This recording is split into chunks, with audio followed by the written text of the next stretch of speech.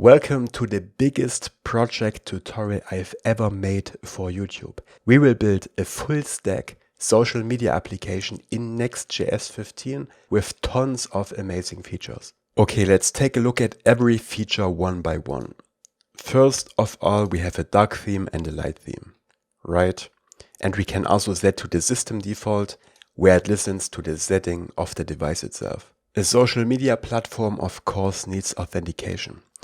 This time I've not used Next.Auth, I've used Lucia. Many of you wanted to see a tutorial with Lucia, and the benefit over Next.Auth is that Lucia gives us more flexibility. For example, it's much easier to implement our own login and sign-up screens, as you can see here, or username and password authentication, or email and password. But of course, Google sign-in is always useful to have, so we will implement this as well. And yeah, you will learn how to use Lucia in this tutorial, together with real-time form validation powered by React Hook Form. We will cover all of this from scratch in the tutorial. So let's log back in. Let's first type in the wrong password and see what happens. Okay, we get an error message, but of course if we type in the correct password, we can log into this app with this account.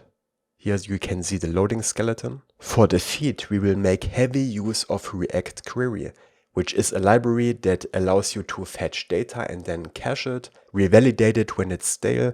It also allows stuff like infinite loading. As you can see at the bottom, we have a loading indicator, and then we load the next page, which you want to have in a social media app. We will also use ReactQuery to implement optimistic updates. For example, when I click on the like button, it toggles immediately, even though this has to make a request to our backend to actually create this like in the database. You don't want to have a delay when the user clicks the button because this would feel very jarring and slow. So instead it toggles immediately. This is called an optimistic update. And we have the same for the bookmarks, which is a real feature. So I can set a bookmark. I go to the bookmark screen, which has the loading skeleton as well. And here we can see our feed of bookmarks, which is paginated as well. All feeds in this app are paginated. Okay, so optimistic likes, infinite loading, we have different feeds. We have a following feed where we only see posts of people that we follow. We can switch back to the For You feed. And the cool thing is that ReactQuery caches these feeds. So when I click on following again, we see data immediately. But at the same time, ReactQuery goes ahead and refetches the data in the background. So if there was a new post from someone we followed, we would first see the stale data that we see right now, and then it would update in the background and we would see this new post, which is also how it works on apps like Twitter, where it automatically refetches the feed when you open it again, so that you always see the latest data. But you also see the stale data immediately, so that the app feels fast. Okay, but that's not everything we implement here. We also have a fully fledged comment system. So here, for example, we have 9 comments. The comments are paginated as well, but in the opposite direction. So we see the newest comment at the bottom. We also see the relative timestamp here. And then we can load the previous page. Isn't this cool? Until we get to the very first comment, which was this one. We can, of course, add new comments and new posts, which are added to the feed immediately. There it is. We can delete it. And it's gone. We can write a new post. But our post is not on the following feed, right? Because we don't follow ourselves. But we see it here on the For You feed. Let's try this again. Let's make another post. And there it is. And of course, we can delete this as well. And for this, again, we will use ReactQuery. But we will actually get quite advanced with ReactQuery, because in order to add this post immediately and don't wait for this whole feed to refetch, we have to mutate the cache. We have to go into the cache and make changes to it. This is quite advanced, but it's important to have a good user experience, so we will cover this in this tutorial as well. Because it was very important for me to make this project work like a real application, fast and snappy and without any major bugs. And I think this is what I achieved. Okay, and as you can already see from this little button here, we can even attach files to our post. So let's try this out. Let's pick this one here. It gets uploaded, and uploading is powered by UploadThing, which is a library that wraps Amazon S3. So our files are stored on Amazon, but it's much easier to use. So I picked this here. You will learn how to use this. Let's say subscribe to Coding in Flow. We can, of course, also write over multiple lines. This all works. We can also attach more files. And we can not only upload images, but also videos. And check this out, we even have drag and drop. As you can see, we now see this dotted line around our input. We can drop this in here and have a second upload. Or we can copy an image and just press Ctrl V and paste it in here. This will work as well. And then we can send this. And then we see this new post with the attached images in the timeline. Isn't this cool? And the hashtag works as well. Let's click this. We get to this hashtag page, which shows us the search results for all posts that either contain the hashtag or the username. I also search in the username, which is @codinginflow. So this is why it finds these posts as well.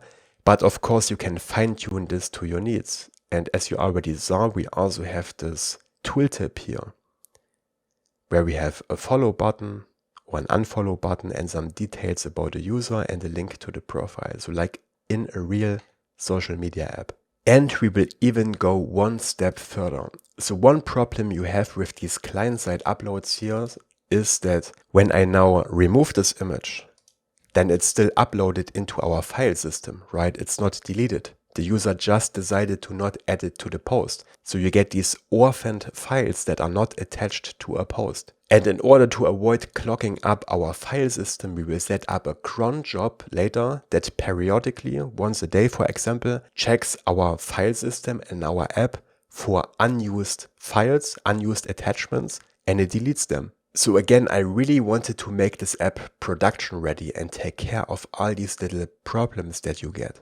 Okay, so I already showed you the tooltip that we see when we hover over a user. We also have user profile pages, and we can mention a user which has the same tooltip. Here we can see how many followers and posts this user made. We can see their bio. We see their posts, which of course is paginated again. If this is our own profile page, we can edit our profile. We can change our bio and display name. We can pick a new avatar and check this out. We even have this crop dialog. Isn't this cool? So I can crop out this profile image. Let's pick this part. Crop. We have the cropped image here. And when we click save, this image will be uploaded to our file system and then updated here as well. You will see this in action later. Okay, let's look at another user's profile. Here we don't see the edit profile button because it's not our profile, but we see the follow button. And follow has optimistic updates as well. And the cool thing is ReactQuery synchronizes this via a cache. So everywhere we use this following information, it will update at the same time. So here we see a follower count, here we see the follow button, and here we see the follow button for this user again. When I click this button, the count changes and both buttons, because even though they are in different places and in different components, they are synchronized via the same cache under the hood. So this all updates together. Then we have these trending topics here. And this actually does a full text search in Postgres to find hashtags in our posts. So these hashtags really exist. This is not dummy data that I added here. This is actually data from our app. So here are our two TypeScript hashtags. But of course, you don't want to do a full text search on all posts every time the page is loaded. This would be way too much load on our server. Instead, we set this up so that this trending topic section here is cached for 3 hours. So this will not calculate every single time we load the page. Instead, this will be calculated every 3 hours. And for these 3 hours, every user sees these cached values so that it doesn't have to calculate it every single time. But we have even more features. This tutorial is really huge. We can go to the page of a specific post. like this one here. As you can see, here we have a different sidebar, because this right sidebar is not shared between all pages. It's individual to each page, so you can show page-specific data.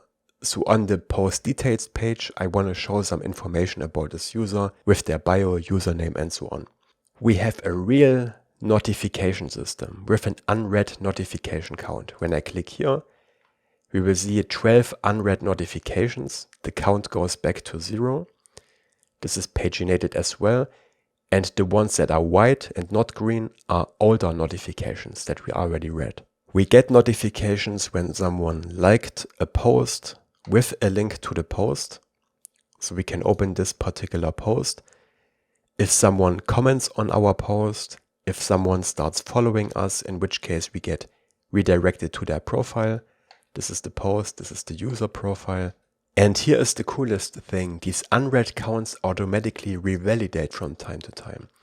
So if I like a post by Florian, which is the one who is logged in over here in this other window, then this other window automatically revalidates and shows the new unread count. And this happens once every minute. So once every minute, this is the time I've set for it, it will go ahead and fetch the new unread count.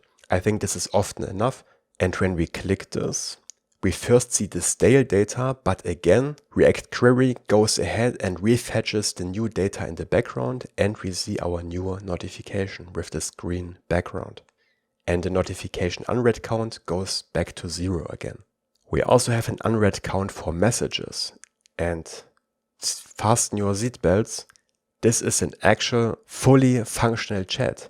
And this is powered by Stream's Chat SDK, who are also sponsoring this video. But this is the only part of our app where we use a third-party service. Everything else is built from scratch. But I just really like using Stream for this, because implementing a chat with everything you need, with file uploads, with reactions, with real-time updates, all this stuff is extremely complicated. But with Stream, it becomes very easy. This is why I reached out to them and picked them here for this DM system.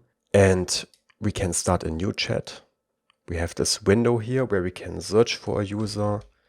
Everyone who has Flo in their name, for example, we can select multiple users and start a group chat. Isn't this amazing?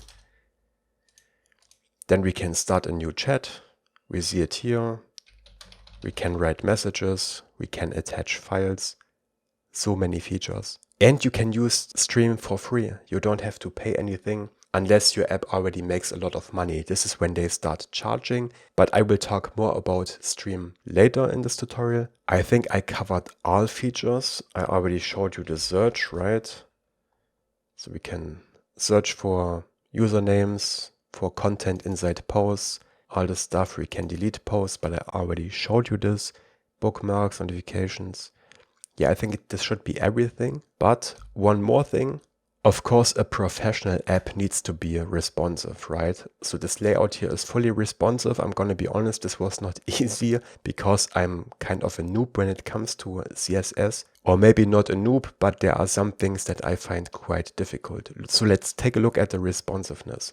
So when we make the window smaller, first of all, as you can see, the left sidebar gets smaller to leave more space for the rest. Next, the left sidebar collapses completely and the text disappears and we only see the icon. So again, that we have more space. Then the right sidebar disappears because it's not that vital for the website, right? And the last step of the responsiveness is that the left sidebar moves to the bottom. As you can see, now it's down here, like a bottom menu in a mobile app. Isn't this cool? And this way, we can view this website even on mobile phones. So again, we will use Next.js 15 for this tutorial. The latest version at the moment, it's still a release candidate. There isn't even the stable version out, but I already tested it thoroughly and everything works. I will also provide the starting code for this tutorial, which you can clone from GitHub, which is really cool because this way we make sure that you have the same version numbers as I have and everything just works even if you watch this tutorial 1 year or even 2 years into the future. This will still work exactly the same because I give you the starting code. Let's quickly recap the technologies we will use here. Besides Next.js 15, as I already told you, we will use ReactQuery. We will start with the basic usage and go to more advanced usages with infinite loading, optimistic updates, mutating the cache, and so on. But we also use server components and server actions. We use Postgres as our database, and we use Prisma as the ORM to work with this database. Again, we will set up all of this together with the necessary extensions to get a nice developer experience. I will show you how to do all of this. For authentication, we use Lucia, as I already explained. We use Tailwind CSS and Shadcn UI for the styling, for the layout, for the design. And we use React Hook Form and a bunch of other stuff. You will see all of this in this tutorial. And at the end, we will deploy this whole project and make sure that everything works in production. So I really went all out with this tutorial. So please do me a favor and leave a like on this video. Watch this tutorial all the way to the end. Make sure to follow every step. You can also build a slightly different project if you want. I'm a fan of this because it makes you learn better. Stop the video if you have to Google something, write a comment and ask other viewers when you have a problem. Let's help each other. I also read the comments. And the only real prerequisite for this tutorial is that you know the basics of Next.js. You can probably also follow along if you have never worked with Next.js. You should at least have worked with React before. But ideally, you know the basics of Next.js 13 and the app router. I have a full tutorial on that, which is shorter. I will put a link to this into the top right corner of this video. You can watch this Next.js beginner tutorial first if you want, and then come back here, but you don't have to watch it. Okay, that's it for the introduction. In the next part, we will set up our project and IDE together, and I will give you a link to the starting code. So let's go, have a lot of fun, happy coding. Okay, this is where the fun begins. First, we open the command line and we check what version of Node.js we have installed with Node -v. And we need at least Node 20 because there are 1 or 2 features in our code that require Node 20. If you have a version lower than 20, please go to nodejs.org and update your Node.js version with the latest one. Then I will put a link with the starting code into the video description. You can go to this repository and clone it. It's not this repository here, it's a new one that I will create later. So you copy the URL. You open the command line in the folder where you want to put this project. On Windows, you can do this with Shift, right click, open PowerShell window here, or the command line, and then you just git clone this repository. If you haven't installed Git yet, you have to do this first. Just Google for Git download. Yeah, and this way you can clone this repository. It will be put into this folder as a new folder, which you can then open in VS Code. Then you have all the starting code in here, which includes all the packages. Because again, this way we make sure that we use the same version numbers and this project doesn't break, which is especially important for the RZ stuff, the release candidates. For example, Next.js 15 RZ, because this isn't stable yet. But again, by downloading the starting code, you get the exact same versions. I also put some other stuff in here, like some images that we later use.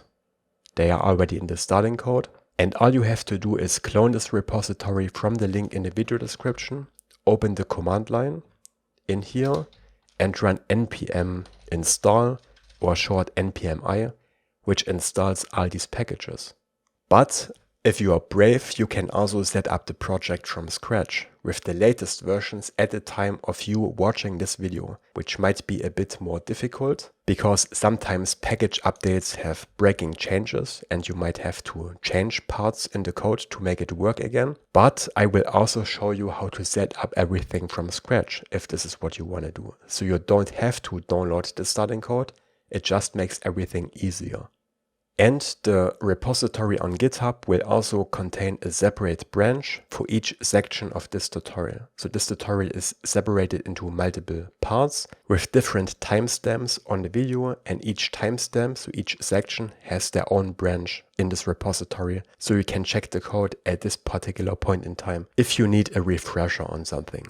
Okay, now let's set up this project from scratch. And again, you only have to do this if you did not download the starting code. Otherwise, you can skip this part. Okay, to create a Next.js project from scratch, again, we open the command line in the folder where we want to put this project. And then we run npx create -next -app add, and usually we write latest here, right?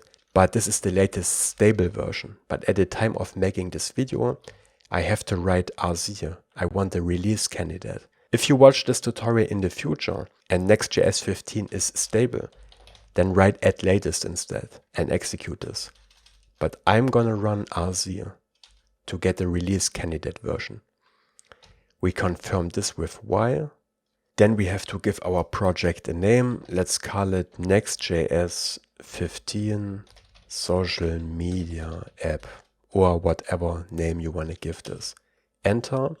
Would you like to use TypeScript? Yes, because as you already know, people who create large projects in vanilla JavaScript are crazy.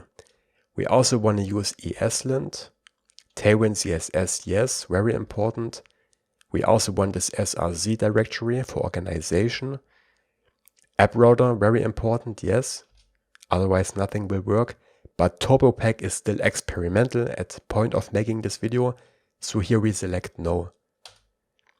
Customize default, import alias, no. We keep the default. And then we have to wait a few seconds until this new project is set up.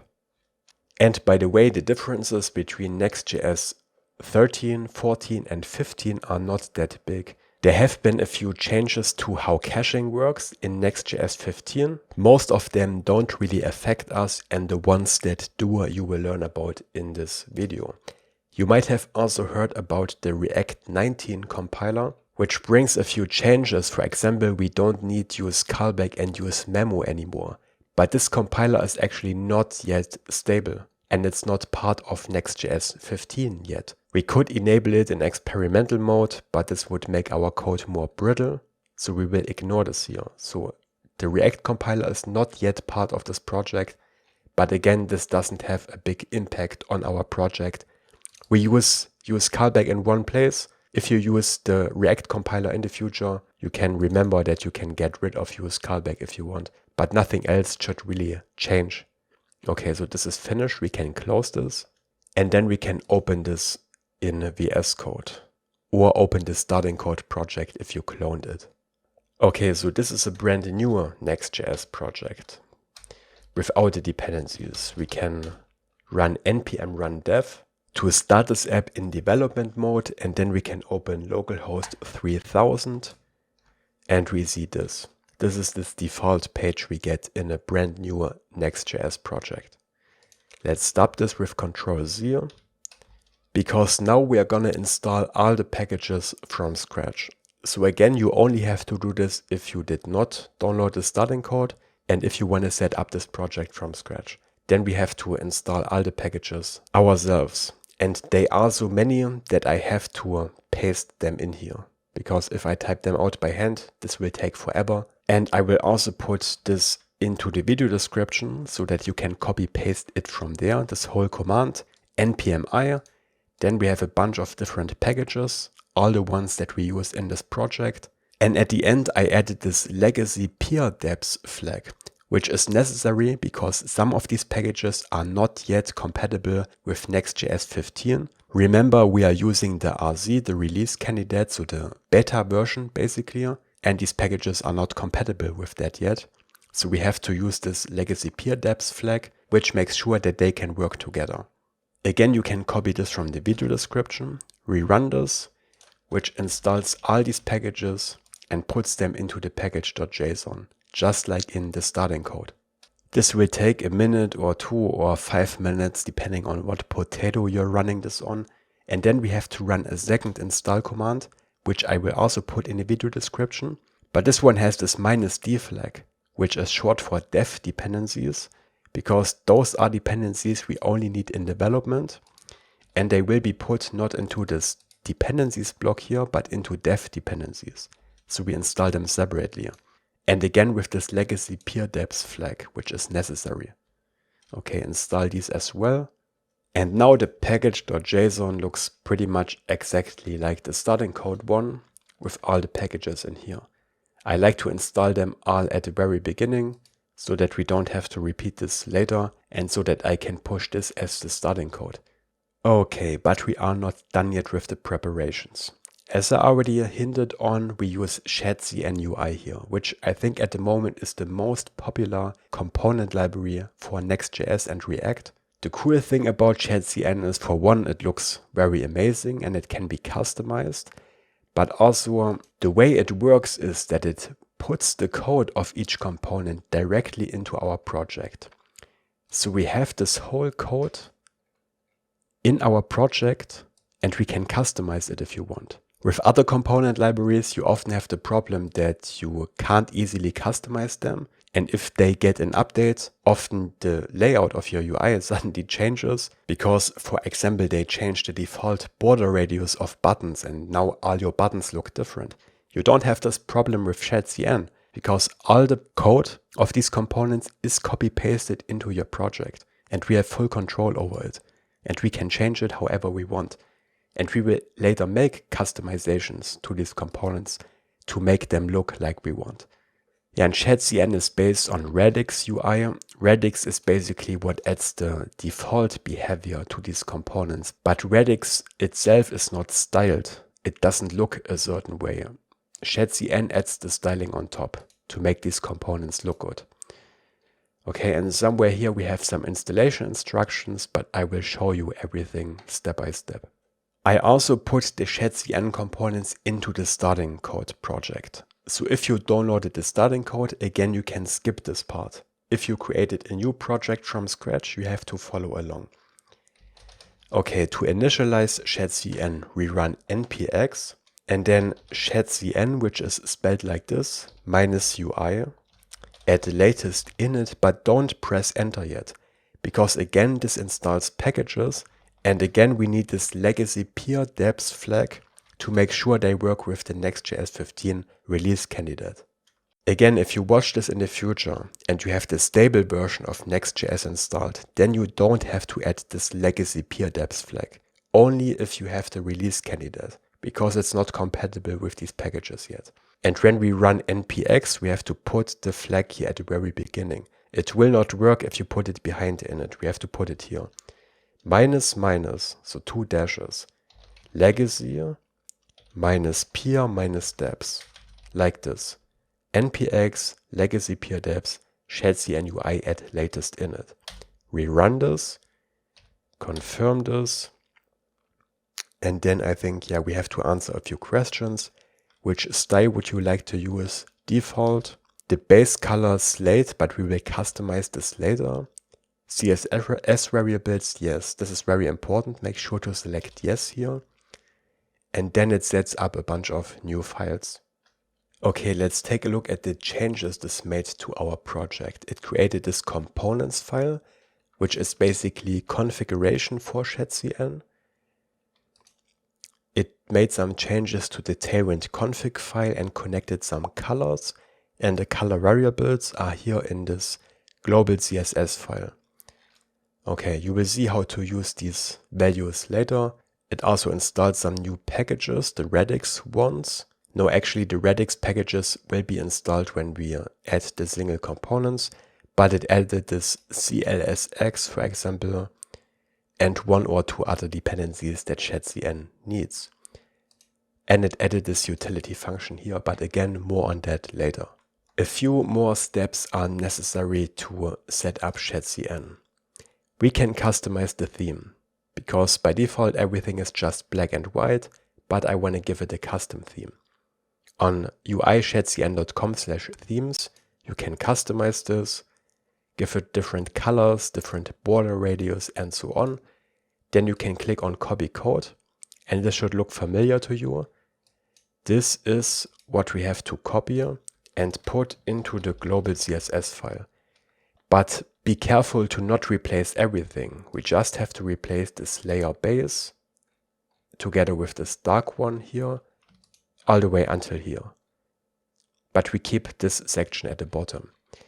But I don't want to use the theme from the website. I have prepared my own theme. I will put a link to this into the video description below. You can either use a theme from Shadcn or the one I have prepared, which again you can copy from the video description.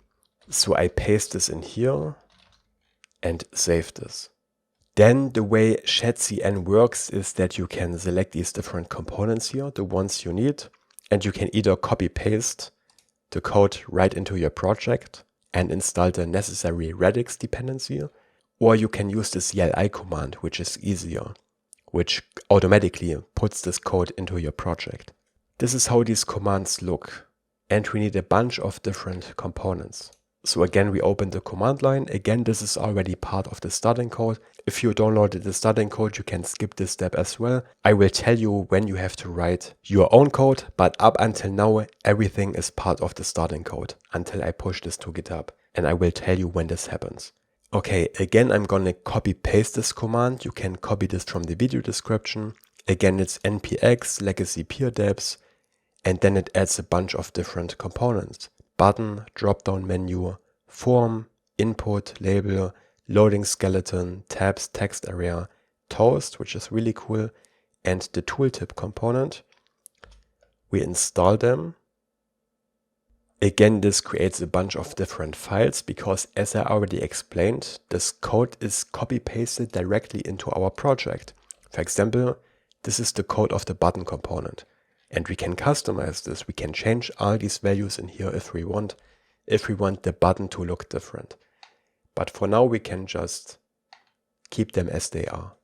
Okay, next we configure our IDE properly. And this is something you have to do even if you downloaded the starting code, because I can't do this for you. So we need a bunch of different extensions. They are optional, but I highly recommend that you use them, because otherwise working with our code will be more difficult. The first one is the Tailwind CSS IntelliSense extension, which is an official extension. So it's by the Tailwind team itself. This gives us autocomplete with class names, really important, and a bunch of other features. Please install this if you haven't yet. And then we have to make a few changes to our settings to set this up properly. So we open the settings. We search for files, associations.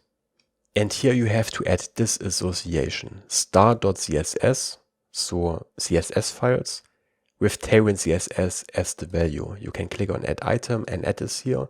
This simply adds Tailwind support to CSS files, so that the extension works in there. The second setting we have to change is a bit more important. We search for editor quick suggestions, and here we turn on quick suggestions for strings, because Tailwind classes are strings, and only when we enable this we get these automatic autocomplete suggestions for Tailwind classes in there. Really useful, so you want to enable this. Okay, and one of the packages we installed earlier is Prettier, which is a really cool code formatter. I really love using Prettier because it's very opinionated how it formats your code. For example, it replaces all single quotes for double quotes, so you don't have to make this decision and waste brain energy on something like this. It folds your code at the correct places, and it's just a really nice formatter. But we have to install this, which we did in the beginning. And the Prettier Tailwind plugin is also very cool because it automatically orders the classes in our strings. This will make everything much more organized. But installing these dependencies is not enough. We have to add a little bit of configuration. To enable this Prettier Tailwind plugin, we have to create a configuration file in the root folder. So not inside src or any other folder, but right in here in this project folder. We create a file that we call prettier.config.js. Make sure to spell this correctly. And then we put this piece of code in here. You can pause the video and type this out. Or you can always go into the video description, open the repository and the branch for this part and copy the code from there if you are too lazy to type. But yeah, this is how we enable this plugin. Then I recommend that you install the Prettier extension, because normally you have to run Prettier via the command line. but with this extension we can run it with a keyboard shortcut instead. So I recommend that you install this. Then we have to configure this again. We want to set the default formatter to Prettier, so that when we press the formatting shortcut, which for me is Shift-Alt-F, it uses Prettier and not a default formatter. So you can set this here. And we are almost done with the preparation. Just a few more steps and then the real fun can begin. Next we open the ESLint.rc JSON file, which comes with a new Next.js project by default. We turn this into an array with square brackets and add comma and then Prettier as a string, which makes sure that ESLint works together with Prettier. This is described in the Next.js documentation. Then, since we work with Prisma, I recommend that you also install the Prisma extension, which is really useful. This doesn't need any special configuration, and it's always a good idea to use the ESLint extension. You should use this in every project because this adds these code warnings directly in your IDE. So those are all extensions I'm going to use here. Then we have to reload the IDE to make sure that all these changes come into effect. We can either close VS Code and open it again, or use this reload window command. Now everything should work, and then I'm also gonna put a bunch of images into the project. You can either copy them from the video description, or they are also part of the starting code. So I'm gonna download these files, and where do we put them? We put them into src, and in here we create an assets folder. New folder called assets, and in here I download these images. So put them all into the assets folder so that we can use them in our project. The last file we have to copy into our project is the fav icon. By default, the fav icon in a Next.js project looks like this. It's the Vercel logo, but I have prepared my own fav icon, which is this little logo here. Again, we can download this from GitHub, and you want to replace this existing fav icon here. So we delete this one, or let's actually open it in the File Explorer. We delete this one, and then we take the one we just downloaded, cut it out here, and put it in here. So this is our new fav icon. It has to be placed directly inside the app folder, and it has to have this exact name. Again, this is part of the starting code. Okay, then we open the root layout file, which is this layout.tsx file in the app folder. If you have worked with Next.js before, then you are already familiar with this. This layout wraps our whole app, and here we can set the title for the whole application. Let's change the title right now because I have a tendency to forget this. So the default is create next app, we remove this, but we don't put a string here, we put an object here. Because this way we can set a title template, which is even cooler. And in here we write as a string %s, then a vertical bar. If you don't know how to write a vertical bar, you can also use any other symbol, like a minus, for example, and then bugbook. Well, what is this template for? This %s will later be replaced with the title of the subpages. So for example, we have the bookmarks page. Then this will say bookmarks vertical bar bugbook. But this shows an error because we also have to add a default title, which will be used if we don't have a subpage with its own title. Then this will just say bugbook and nothing else. And then we can set a description which will be shown on social media, for example, if we share a link to our app. You can set this to whatever you want. I'm gonna write the social media app for power nerds to make this a bit funny, right? Okay, save this, and then we open the next config file.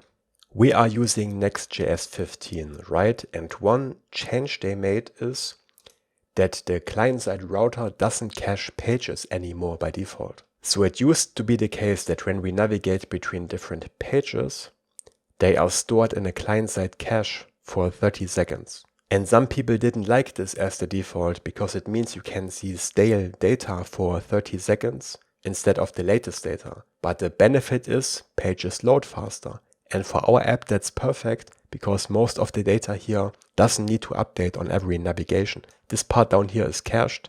This part up here doesn't really change often. And the feeds are cached and revalidated by ReactQuery. So they are not affected by this anyway. So long story short, I want to enable this caching again, like it used to work before. But now we have to opt in rather than opt out. We do this in the next config file. We add this experimental block. And here we set stale times dynamic to 30. So that again, the client-side router caches pages for 30 seconds. Because for our app, this behavior is perfect. Okay, all the changes I have made until now to this project with the packages, with stale times, with the Shadcn components are part of the starting code. I will push the project as it is right now to GitHub as the starting code. But everything that comes from now on, you have to do yourself. So I will push all these changes here to GitHub. I will give this branch a special name and I will put a link to the starting code into the video description. Okay, in this part we will set up our database, and for this we will use Vercel Postgres because it's very easy to set up and the first database is free. We will later also deploy our project to Vercel so we have everything under one roof. If you want to use a different Postgres database, you can do this as well. You will just need a connection string, and Vercel Postgres is powered by Neon under the hood, so you can also create a database directly here on neon.tech. But again, the easiest way is to just do it on Vercel directly. As the ORM, we will use Prisma, which is very popular for Next.js. An ORM is just a library that makes it easier to query our database so that we don't have to write raw SQL. Instead, we can use these predefined functions here.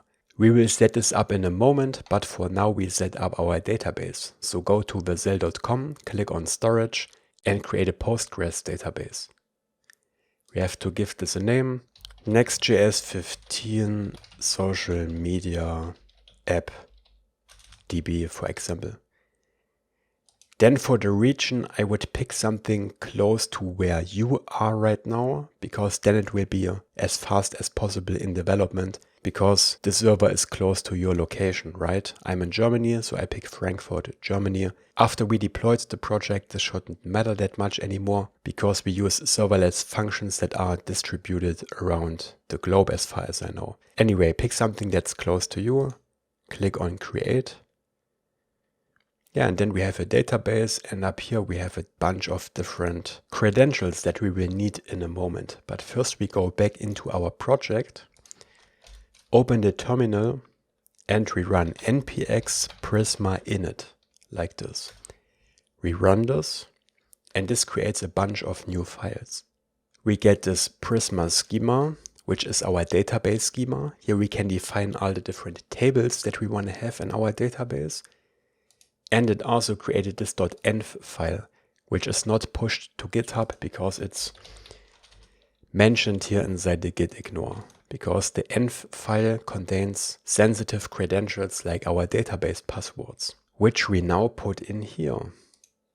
From the Vercel Postgres DB, click on env.local, copy all of these back into our project. We can delete all of this. Put these in here. We can also add a comment, for example, Vercel Postgres, just for organization. Then we have some extra configuration for Prisma. We need this snippet here, data source DB. Go back into our project, into the schema.prisma file, and we replace this part. Only this part, not the client part, which connects our env credentials to Prisma. One more thing we want to change in here. We go into the generator client block and we add this preview features option. And you should get autocomplete and syntax highlighting and formatting in here if you installed the Prisma extension earlier. Only then it will recognize this file type. Okay, and in here we add full text search, which I think is self-explaining. Full text search in Prisma is a beta feature, so we have to enable this explicitly, but this will work. And then to interact with our Prisma database, we need to set up a little file. We already have this lib folder here. This was created by Shadcn when we initialized it. In here we want to create a new file, which we call prisma.ts. I'm going to copy paste the contents of this file. Now we will not do a lot of more copy pasting in the future. We will write most of the code by hand, but this is code I copied from the Prisma documentation. There's no point in writing this out step by step. This is just some boilerplate we need, and you can pause the video and type this out by hand, or go into the video description into the repository and copy it from there. But I recommend that you type this out by hand because this will help you understand the steps in here. And I didn't come up with this code myself. This is actually explained in the Prisma documentation here, how to set this up, because for Next.js we need some special configuration so that we don't create multiple Prisma clients in a row. This is what this setup is for. I got this from the documentation. I just googled Next.js Prisma client and pasted it in here. Okay, cool. And now we have a database and we are connected to this database. Now we will not put all the tables in here right away. We will do this throughout this project step by step so that we don't get overwhelmed. So for now this schema can stay as it is. And next we will implement authentication, which is a very exciting topic. For authentication we will use Lucia. You can find the documentation under lucia-auth.com. Another very popular authentication library for Next.js is Next.auth, or now called Auth.js. So what's the difference between the two? In a nutshell, Next.auth is very easy to implement. It's very beginner friendly and you don't have to set up a lot of files to get this to work. I have tutorials on Next.auth. I have one dedicated tutorial and I have a bunch of projects where we use Next.auth. The downside of Next.auth is that you don't have much flexibility. You get a default sign-up screen that doesn't look very great. You don't have much control over what you do when a user is created, for example. I mean, you can customize all of this, but it's a bit difficult. With Next.auth, it's actually not that easy to get a custom login screen with just username and password. We actually have to go through quite a few hoops with Next.auth to achieve this. With Lucia, this is much easier because Lucia is more low level. It still helps us setting up auth. It does a lot of the steps that are really difficult, but it also leaves a lot of steps up for us. For example, rewrite the logic that actually creates a user in the database. And overall, we just have to write more code than with Next.auth, but in return, we get more flexibility. And in my opinion, both authentication libraries are fine, but if I want a simple username and password login or email and password, then I prefer Lucia. And this is exactly what we want for this project, so we will use Lucia here, and a lot of you requested a Lucia tutorial. So this is what you get here. Now, even though Lucia is a bit harder to set up, they have really good documentation that explains everything step by step, and I will walk you through that. First, we have to put something into our database schema, a table for users and one for sessions. So Lucia uses sessions under the hood. JWT tokens are not an option. It all works with database sessions. The way sessions work is that every time a user is logged in, we create a session in our database and a corresponding cookie in the browser of the user. And only if both parts match, if there is a session in the DB, and the user has the correct cookie with the correct key in the browser, then the user is actually authenticated and we know that they are who they actually claim to be. Next.auth has both database sessions and JWT tokens. You can decide which one you want to use. Sessions are much easier to use and more secure because JWTs are easy to get wrong. Most tutorials I've seen just issue one long-lived JWT token, but this is not secure because, for example, you can't force a user to log out by destroying their sessions if they have an indefinite JWT, but you can do this with sessions because with sessions, we only need to destroy the session in the database and the user is logged out. I can't explain all the differences between sessions and JWTs here, but sessions are much easier to use and Lucia only offers sessions as an option. So without further ado, let's go back into our project and into the schema.prisma file where we create our first two tables. We do this in Prisma by creating a model like this. The first one is called user. Now here in the docs, we can see what fields or what columns our user model needs, but we will add a few more with all the other stuff that the user in our app will need later. Okay, so let's start with the idea. Idea of type string, uppercase string, and then we write add ID behind it. This is Prisma's way to say this field is the unique ID of this entry, because every database entry needs a unique identifier. And this is how we do this. Next, we need a field called username, which is also a string, and we set this one to unique. So every username can only exist once in our database. And I think username is not part of the Lucia schema. It isn't, but we add it to our table because our users need usernames later. We will also add a display name, which we write in camel case like this, which is also a string, but the display name doesn't have to be unique because it's not used for login. And if you installed the Prisma extension earlier, you can now press the formatting shortcut and it puts everything in place properly. But we need a few more fields. Email, which is also of type string, but string question mark. The email is optional, because if we log in with a Google account later, we don't need an email address. But this one has to be unique as well, because we can't allow two users to have the same email address, right? Next, password hash, which is also an optional string, because again, we don't need it for Google login, but for password login, obviously. Then an optional Google ID. If the user uses Google login, which has to be unique as well.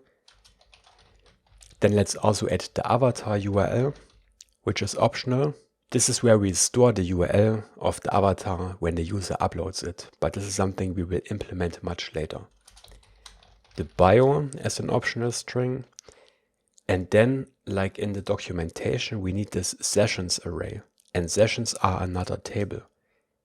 So for each user, we can retrieve the corresponding sessions. So this is a session array, but this shows an error because we haven't created the session model yet. We do this below. So this is another table in our database. But two more lines I want to add to the user model. We also add the created add timestamp, which will be set by Prisma automatically. We set the type to datetime and then as default, and then we pass now, which we call like a function. This way, when we later create a user, we don't have to pass this created add timestamp. Instead, it will automatically be generated by Prisma. And then one more line below, add map, and then inside the string, we write users. This is the name of this table, because otherwise the table would be called user with an uppercase U, but this is not a good naming convention for SQL. SQL tables are usually named lowercase and plural. So this way we can rename this table, but the model in our app will still be called user. Okay, great. And now we need the session table. Again, each session needs a unique ID, so we can copy this. Each session belongs to a particular user, so we need a user ID.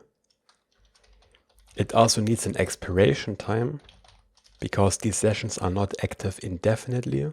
And then if you installed the Prisma extension, you should be able to press the formatting shortcut. Again, you can find this here, format document, Shift-Alt-F, and it will add this line, which belongs to this user ID here. This connects this session to the user in a one-to-many relationship. It says, okay, we have this user ID, and this user ID references an ID in the user table. So it belongs to a particular user.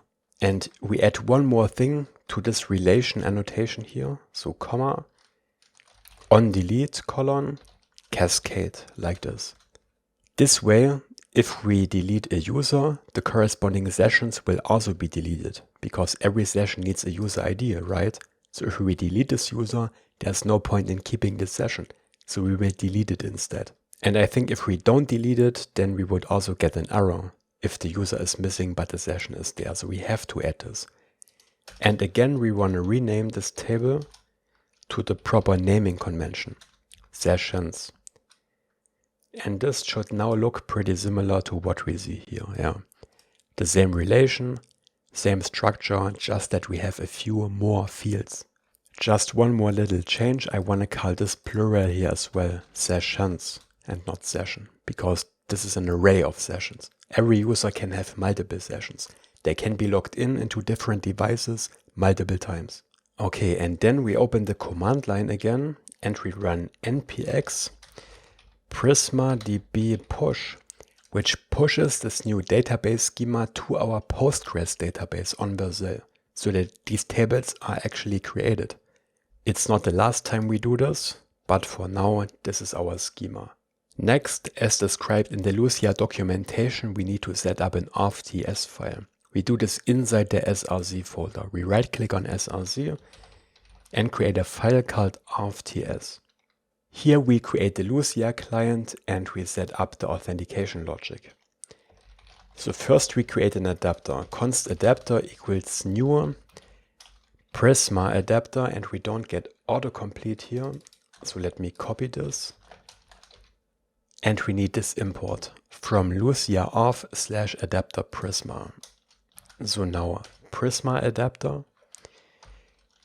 To this we have to pass Prisma, which is an import from our lib folder. Remember, we set this up earlier. This Prisma client dot, and then we have to pass the session model. The session model is what we just created here. And you will only have this field available on the Prisma client after you pushed the database changes with npx Prisma DB push. So if you haven't done this step, go back and do this first. Comma, and then we also have to pass the user model like this, because the adapter needs these two models. Below we write export const Lucia, so the Lucia object, which we initialize with new Lucia, which is an import from the Lucia package. As the first argument we pass the adapter, and as the second argument we pass a JavaScript object with some configuration. Again, all of this configuration is described in the Lucia documentation, so if this looks complicated to you, don't worry, it looks complicated to me as well. It's just boilerplate that I basically copied from the documentation. So here we have the session cookie field, right? To which we pass another JavaScript object.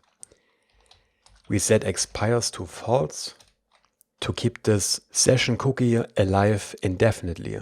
With JWTs, this would be a problem, because then we couldn't force log out a user, for example, if someone forgot their password or has been hacked. But with sessions, this is fine, because we can always destroy the session in the database and this way log out a user, even if the cookie is valid indefinitely. Then we add this attributes field, where we set secure to a process.env.nodeEnv, which is an environment variable that is set automatically. This is either set to development, production, or test.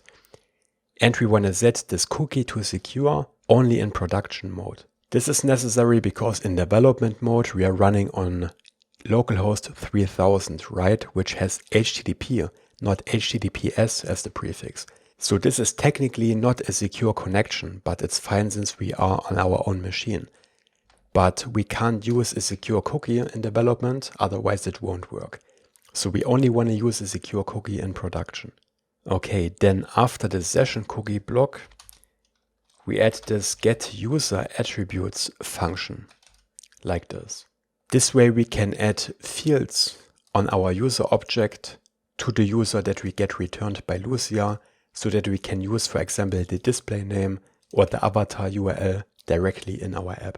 Because I think by default we will only get the ID of the user and no other information. But before we can do this, we have to declare an interface with the type, because we are using TypeScript. So we call this database user attributes. And again, I didn't come up with this myself. This is described in the Lucia documentation. So don't worry if this looks confusing to you. But in here we have to define all the fields of the user that we want to have in our session. So everything that we need on the front end later. We need the ID of type string, the username, the display name, and make sure the spelling is the same as you used in your database table here. We also need the avatar URL, but remember the avatar URL is an optional string, which means that it can be null. So the type of this is string vertical bar null, and the same for the Google ID, which is also optional. Next we go above or below, doesn't matter, and we write declare module Lucia. This way we can change the type in the Lucia object itself. And we have to do this so that this database user attributes up here actually contains these fields that we just declared. We have to connect this type to Lucia, which we do like this. Declare module Lucia, interface register, this is the interface we want to change. In here we set Lucia to a type of Lucia, which is the Lucia object we created up here. And we set database user attributes to the interface we just created. So this is basically 2 times the same word, right? And now the database user attributes here have the type of our interface. This is just some setup we have to do, and again the documentation describes these steps. But now on database user attributes we have these fields that we declared, ID, display name and so on, and here we can decide which ones we want to return to the front end. So what we do is we return an object with all these fields that we need. We need the ID, which we set to a database user attributes.id. And then we do the same for the other fields. Username, database user attributes username. Let's duplicate this. Set the next one to a display name. Avatar URL. And finally to Google ID. So now every time we fetch our session on the front end, we automatically get past these fields, and we don't have to make a second request to our database, for example, to get the username of the currently logged in user. And yeah, if you have used Next.js before, then you already noticed the difference. We have to write a lot more code to set up Lucia, but in return we get more flexibility. So next we go to the bottom and we have to create another function here that we also export. Export const validate request. We make this a const because we have to wrap this into this cache function, which is an import from React. Now this naming cache is a bit distracting because what this actually does is deduplicating a request. I can better explain this when we take a look at the app itself. So let's open our app here again. And let's say I fetch the session up here in the navbar to show the logged in user, right? Logged in as Florian. I need a session for this. But let's say I also need a session on our page to check that the user is actually authenticated. This would mean we fetch the session twice or even more in different components. And we don't want to make a database request for every one of them. And the cache function is pretty cool because it deduplicates these requests, but only within one server request. In other words, let's say I fetched a session in the navbar and in a component. Then if we wrap this into cache, like we do here, it will only make one database request and it will share the result with these different components. But when we refresh the page, this cache is cleared and we get a new request. So again, this should really be called deduplicate and not cache, because it's not cached beyond multiple requests, only within the same request. But it's really useful. And I think it's not the last time we will use this in this project.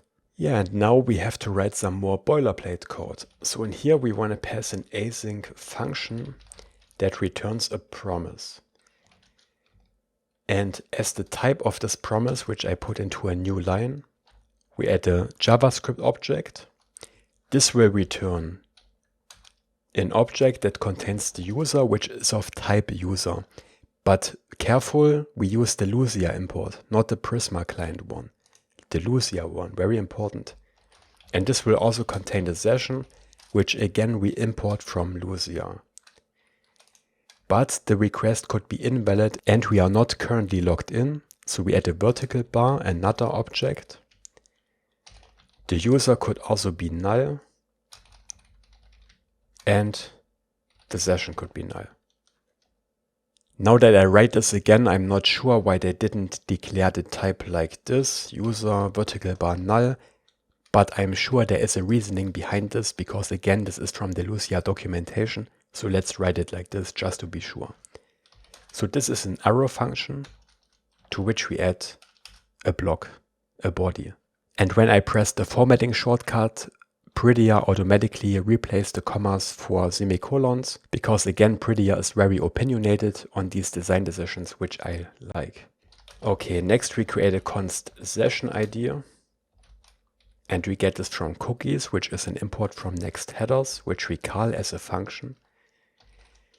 And we want to get a certain cookie, which we get via Lucia, lowercase l, dot session cookie name. And here we can access the value, which can be undefined. And if this is undefined, we want to set our session ID to null. Again, I want to emphasize one more time, I didn't come up with this myself. This is described in the documentation. This is complicated boilerplate code, but we don't have to come up with this stuff ourselves. This is basically just copied directly from the documentation. Okay, then we check if the session ID is null, like this. In this case, we return user null and session null. We are not logged in currently. There is not even a session ID in our cookie. If we get below, it means we have this cookie with the session ID. Then we have to check if there's actually a valid session in our database, right? Remember, there are always two parts to a session, the cookie with the key and the session entry in our database. Only if both parts exist, the user is actually authenticated. So we create a const result and we assign it to await Lucia.validate session, to which we pass the session ID. So this is one of the things that Lucia does for us. It has this validate session logic. We don't have to write this ourselves. We don't have to understand what exactly is happening under the hood. It just does some comparison with the cookie and the database session. If we didn't use Lucia, we would have to implement this logic ourselves. Okay, the next part has to be wrapped into a try-catch block. And here we check if result.session. So result is what we get back here. So if we have a result and if there is a valid session in there, and if result.session.fresh, so if it didn't expire, then we create a const session cookie with Lucia.create session cookie. Again, Lucia abstracts this for us, and to this we pass result.session.id, but singular result. To be honest, I'm not sure why it creates a new cookie when we already have one, but again, I copied this from the docs. You can find this right here under username and password, and it's all explained here. And it also explains why we need this try-catch block. But we are almost done. So as you can see here, the catch block is empty. This means we can remove this error, and we basically just need an empty catch block. Then inside the if part, still up here, we take the cookies function again. We call z, and to it we pass session cookie.name, session cookie.value, and session cookie.attributes, like this. Then below this if block, we add another if block, if !result.session, which means that there's no session in our database that fits to the session key in our cookie. Then we create an empty session like this. Again, const session cookie equals Lucia.create blank session cookie, which doesn't take any arguments. And then we have to do this step here again. Maybe we could write this in a more concise way, but this is how they do it in the documentation, and I don't want to take any chances here. So I write it exactly like in the docs, but I misspelled session cookie up here. 2 O's, like this. And down here as well. Okay. And then not to forget, after the catch block, we have to return the result from this function, and now all errors disappear. Okay, we are done with this file for now. Let's format everything and save this. And later we call this function here whenever we need to fetch the current session from the database. And this will check if the user is authenticated. And as I explained before, this is also cached within the same request. Really cool. But we still need all the logic to sign up and log in a user and create a user account and everything, right? So let's do that next. First of all, I want to create a validation schema for our sign up and login form later. Let's put it into the lib folder, a new file called validation.tsx, and here we put all our validation schemas. Validation will make sure that later when we log in, for example, an email has to look like an email with an @ and everything, or that our password has to have a certain amount of characters, or that the username can't exceed a certain amount of characters. And for this, you want to use a validation library, and a very popular one is Zod, which we use here because we can use this on our backend and also later on the front end in React Hook Form, which is the form library that we use. So we can reuse the same schemas on the front end and back end, which is really cool. So this Zod schema is then responsible for this kind of stuff here. Username required, or username cannot have certain characters, as you can see here. Or password must be at least 8 characters. This is what Zod checks. And we can use each validation schema on the front end and back end. This is really cool. So that we have a quick check here that doesn't need a request to our backend, but we also have another check on our backend to make sure that the user didn't tamper with the request in some way, right? Because you always have to validate your data on the backend. Otherwise it's not secure. And we set up these schemas in here. So first we import Z from the Zod library. It has a very concise name. Then we create our first schema, export const sign up schema, and we spell this correctly. And we assign this to z.object. This is how we create a Zod schema, parentheses, curly braces. And in here we can define the different fields that we expect. When a user signs up, we expect an email address, which is a z.string, like this. Then we also add .trim. This will remove the empty white spaces at the beginning and the end of the input. We can do this right here, so we don't have to do this in our JavaScript code later. Then .min, which is another function where we can pass a min length and an error message. If the min length of 1 is not reached, it will say required, for example, in our input field later. And we can see an example of this on the sign up page. Create account required. This is the error message I defined here, but without this I. And actually we will use this required string a couple of times. So let's cut this out and put this into a variable that we can then reuse. Let's put it above. Const required string. This is a very easy way to create a reusable part of your schema. And we assign this part. Now down here we say email is a required string, and we can append even more validation. We also want to check that this is an email, and Zod provides a checker function for this. And again we can pass an error message. Invalid email address. And again this will be shown in our form later, or on our backend if we circumvent the form and send a request directly, for example via Postman. But more on that later. After email we make a comma, and the second value we expect is the username, which again is a required string. And for the username we only want to allow certain special characters and no white spaces, so we check this via a regex. With a regex we can do a custom validation for which we don't have these predefined functions like email. And I'm gonna paste in the regex. You can pause the video and type this out.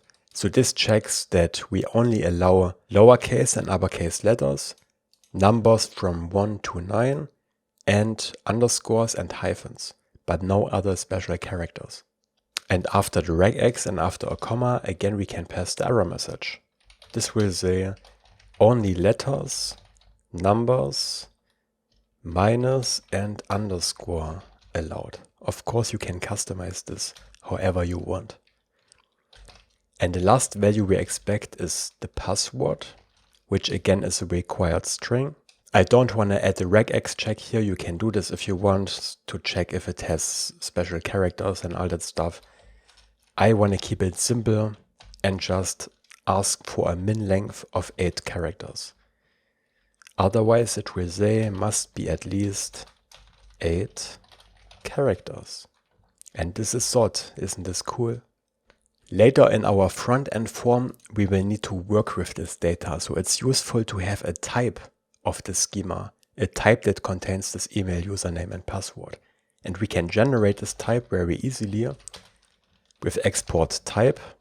Let's call it sign up values. And then we have this c.infer function to which we pass a pair of angle brackets like this. And for the type, we pass type of our sign up schema. Now we have this type that contains email, username and password, which are all strings. If one of those were optional, then it would be a nullable string. So this type reflects the actual structure of our schema. Really useful. We will use this later and you will see how. But first let's also create the login schema, which is simpler than the sign up schema. Export const login schema. Again, we assign it to a z.object. And in here we simply have the username as a required string. I don't want to do any additional validation. This is only required on sign up in my opinion. We don't have to show this error message here when we are trying to log in, right? And again the password, which is also a required string. And again we want to export a type for this. Login values c.infer type of login schema. Okay, now that we have validation, we can set up our actual forms and the backend logic that checks for the sign up and login values and creates a user account if they are valid. But first, we have to go to the next config file right here behind this curly brace and add server external packages to which we pass an array. And in here we need to pass add node -rs /argon2. Again, this is described in the Lucia documentation. It needs this package in order to work. Yeah, and then it's time to write the sign up logic. Let's start with the backend code. So the code that runs on our server and creates the user account. And then we create a front-end form where we actually type in the values. Okay, so what we do is we go into our app folder and I want to separate our application into 2 parts. The authentication part with the login and sign up screen and all the rest, the main part. I want to do the separation because our main part of the app will have some elements in common, like the sidebar on the left side or the navbar on the top that is shown on every page. But these elements should not be shown on the authentication pages. And we can achieve this by separating our app into these 2 parts, which we can do with route groups. A route group is just a folder with the name in parentheses, like this. The difference to a normal folder is that this will not be part of the URL structure of this page. This will be ignored from the URL. So when we put another folder called sign up in here, the URL of this page will later be a /signup and not /auth signup because this folder will be ignored. Okay, so the sign up folder goes into the auth folder. And in here we put a server actions file, which we call actions.ts. If you haven't used server actions before, it's a very convenient way to write backend code in Next.js.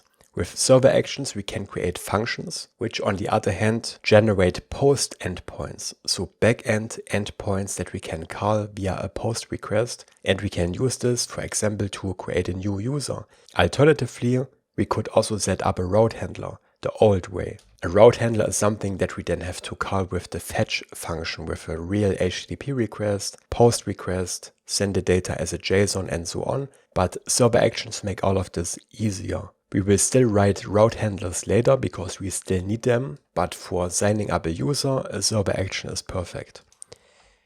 At the top of this file, we write use server. This turns all functions that we export from here into server actions, so into these little post endpoints. And you can put server actions into any folder where you want. It makes sense often to co-locate them with the page where they belong to. So this will contain the server actions only for the sign up page. Okay. Here we export an async function called sign up. Of course, we have to write this out.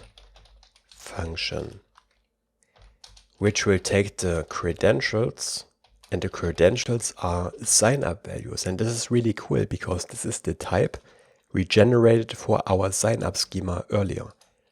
We use this type in here, and in there are our sign up credentials. Okay. And this will return a promise, angle brackets, curly braces, and in here we write error : string. So the return type can contain this error if something goes wrong, but if nothing goes wrong, we will redirect the user and not return anything. You will see how exactly this looks in a moment. In here we added try catch block, because even though we call these server actions like normal functions on the front end, we can't catch them on the front end. Why? Because the error message will be removed when we send it to the front end. Instead, we see a generic error message, but we don't know what exactly went wrong. If we want to show more specific error messages, for example, the email is already taken or the password is incorrect, then we actually have to return this as a string. This is why we have this return type. We have to return a success response with the error. It's a bit weird, but it's how we have to do it. And down here in the catch block, we first log the error. And then we return an error to the front end like this. We get autocomplete in here because we declared this type. This will just say something went wrong.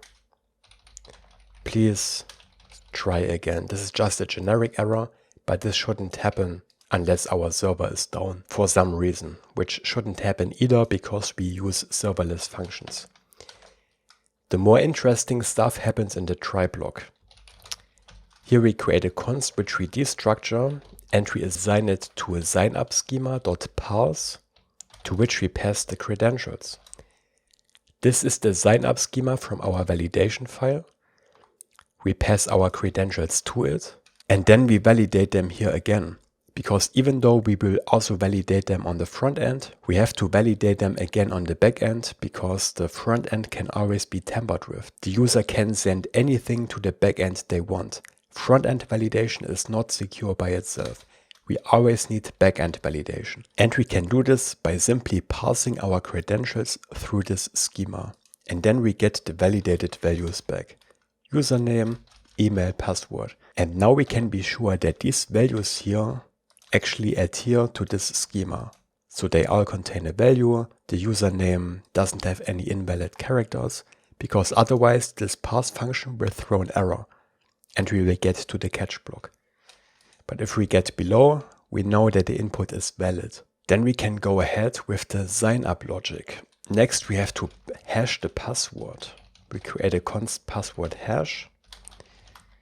Hashing is necessary so that we don't have to store the password as plain text in our database, which is very insecure. Hashing basically turns it into an unrecognizable string that can also not be reverse engineered, but we can still compare this hashed password to know if it's the correct password. So hashing is really cool and important for security.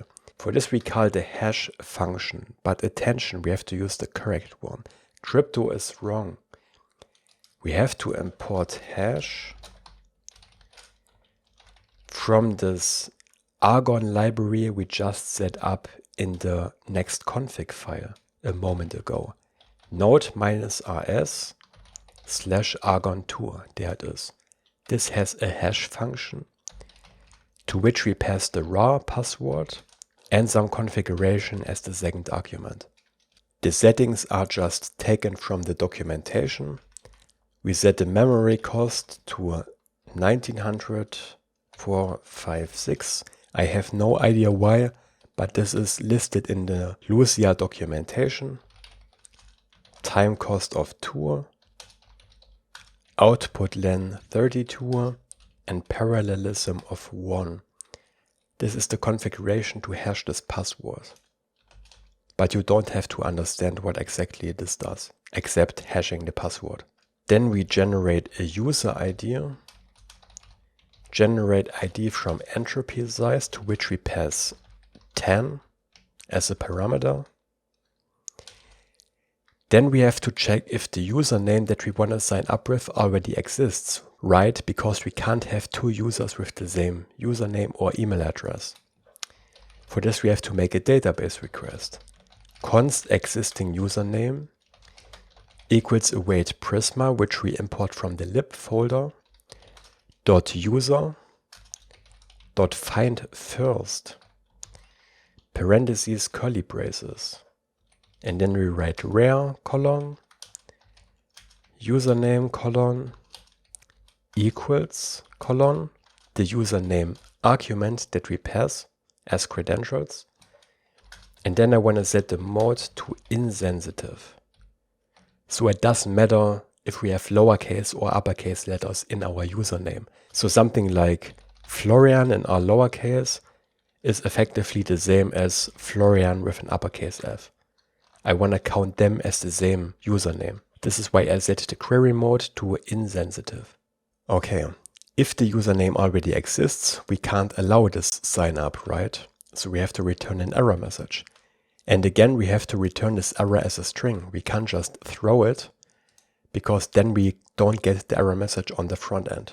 We have to return it. So below we check if existing username has a value.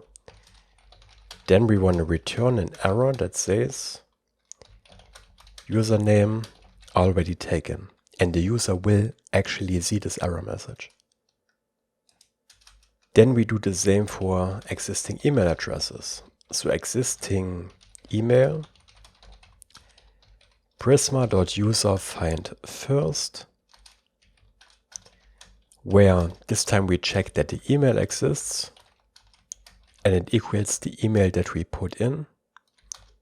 And again we set the mode to insensitive, which is especially important for emails because I think emails are not case sensitive, right? Again, we check if there is an existing email, an existing user with this email address. Then we also want to return an error. Email already taken. But if the credentials are valid and the username and the email aren't taken yet, then we can finally create a new user in our database. So below we call await Prisma.user.create, parentheses, curly braces, and then we pass the data to it. And again, we use this syntax instead of raw SQL because this is what an ORM like Prisma does for us. It abstracts these SQL queries or whatever database provider you use for these simple functions. But if you want to use raw SQL instead, you can do that as well. Okay, so for every user we need an ID, which is this user ID that we generated above with this from entropy size function here, which is provided by Lucia. We pass the user name that the user typed in themselves. We set a display to the username as well, but the user can later change their display name. But we will start out with the username. Then email, which is optional, and the hashed password, which is also optional. Nice. So this creates a new user in our database. After this is done, we want to create a session cookie so that the user is immediately logged in and then redirect them from the sign up page to the front page of our app automatically. So below we write const session equals await Lucia, which we have to import from our auth file, dot create session, to which we pass the user ID and an empty object for the attributes. Again, this is described in the Lucia documentation. Then we need to set the session cookie. Const session cookie, again Lucia dot create session cookie, not the blank one, but a real one, to which we pass the ID of the session we just created up here. Okay, then as we did in the auth function already, cookies.set, to which we pass session cookie.name, session cookie.value, and session cookie.attributes. This creates the session cookie so that the user is authenticated immediately after signing up, because it would be very stupid if we sign up and then we have to log in again, right? We should be logged in automatically. And then we return redirect. Make sure to import it from next/navigation, very important, otherwise this won't work. And we want to redirect to the front page, which is our app itself. Okay, and even though our function says that we have this return type of error string, and this is not optional, we don't have to return an error string here, because redirect returns never, and we will never reach the code below it. And for this reason, we also don't have to return our return type here, which is pretty cool. If we remove this redirect, it would expect us to return an error, but not if we have a function that returns never. Of course, we could also make this return type here optional, an optional error or a return type that could be null. But by making it not optional, it's actually a little bit more convenient to use later on the front end. There is one more important step we have to do. This redirect function actually throws a special kind of error. And the funny thing is that a catch block catches this error. And if we catch it, we won't get redirected. It's a bit stupid, but this is how it works. So what we have to do is, in the catch block, we have to check if, and we have this special isRedirectError function, to which we can pass this error. And if this is a redirect error, we have to rethrow it so that we actually get redirected. So this is very important. Don't forget to add this. Then we create another folder and file for the login action. So what we do is we right click on auth, the auth folder, create a new file, and we create the folder and the file in one operation with login / which creates the folder actions.ts. So now we have a login folder and this new actions file. So this contains the server actions for login. Again, we have to put use server at the top. And then we export an async function called login, which gets passed the login credentials, our login values validation type. And again, it returns this promise that can contain an error message, the same as on the sign up function. Again, we have a try catch block in here. We want to log the error to the console.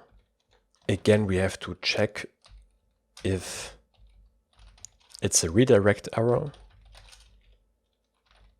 and rethrow it. And then at the bottom, if it's not a redirect error, we want to return the same generic error message. Something went wrong. Please try again. And then we go into the try block. Again, we need to validate the input, because a server action, even though it looks like a normal function, is a post endpoint. It can be called with any data. We don't know how the data looks that we get passed in. So we have to validate it for security. But this time we use our login schema, where we pass the credentials, and in here are the username and the password. Then we have to check if a user with this name exists in our database and if they used password to log in, right? Because if the username exists, but they logged in via Google, then they don't have a password, so we can't let them log in with a password. So we create a const existing user equals await Prisma, user find first. Again, I want to make this case insensitive, where username equals the username value we pass via the credentials, mode insensitive. Okay, then we check if this object doesn't exist, or if the object does exist, but they don't have a password associated with them. Then we want to return an error message to the front end, which says incorrect username or password. When you log in via username and password, it's good to not be too precise over what exactly is wrong. Because if we tell the user, okay, the username exists, but your password is wrong, then we make it easier for them to brute force our password login, because then they know that this username exists. But we don't do this. We instead say the username or the password is wrong. We don't tell you exactly what is wrong. Maybe the username doesn't exist. Maybe it does exist, but something is wrong. So this is a little bit more secure. This is why we keep this error message more general instead of splitting this up. Okay, now we know that this user exists and they have a password in their account, but we still have to validate the password, right? So we create a const valid password equals await verify. And verify is another import from this Argon package, which doesn't import automatically. So we import verify from, oops, not equal sign, from add node -rs / argon2. We can use this to verify a hashed password. So we call this function. We pass the hashed password of this user entry as the first argument. Then we pass the password input, which is the unhashed password. And then again configuration. And I think this is the same configuration as we used on the sign up page. Again, I have no idea what this actually means. I copied this straight from the Lucia documentation. Memory cost, time cost, output len, and parallelism.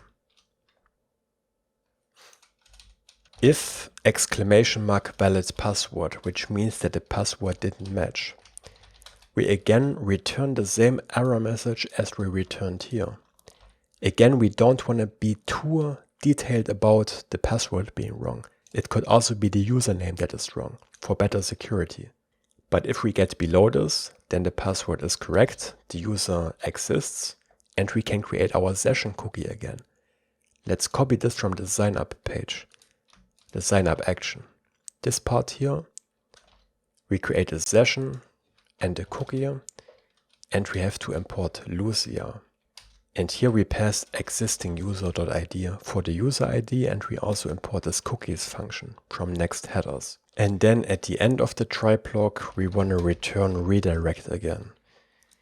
But auto import doesn't show the correct one, so I have to copy this from the sign up actions. Redirect from next/navigations, very important. Put it here and call it, and we want to redirect again to the front page after a successful login. Okay, now we have our sign up backend logic, the login backend logic, and we still need the logout backend logic. It doesn't belong to either the login or sign up page. Instead, the logout button is placed in our navbar. So I wasn't really sure where to put it, but I think it's a good idea to put it directly into the auth folder here. So another actions.ts file. Again, we add use server at the top. And we export another async function called logout. This one will be much shorter than the login and sign up functions. First, we check that the user is actually authenticated, which we do with validate request, await validate request.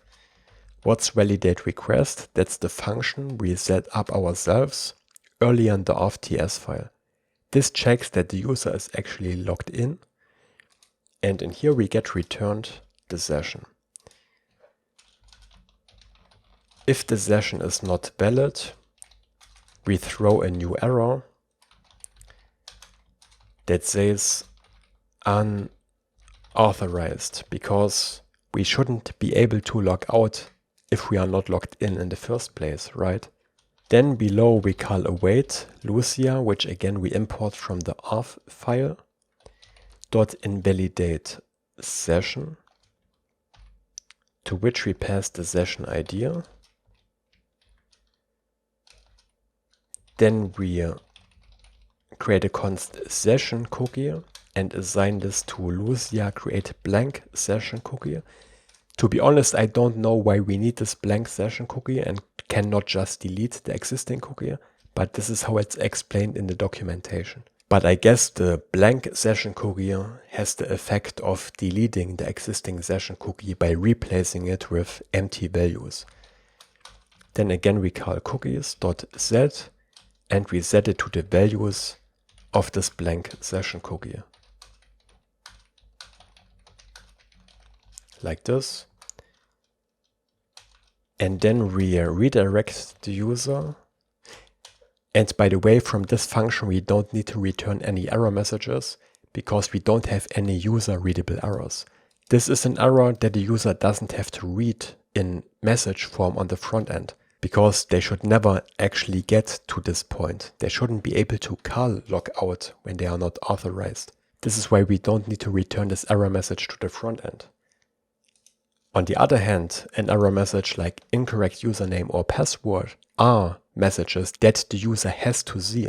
So we have to return them as strings, but not this one here. But at the end of the logout function, we want to redirect to /login, right? Because the user is logged out and we bring them back to the login screen. I do this because all our pages will be authenticated later. We will not be able to use the app without being logged in. Of course, you can customize this if you want to make some of your pages public. You can also redirect somewhere else, but here we redirect to the login page because this is the only page the user can see if they are not logged in, together with the sign up page. Okay, that was a lot of backend logic. Now it's finally time to set up the pages for sign up and login.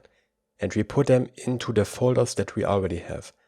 Let's start with the sign up page. So in auth sign up in here, we put a page.tsx.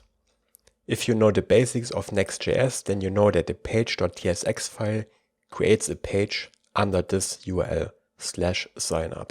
Again, the auth folder is ignored because it's in parentheses. It's a so-called route group. Okay, let's keep it simple first. Let's export a default function called page. And let's just return a main tag that says sign up page, just to see that this actually works. It has to be the default export. And then we run npm run dev to run this on localhost 3000. And after saving this file, we can go to localhost 3000 /signup and we see this page. And here we want to put our sign up form. First of all, I want to change the title of this page that we can see up here in the tab. We do this with export const metadata, which we do outside of the page function. We set the type of this to metadata, which is an import from Next. And then we get nice autocomplete in here and we can set the title to sign up. And now, since we used our title template in the root layout, we get sign up, vertical bar, bug book. Really professional. Okay, and of course we don't just want to have this text in here, we want a real layout. So what we do is we remove the text and we add some Tailwind classes to the main tag. We make this a flex box, set a fixed height to the height of the screen, so that we can center our login fields in the middle of the screen. The width is automatically the screen width. Then we set items center and justify center. And by the way, I get this autocomplete because we set up the Tailwind CSS extension in the beginning, right? You should have the same if you followed all my instructions. So we center everything on the screen and add a padding of 5, like this. When we press Ctrl-Alt-F, the formatting shortcut, Prettier adds the parentheses and semicolons, and this is really cool.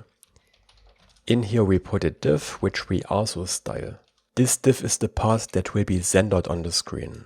Let's try this out. Let's say div, and there it is. It's centered on the screen because this has item center and justify center. And in here we want to put the login form, or the sign up form actually. Okay, in this inner div we set flex, age full, but we give it a max age, and we hardcode it to 40 RAM like this. 40 RAM is about, is 640 pixels depending on the settings. So this box in the middle can only be 40 RAM high, not bigger. We set the width to full, but we also set a max width of 64 RAM. Those are just values I came up with by trying out different combinations. And this syntax here in Tailwind is called arbitrary value syntax. So we have different numbers here with different values, but sometimes these numbers are not enough. Then you can set an arbitrary value between square brackets like this. And here we can pass anything. Okay, then we set rounded to XL to give it rounded corners, and we set overflow to hidden because we put an image in here. And the image shouldn't exceed these rounded corners. It should be cut off, which we do this way. We set BG card, which is a background color that is generated from the colors we set up with Shadcn earlier. They are defined here. And the cool thing about these color variables is that they have values for both light and dark theme. So when we set BG card and later change the theme, it will automatically update to the correct color. Isn't this cool? And we also add shadow to XL to add a shadow to it. I put this at the start only to show you the Prettier Tailwind plugin we installed earlier, because now when we reformat our code, it automatically organizes these class names into the recommended order. So it will put shadow XL to the end, and I only put it at the front to show you that this actually works. It's really useful for organization because otherwise your class names are all over the place. But now this is handled for us by Prettier. Okay. And one half of this div should be the sign up form. The other half should be an image. We have to import this image. It's in our asset folder already. Import sign up image. We can give this any name we want, but the import string has to be correct. Add is the root folder src. In here we have assets, and in here we have the sign up image. So now in here I want to put another div, which will contain the login form. And below I want to put this image, which we import from next/image. Make sure to pick the correct one. We set the source to the sign up image. We set the alt text to an empty string. We also style this image. We set the width to 1/2, which is 1/2 of this div where it's placed in. And then we close this image tag. And then on the login form div that we have here, so the second inner div, we also add class names. And here we set this breakpoint MD, and then we also set the width to 1/2. Why do we have this MD breakpoint? Well, if the screen is small, then we will remove this image for responsiveness, because then there is not enough room to show an image. So what we do is we go to the image class names again. We set this to hidden by default. And then at the MD breakpoint, we set this to block. So on small screens, it will be hidden. On medium-sized screens and upwards, we show it. Let's see what we can already see here. So this is a small screen and this is a bigger screen. Doesn't look quite right yet, but we are getting there. Let me zoom out a bit, because actually this whole monitor here is zoomed in by 50% so that the code is easier to read for you. So this is around the actual size it should also have on your side. And I want to see the image. I actually have to zoom out a bit further, just so that I can see the code at the same time. Okay, we go to the inner div again. We add a few more classes. We set it to width full, space y10 to add some spacing to the single elements later, overflow y auto, So if this part gets bigger than the available space, we will see a scroll bar, and this can happen if we see all error messages in the form. So the server error message and the form error messages, then it can actually get bigger than this rectangle here. So we add scroll bars in this case. Okay. Then we add a padding of 10 to get some room here around the edges. And we go to the image again and we set this to object cover, so that the image is not distorted. Instead, it has this center cropped placement. Okay, here where it says login form, I want to put another little section with a headline and a sub-headline. So we add another div. Again, we style this div with space y1 and text center. And you can always hover over these classes and see what CSS attributes they apply if you installed the Tailwind extension in the beginning. Okay, and here we put an h1 headline, which we style with text 3XL and font bold. And this will say sign up to bug book, there it is, and a little subheadline in form of a normal paragraph, which gets text muted foreground, which again is a color variable defined in our global CSS file. And this will say a place where even you can find a friend. And I want to emphasize the you. I want to make this italic. So I select you, and here's a little trick. You can search for the command, wrap with abbreviation, and then we can quickly wrap this into a span. Of course, you can also write this out by hand. And the span has the class name italic. So now we have this italic style for the U. Okay. Then we have this closing peer tag, closing div, and before the second closing div we go here. And we add another div with class name space y5, where we put the actual sign up form that we create in a moment. And then we put a link here to the login page if we already have an account. So a next link, make sure the import is correct from next/link. The href will point to /login. The class name will say block to put this into its own line. Text center and hover : underline. So when we hover over this link, the text is underlined, because this kind of stuff doesn't happen automatically in Tailwind. In Tailwind, everything is completely unstyled by default, including links. And this will say already have an account ? Login. And there's our link to the login page, right? And here we want to put the sign up form. The sign up form has to go into a different file. Why? Because this page here is still a server component. This is completely rendered on the server. And this is why we can set the metadata in here.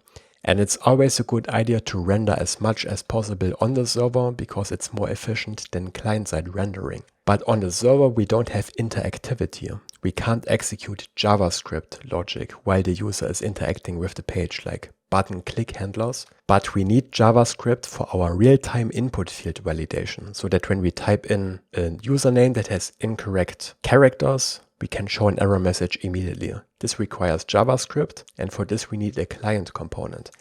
This is a server component, but we can create a separate client component and put it in here. A client component always needs its own file. Again, I explained this in more detail in my Next.js 13 beginner tutorial, but you don't have to watch this. You can also just follow along. So in the sign up folder, we create a file called signupform.tsx, like this. We make this a client component with useClient, like this. Make sure to spell this correctly. This turns this into a client component, which is rendered on the client, and it supports interactivity. From here we export a default function with the same name, signupform. And for now, let's just put an empty fragment in here that says signupform, so that we can put it into our page and then close this file. So here we want to put the sign up form, which handles all the input and then the sign up logic. Because now we can close this page. This is finished. The rest of the layout setup happens in the sign up form component. And for the form input fields, we use Shadcn's form components, which we installed in the beginning. And they use React Hook Form under the hood. And React Hook Form is the most popular form handling library for React. It's really cool because it manages the state of the form in an efficient way. And we can also plug in our Zod schema to get these real-time error messages. And the Shadcn components take care of combining the input field with the error message and all the other stuff and wiring all of this together. And for this we have to use this syntax here, this form field component, which is a bit verbose. It has quite a lot of boilerplate code, but it takes care of a lot of important stuff like accessibility by connecting the label to the input field, to the error message, and so on. There's a lot of stuff happening under the hood. So we use these Shadcn components. You might have also heard of useFormState, which is a new React hook that has a similar purpose. It's for handling forms, but it's not nearly as powerful as React Hook Form. We can't use it, for example, to get this nice real-time validation. So I'm not happy with this hook. I think it's only suitable for very basic websites, but for anything more interactive, you want to use something like React Hook Form. Okay, let's start setting this up. We go into the component function. At the top here, we create a const form. And we call useForm, which is an import from React Hook Form, which was automatically installed when we installed the Shadcn form component. Okay, we can type this with our sign up values, which again is the type we created in our validation file. Parentheses, curly braces. In here we can set a resolver, and we set this to the Zod resolver, which we have to import manually. Unless auto import works for you, then you can do that instead. I have to import it manually. So it's an import from add hook form /resolvers, and in here should be a Zod resolver. Okay, hook form /resolvers /Zod, and then we can find a Zod resolver. And this is really cool because we can pass the Zod resolver here and then simply pass our sign up schema, and this will connect our schema to our form later so that we can show these error messages, and we also know what values we expect and which we get then passed to the onSubmit function. Really cool. And then we also want to set default values, which is the second argument to the useForm hook. Default values colon curly braces, and here we should get autocomplete because we set this type here. We set email to an empty string, username to an empty string, and password to an empty string. Why do we do this? Well, by default, these values are not empty strings, they are undefined. And undefined wouldn't show this min required error message because this expects an empty string, not an undefined value. So instead of required, it would show an error message like invalid value or something like that. And we don't want this. We want this error message.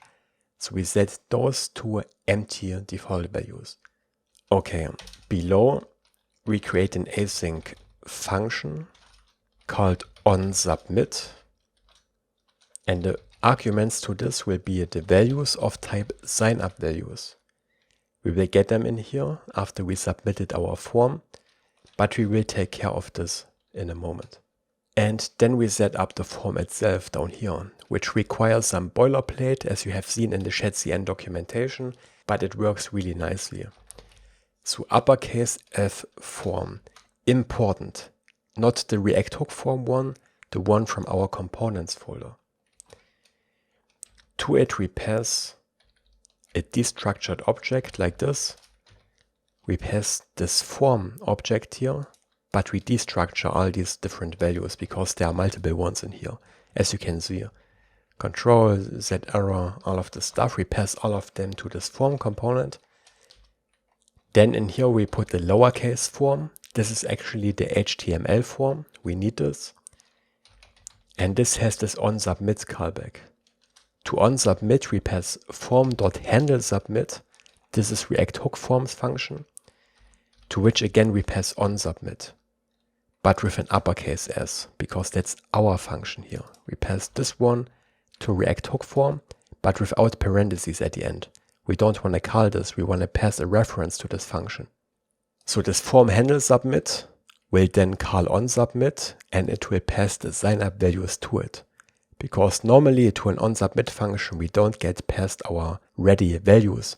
We get past this form event or whatever. But React Hook Form takes this form event, it validates the data, and then it turns all of this into sign-up values, because this is the type we defined up here.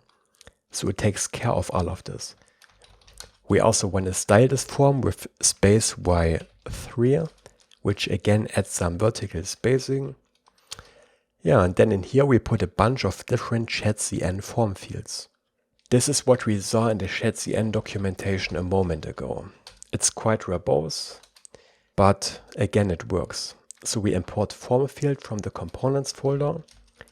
We set control to form.control. We set the name of this field, and here we get autocomplete. The first one is the username.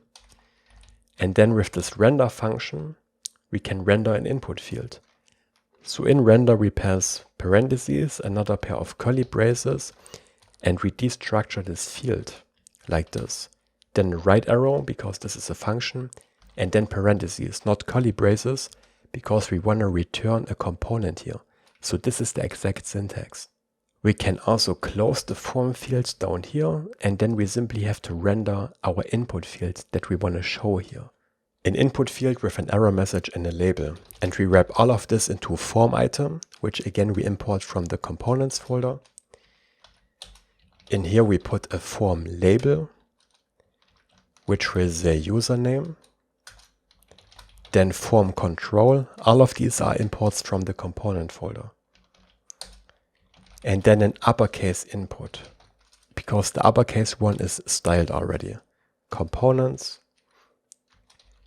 The placeholder will say username. And then we have to spread these field props here. ... field. And then below the form control, we put the form message. This is how this whole form field looks, and this is actually only a single input field. But again, there is a lot of stuff happening under the hood. For example, for accessibility, it's required that this label is connected to this input field, and Shadcn takes care of this internally in this component. The message also has to be connected to this input field. And then you have styling and a bunch of other accessibility attributes, and you also have to connect all of this to React Hook Form. And this form field component abstracts all of this for us. It's quite verbose, but it's easy to set up in my opinion. Okay, that's our first input field. Before we add the other ones, let's put a submit button here at the end of our form, still inside the form component. An uppercase button, because this one is styled. We set the type to submit, so that when we press this button, this form will be submitted.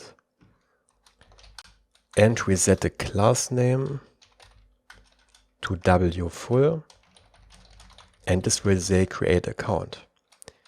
There it is. It has the styling that we configured in our global CSS file, and when we press this, we see our validation already. Isn't this cool? And this also updates in real time. And now we need two more of these input fields for the email and for the password, right? So let's actually duplicate this existing form field and just change them. The second one is the email. We set the label to email, the placeholder as well, and we can also set the type to email, because then this input field is slightly different, especially on mobile. I think it will show a different keyboard and stuff like that. Okay, we still need to pass all the field props, and then we have our password field here. So password, The label and the placeholder will say password. We set the type to password. What this does is it hides these characters, but by default we can't toggle this. We can't show the actual characters. We have to build this ourselves. For this we will create a dedicated password input field in a moment, but for now I keep this normal input field. Okay, and then we actually have to do something in onSubmit, right? We have to call our server action. Remember, our sign up server action can return an error. This error is different from our form errors here. Those are the ones that will be handled by React Hook Form on the front end. But we can also get errors on the back end. For example, when we try to sign up with a username that already exists. This is information we can only get from the back end. We only know this after we made our request. So what we do is at the top of our sign up form component, we create a state, const error and set error as a tuple with square brackets like this. And we assign this to use state of type string, and we don't add a default value. Next, we need a loading state for our button. Now we could create another state called loading. We could set it to true, call our server action, set it back to false, and disable our button as long as loading is true. This kind of works. The problem is this will not await the redirect here. Redirect takes a moment, but it will return before redirect has finished, which means that the loading state is set back to false before we are redirected, which is a bad user experience.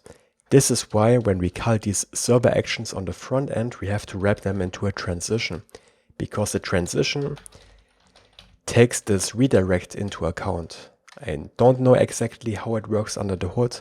I just know that in the server actions documentation, they explain, or at least in the past, they used to explain that we have to wrap these client-side called server actions into use transition. So we call this use transition hook, which returns another tuple which contains two values, is pending and start transition. And by the way, I also have a YouTube short where I explain this a little bit more in relation to server actions. You can check this out as well. So when we submit our form, first of all, we set the error state back to undefined. So if we had an error before, we want to remove it first. Then we call start transition. Again, we only do this so that we get this loading state that's actually correct. To this, we pass an async arrow function, which looks like this. In here, we actually call our sign up server action, which is an import from the actions file, to which we pass the credentials, which are the sign up values. Remember, this can return an error, which we put into a variable and destructure like this. But we only get this error if something failed, otherwise we get redirected, right? But if there's an error in here, so if error, we set the error state to this error, and then we can show it in the UI. Where do we show it? Well, we can put it, for example, at the top here above the input field. So we put it inside our form, but above the first form field with a conditional render. We say error, 2 ampersand signs. If there is an error, we want to show a paragraph with the error message. And we also style this a little bit with text center and text destructive, which is a red color. Again, it's slightly different between light and dark theme later. Okay, cool. Now we have this form here ready with real-time validation, and we can actually now already create an account. But there are two more things I want to change here. First, I want to have this toggle password input field where we can toggle between showing the characters and hiding them. And I also want the loading state for the button, because right now it doesn't have a loading indicator. We could disable it, but it's better if we see some kind of spinner. Okay, let's start with the password input field. For this, we put a new component directly into the components folder, because we can reuse this in different places, right? Password input.tsx. And to set up this password component, we can take a look at the input component, which is coming from the Shadcn library. This was copy-pasted into our project in the beginning when we set up Shadcn. As you can see, this is wrapped into this forward ref here. A ref in React is necessary to get a reference to a component. I don't want to get into much detail about what a ref exactly is, but React Hook Form needs such a ref in order to handle the state of the input, which means that our password input field also has to be wrapped into forward ref so that we can pass this ref to the underlying input field, just like you can see it here. And we also have these input props that are exported by default, so we can use them for our password input as well, because this way our password input can take all the same props as the normal Shadcn input here. And Shadcn input, on the other hand, is just a styled default HTML input. Okay, so this is the same syntax we are going to use over here, just so that you are not confused. So let's write this down. Const password input equals, and then the same as over here, we write react.forwardRef, then angle brackets. Here we write HTML input element, comma, and the input props, which is again is the same as over here. It's very similar. Then parentheses. In these parentheses, another pair of parentheses, curly braces. We also have to import React from React. And here inside the parentheses, but outside of the curly braces, we write ref like this. This is this actual ref we get forwarded. Then we make this an arrow function with curly braces like this. And in here we can return our actual component. So now those are the props we pass to it, and this is the ref. And here we can destructure these props. Again, the syntax is very complicated, and I think the newer React 19 compiler gets rid of forward ref, I'm not sure, but it's not ready yet. So for now we still have to do this whole dance. If you just follow along, then everything will be fine. Here we destructure the class name, the type of the input field, and then the rest props with ... props. Okay. And in here we can return our actual component, and we can also add some logic or use hooks, for example, like in any other component. We want to use a use state in here, which we initialize with false, because this use state will decide if the password is shown or not. Show password, set show password, right? We see this error message here. I think it will go away if we go below, write password input dot display name, and assign it to again password input as a string. This is necessary for components that are wrapped into forward ref. I don't know why this is necessary, but you can see over here they also set this display name. It's just necessary. And we also want to export the password input before we forget this. Okay, and then we can render an actual component. And what do we want to render in here? Well, we want to render a Shadcn input field, this one here, but it should also have a button laid on top of it where we can toggle the password on and off, which toggles this state, right? So we wrap these two elements into a div with class name relative for relative positioning. Then we put an uppercase input here, again from the UI folder. We set the type, but this time we don't set it to a password, we set it to a condition. If show password is true, this should be set to text, so raw text. Otherwise it should be set to password and show these hidden characters. We style this a little bit.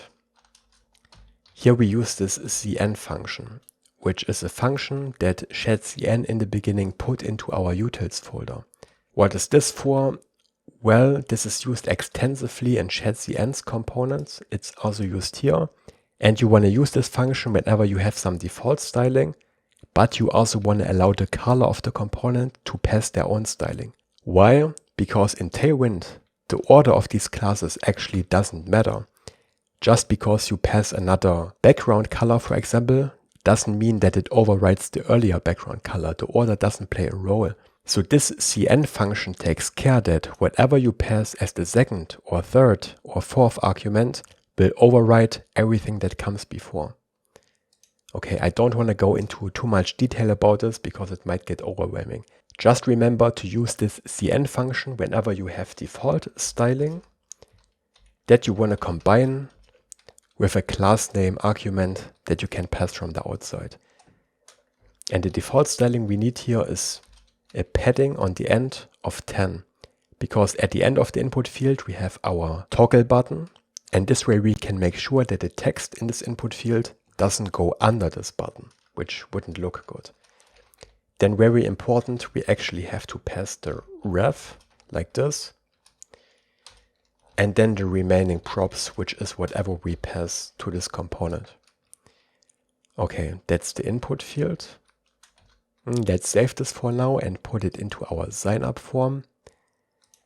Down here, password input, we set a placeholder, and we can pass this prop because we accept all the input props which are contained in these rest props. So we can pass all the props that we can pass to a normal input. So the placeholder will say password, and again we have to spread these field props. Okay, this should look the same as before, right? Because we haven't added our toggle button yet, but that's what we will do now.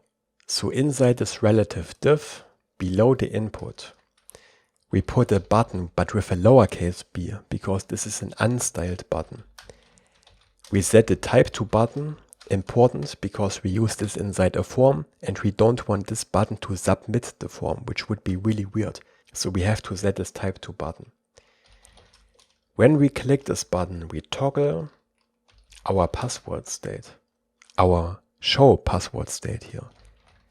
We set show password to the opposite of the current value, like this, to toggle this.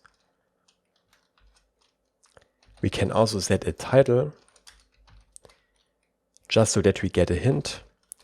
If show password is true, this will say hide password, which is also useful for screen readers. But if show password is false, it will say show password. And then we style this.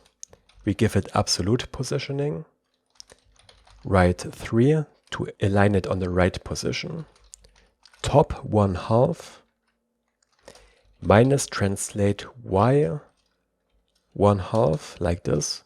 Make sure to use the one that has a minus in the beginning. Then transform and text muted foreground. So those are all the classes we need. Make sure to add all of them. Then we can close this here and add the actual content of the button. For this we will simply show an icon, and when we set up Shadcn, it automatically installed an icon library. So if show password is true, question mark, then we want to show this eye off icon with a size of 5 like this. And if show password is false, we want to show the eye icon, again with a class name of size 5. And voila, now we have our password input field with this toggle that can show and hide the password. And this tooltip you see here is this title attribute, which again is also useful for screen readers. And the padding here at the end of the input field is there so that the text doesn't go under the icon, right? Cool stuff. Now we have our own reusable password input field. Okay, and then we will also set up a loading button, which we can also reuse in different places later. But don't worry, the loading button is not as complicated because we don't need a ref there. First, let's close all these tabs here and create another component in the components folder called loading button.tsx.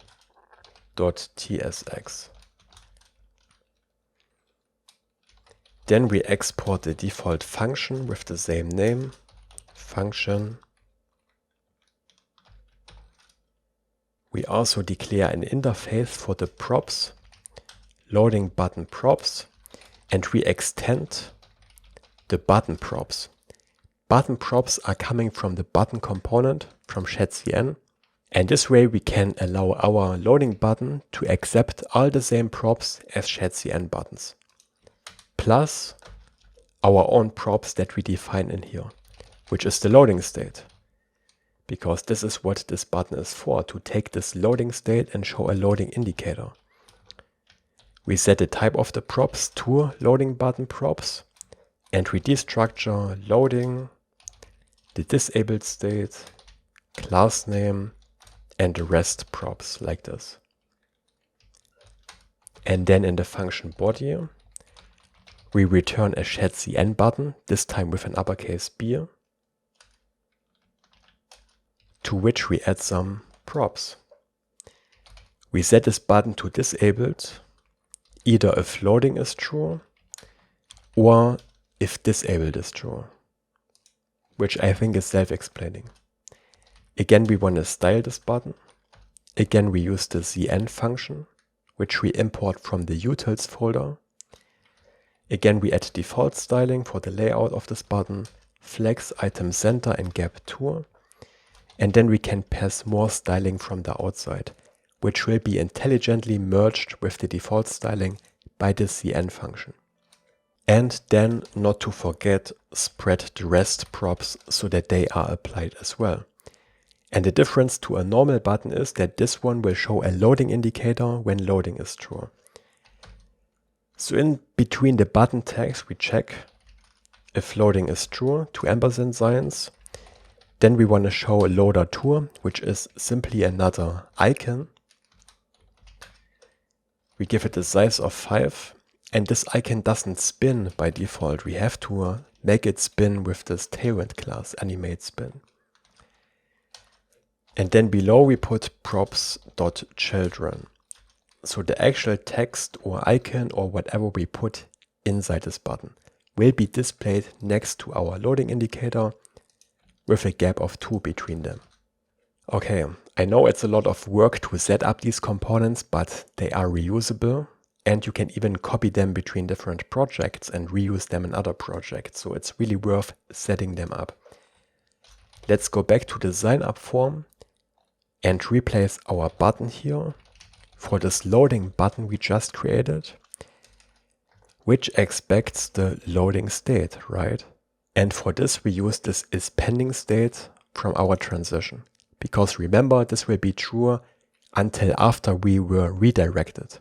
So this is better than our own loading state.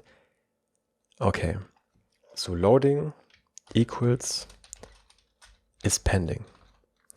And by the way, React Hook Form also has a loading state, which is form.formState.isSubmitting.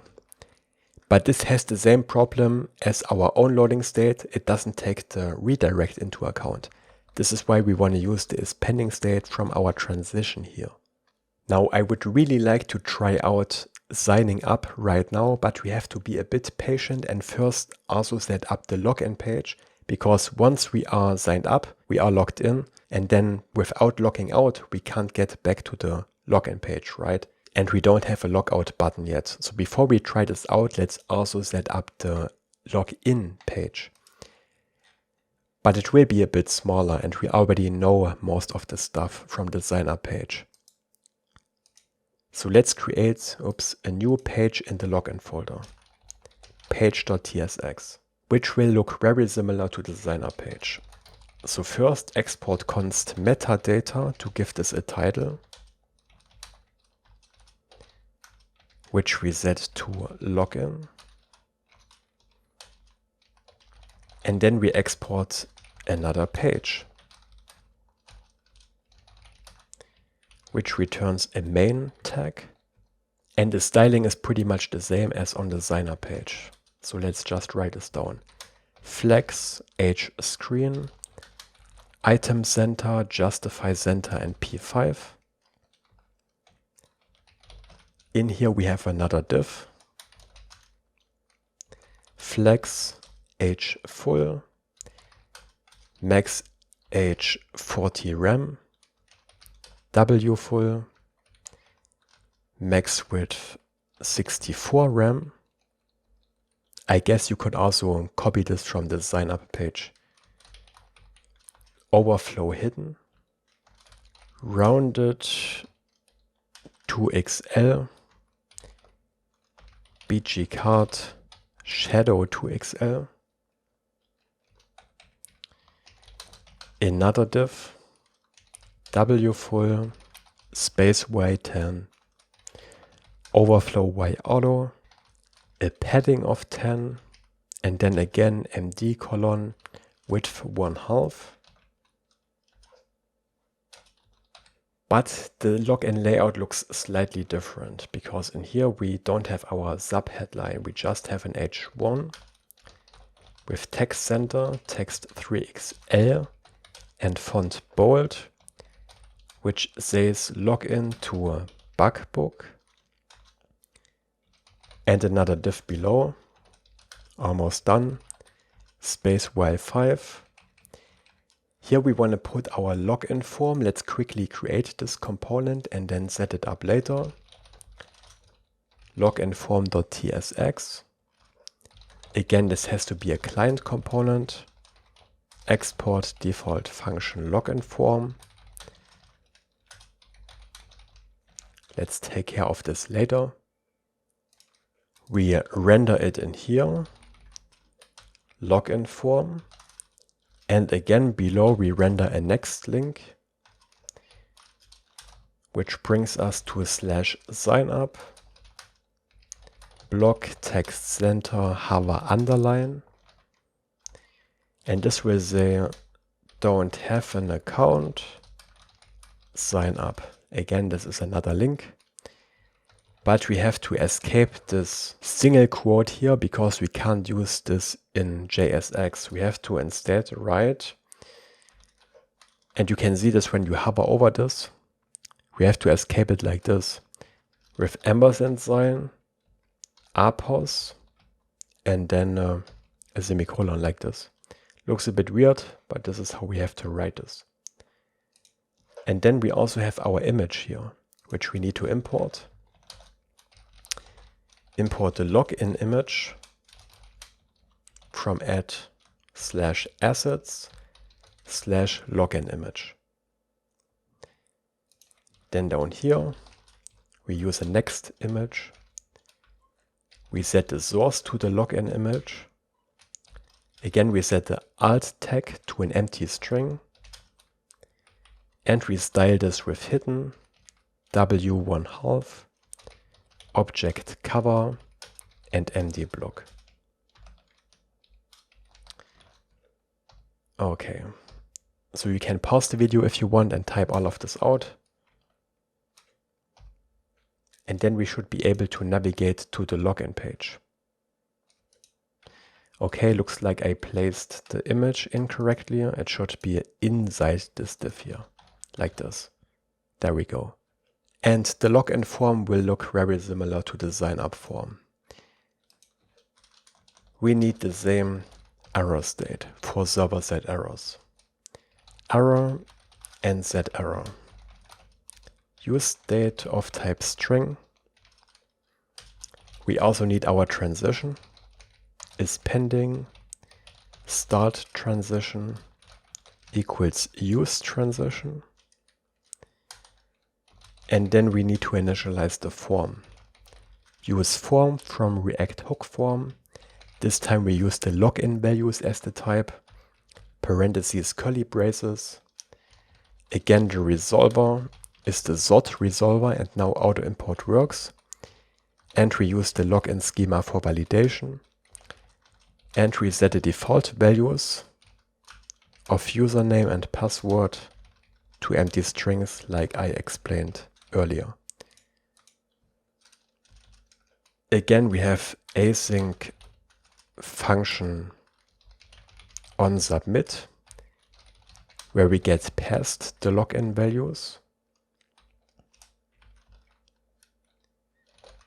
And what we do in here is the same as in the sign up form. We set the error to undefined first.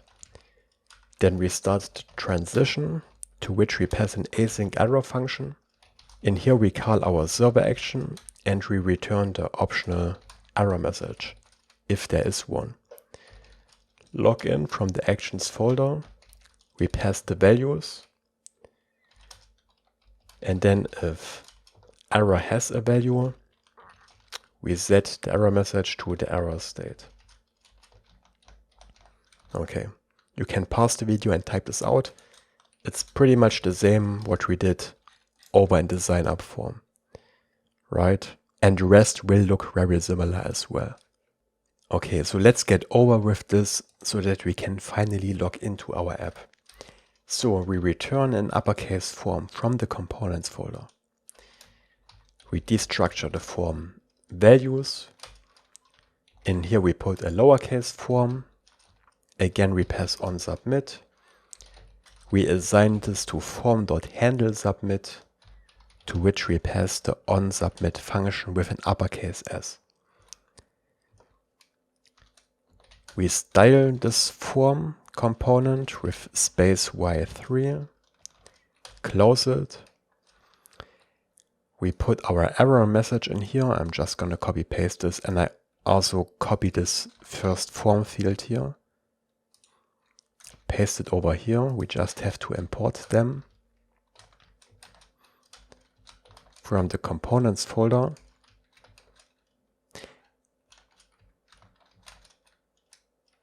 Make sure to use the correct imports. Okay, and then we already have our username input field here. And then we can just copy the password field as well. Here, the one at the bottom, and the loading button too, right? It's pretty much all the same stuff. Into the form, import password input, import loading button, just that the text will say login. And this should be pretty much it. We can still navigate back to the sign up page and to login, really cool. We get our real-time validation. And when we execute this, it runs our login server action on the backend, which we already set up. We have done a ton of work, but yeah, with Lucia, you have to do all of this yourself, but you get all this flexibility in return. And we can also actually try out the server error message, right? Type in invalid username and password, log in, it loads. This is our loading state. And this is the incorrect username or password message, which is coming from our server action. Amazing. Let's try this again. Log in. Yeah, and it shows the same error. We haven't implemented Google authentication yet. We will do this later. So make sure to watch this tutorial all the way to the end because you don't want to miss this. But for now, I just want to create a user account. So now it's time to finally create our first user. Username Florian. Let's say florian@codinginflow.com. And a password. Let's try a password that is too short, must be at least 8 characters. If the email address doesn't contain an @ it shows an error here as well. This is taken care of by Zod. Let's insert a valid password and create an account. And just one moment later, we are redirected to the front page, which is a good sign because remember, we do this at the end of the try block of our sign up function. So now we should have a valid session and a user account. Now, of course, we can't see this in our app yet because we don't have a way to display the account. But what we can do is we can open another terminal. You can open a second terminal with, I don't know how it's called. I guess it's called create new terminal, this one here.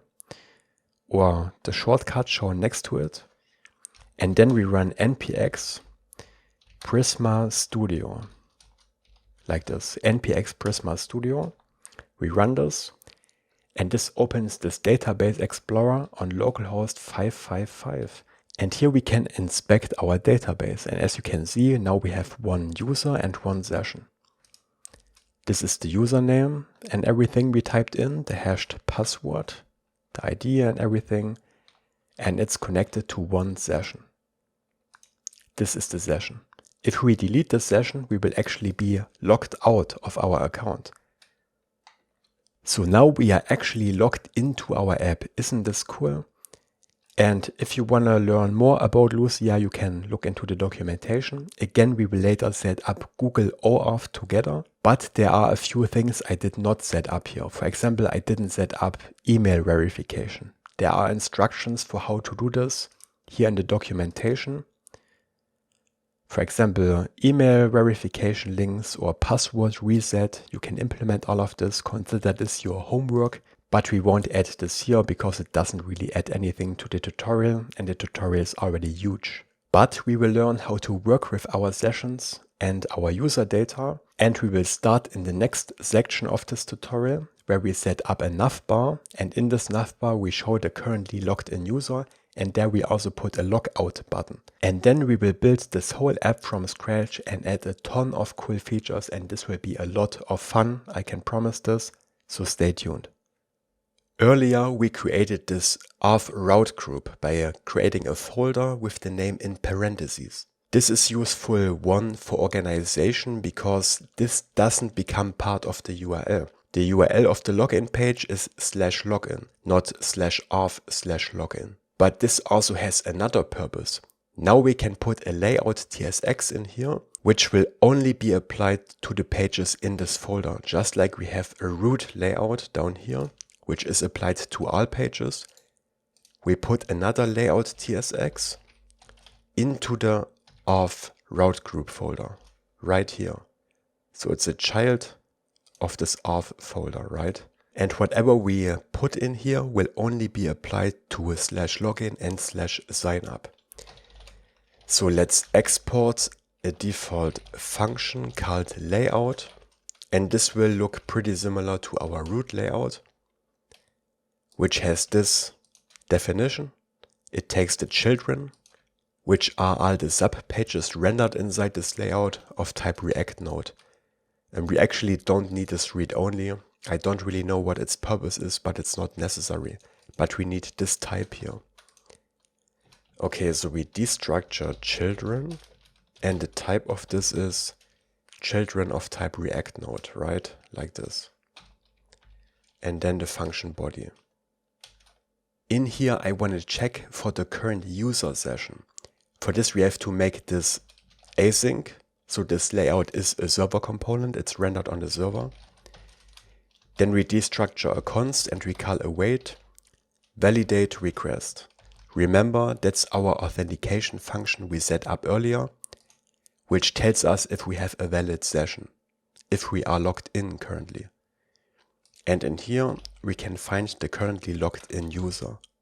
Then, if the user is already logged in, I want to redirect them. Again, make sure to pick the correct import to the front page.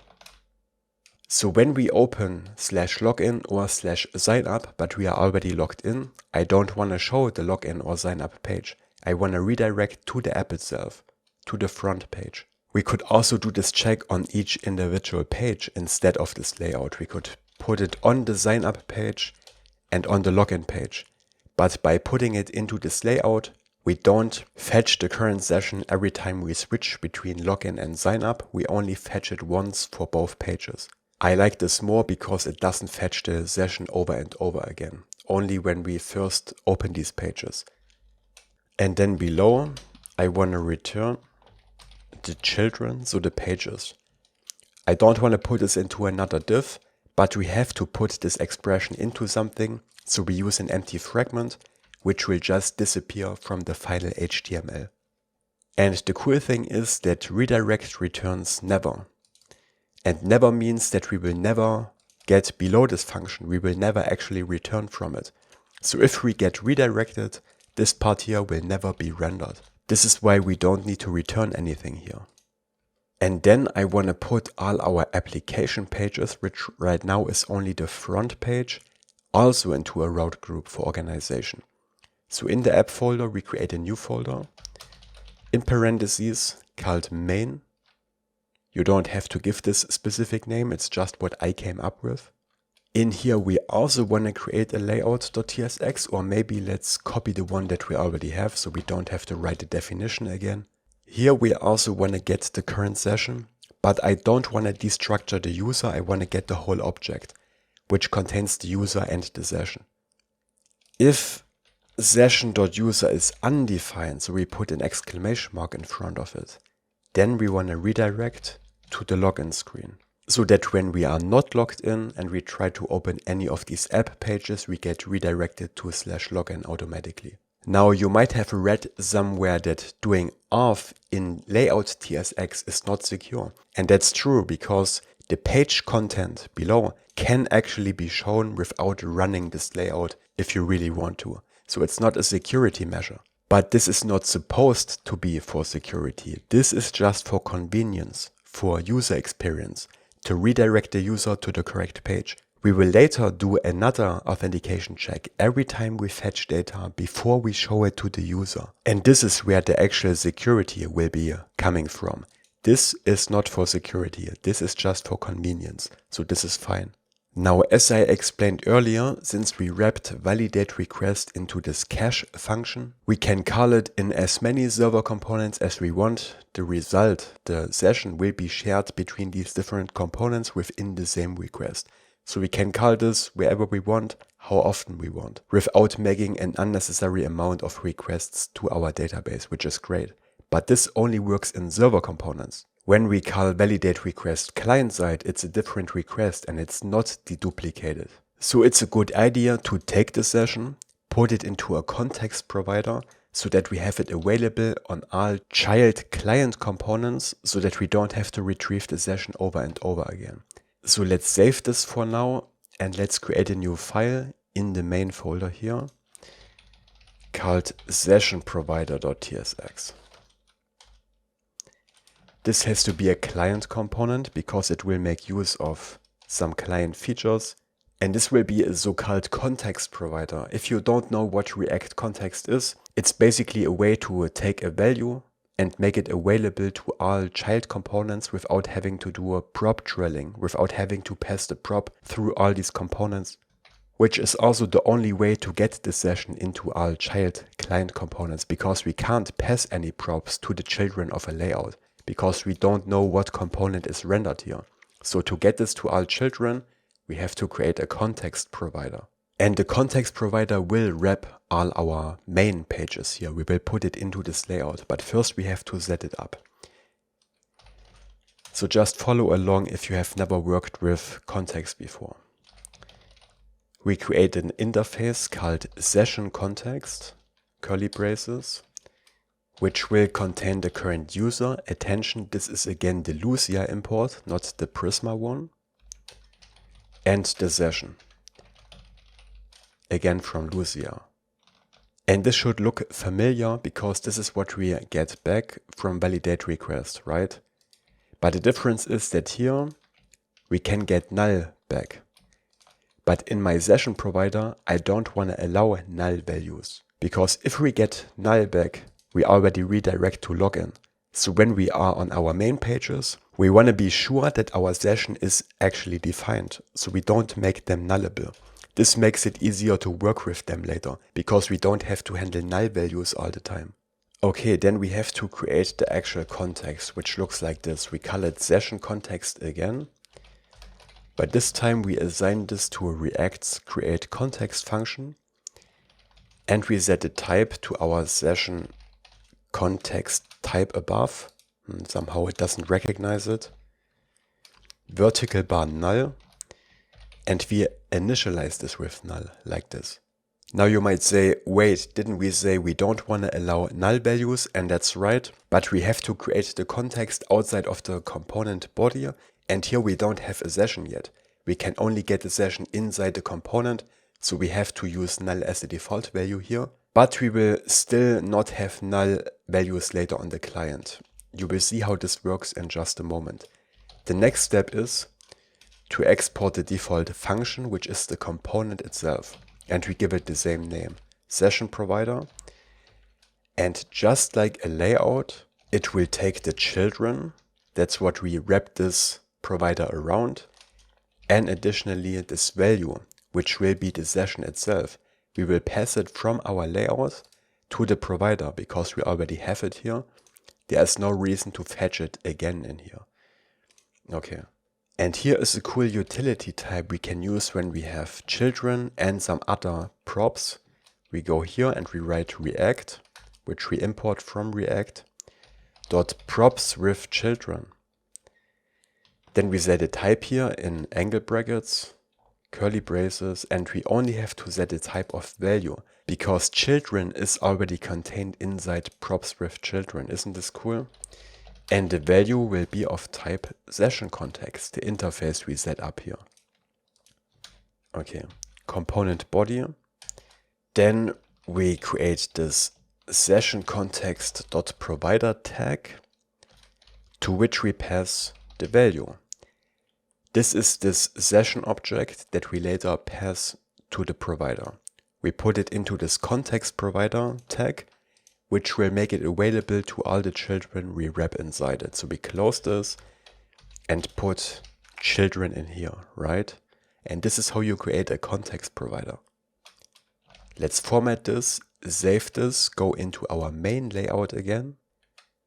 And then we wrap the children into the session provider, like this. This shows an error because this expects a value, which is the current session.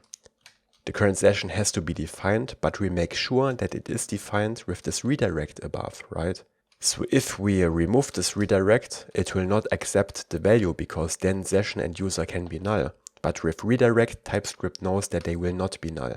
And we see an error here because I forgot to return this. So we put a return keyword here. And now this works. Okay, to recap, we fetch the session in our main layout, which will be all our pages except for login and sign up. Here we check if the user is logged in. If not, we redirect them to the login page, not for security, just for convenience. And then we also take the session and we make it available to all client components so that we don't have to fetch it again there. Now, one thing I want to emphasize, the session provider is a client component because we need to put some other stuff in here later that needs client-side features. But the children of the session provider can still be server components. In Next.js, you can wrap server components into client components via this children prop, which means that these pages can still be rendered on the server and only the session provider is rendered on the client. We don't lose any server-side features here. And this is important because if the session provider would force all children to be client components, this wouldn't be very great because server components have some benefits that we don't want to lose. There is still one improvement I want to make in the session provider. And this is a really neat trick for whenever you have a context provider with a null default value, which is very often the case. It makes sense to create a custom hook for this, which looks like this. We export another function called useSession. You can pick any fitting name, but it has to start with the word use because this is a custom hook. And then the way you access this context from a client component looks like this. You create a const context and you call this useContext function to which you pass the session context. Okay, so far this is great, but this context is nullable. Why? Because the default value of our session context is null. Again, there is no meaningful default value we can set here because we only get the session inside this component, but it's still annoying to handle this null value in every child component, right? This is why instead we create this custom hook and we do this null check only one time in here, and then we can reuse this hook everywhere. And this is a pattern I use all the time with my context providers. So here we check if exclamation mark context, if it is null, then what does this actually mean? Well, it means that we don't have a session context, but we pass the session context as a prop. So it means that we forgot to wrap our layout into the session provider, which is a developer mistake. It should never happen at runtime. So what we want to do here is we want to throw an error that tells us about this mistake so that we can fix it. Error with 2 R's, of course. So this will say use session must be used within a session provider. And then at the end, we return the context, which now is not nullable anymore because we checked this. And now when we call use session in a client component, we get a defined non-nullable context object back. And you can later try this out. When we use this use session hook somewhere, you can try and see what happens when you remove the session provider. You will see this error message here, and then you know that you have to fix it, which is really useful. Okay, next I want to take this front page that we got with our new project and I want to put it into this main folder here so that it's part of our main layout, right? So we drag and drop this into the main folder like this. We can still reach this page. And now this error here showed up and I needed like 10 or 15 minutes to figure out where this is coming from, but I found the problem. Let's go into the schema.prisma file again. This field here should actually be named with a lowercase u. The type has the uppercase u, but the field lowercase. And after making these changes, we have to push them to our database again with npx prisma db push. Let's execute this. And then npm run dev again. And then when we refresh the page, it should work. Okay, perfect. So now the front page is part of our main route group and it's wrapped by our main layout. And for now, I just want to remove all this boilerplate here we get by default and replace this for a main tag that simply says front page. We will later style this page properly. But now I want to put the navbar above it. And we put the navbar into our main layout, so it will not be applied to our auth pages, which is really cool. But we create it as a separate component in the main folder. Navbar.tsx, export default function with the same name. And in here we return a header. We could also return a div, but the header is just more idiomatic HTML.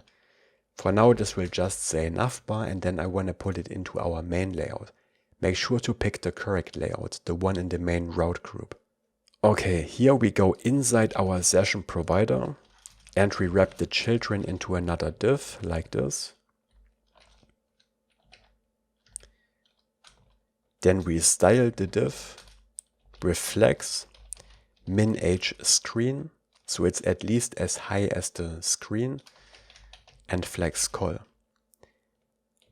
Okay, now it's a flex column, so the elements in here are aligned below each other, vertically. So now we can put the navbar above it, like this, and when we save this, the navbar shows up here. And I also want to wrap the children into another div, like this, which we also give some class names. I want to give this a max width of 7XL so that the content is not wider than 1280 pixels or 80 RAM. Then I also want to center this on the screen and give it a padding of 5, which will be applied to all child pages. Okay, the layout is finished. Let's continue setting up the navbar. So we add some class names to the header tag. We want to make this sticky so that when we scroll down, it stays at the top. We also have to give it its placement. We want to align it all the way at the top. Increase the Z index to 10 so that the navbar is shown above other elements and not below them. We want to set the background color to BG card, which again is different between light and dark mode. And we want to give it a light shadow. And we already can see something.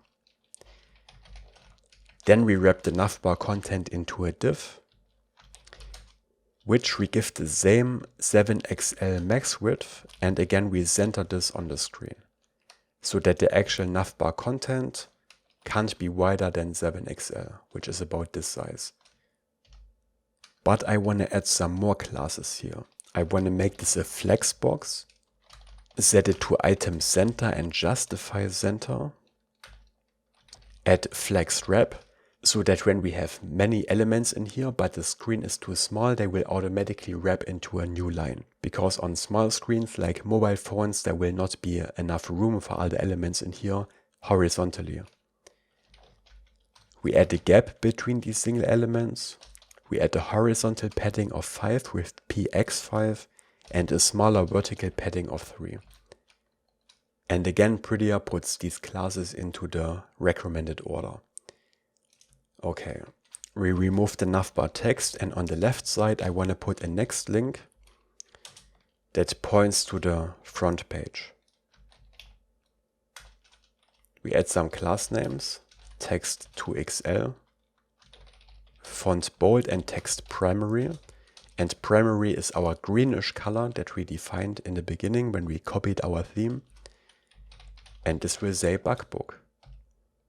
There it is. This is just our brand text, basically.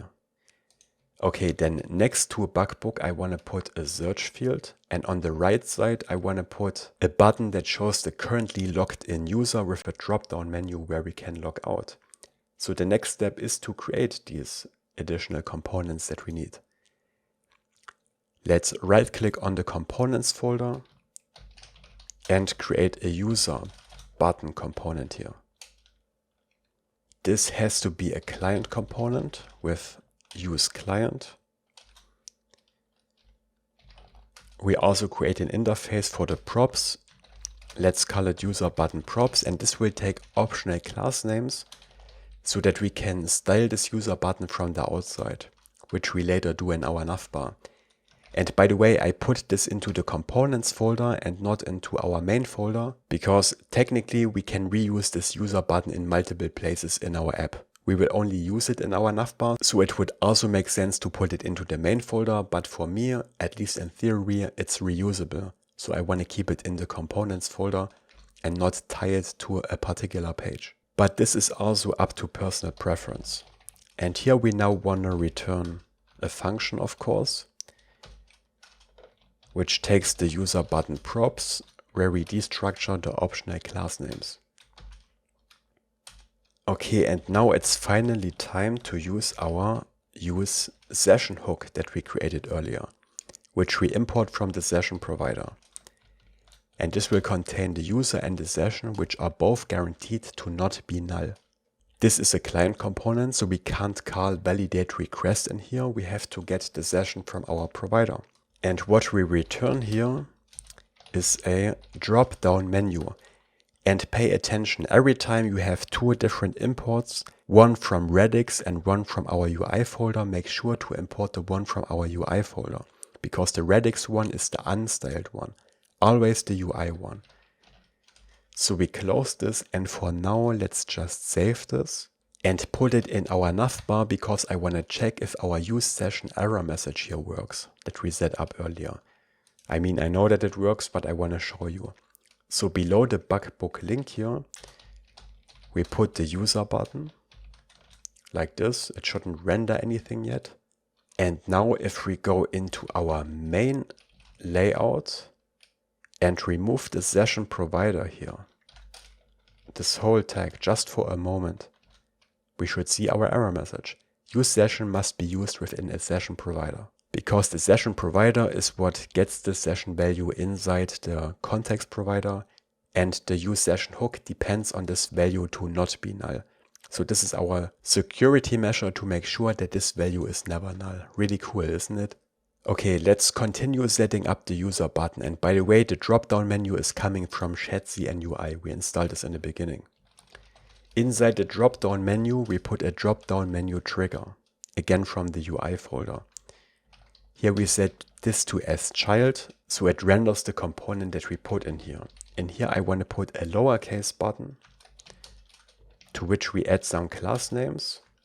And here I want to show the profile picture of the user, but instead of putting the image directly in here, let's create another component for this, because we will reuse this user avatar in different places. Again, we put this into the components folder. Call it useravatar.tsx. Again, this will take some props. It will take the avatar URL. which can either be a string or null or undefined if the user doesn't have an avatar set. I also want to be able to set the size of the image from the outside, but we make this optional. And again, optional class names to style this, like this. And then we export default function user avatar, which takes these user avatar props. And we destructure them here. Avatar URL, comma, size, comma, class name. And then we want to return a next image. I also prepared this avatar placeholder, which we want to show if the user doesn't have an avatar. So let's import this. Import avatar placeholder from add/assets/avatar placeholder png. Down here in the image component, we set the src to either the avatar URL, the prop if it is defined, or to vertical bars the placeholder if the avatar URL is null or undefined. We set the alt tag to user avatar. We set the width to either the size that we passed from the outside, but this is optional. So if we don't pass a size, if it is null or undefined, we set it to 48. This is the default size, and we do the same for the height. And then we style this. And remember, every time we have default styling, but also the class name prop, I said that we want to wrap this into this cn function from the utils folder, where we put all the class names as the first argument and the class name prop as the second one. So it will override these first class names if we pass any. And the first argument will be aspect square, so this always has the same width and height. Age fit. Flex none, so it doesn't shrink. If there's not enough room, it always keeps its size. We make it rounded, so circular. We add BG secondary as the background color. And object cover to make sure the image is not distorted. And then we can close the image tag, reformat this. And now we have a reusable avatar component, and we don't have to repeat this logic here over and over again with the placeholder and everything. Okay, back into the user button. Here we want to use it. Inside this button tag, we want to render the user avatar. We get the user from our use session hook, which is great, because from there we get the avatar URL. User.avatar URL. Where is this coming from? Well, remember, every time we fetch a session in Auth2, we put all these values into this user object. And because the avatar URL is part of this object, we have it available here. And we can render it on the screen without having to make another database request to fetch the user data. And here I also want to use the size prop to make this a bit smaller. Why do I set the size as a number and not just as a class name? Well, because the size decides how large this image is loaded, because Next.js's image component automatically resizes images to load in as small image as possible, which is really useful because it loads faster. But if we set it to 48 here, but we want to render this avatar much bigger, for example 150 pixels, then we don't want to use this small image because it would be blurred, right? It's too small. This is why I added the size prop, so we are able to set the size the image is loaded in from the outside. So here we need a slightly smaller image, so I set the size to 40. Okay, when we save this, we should already see the avatar here, right? But it doesn't have a drop-down menu yet. This is just the drop-down menu trigger. Below the trigger, inside the drop-down menu, we put drop-down menu content, and this is all described in the Shadcn documentation. This is where I'm getting this from. At the top of the content, we put a drop-down menu label,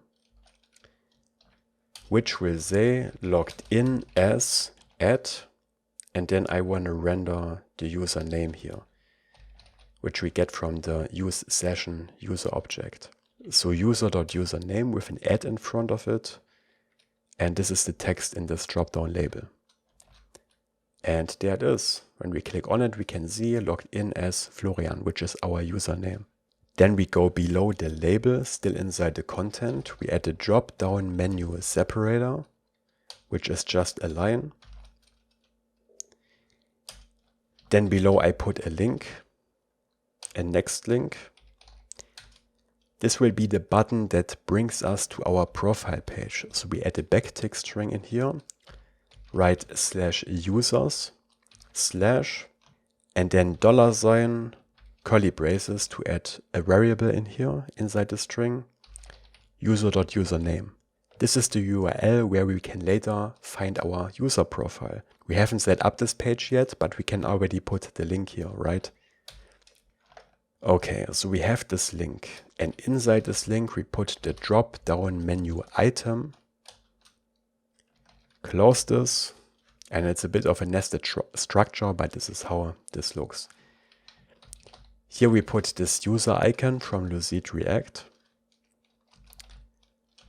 to which we add some right margin of 2, and we set the size to 4, and this can get a self-closing tag, doesn't need a separate closing tag.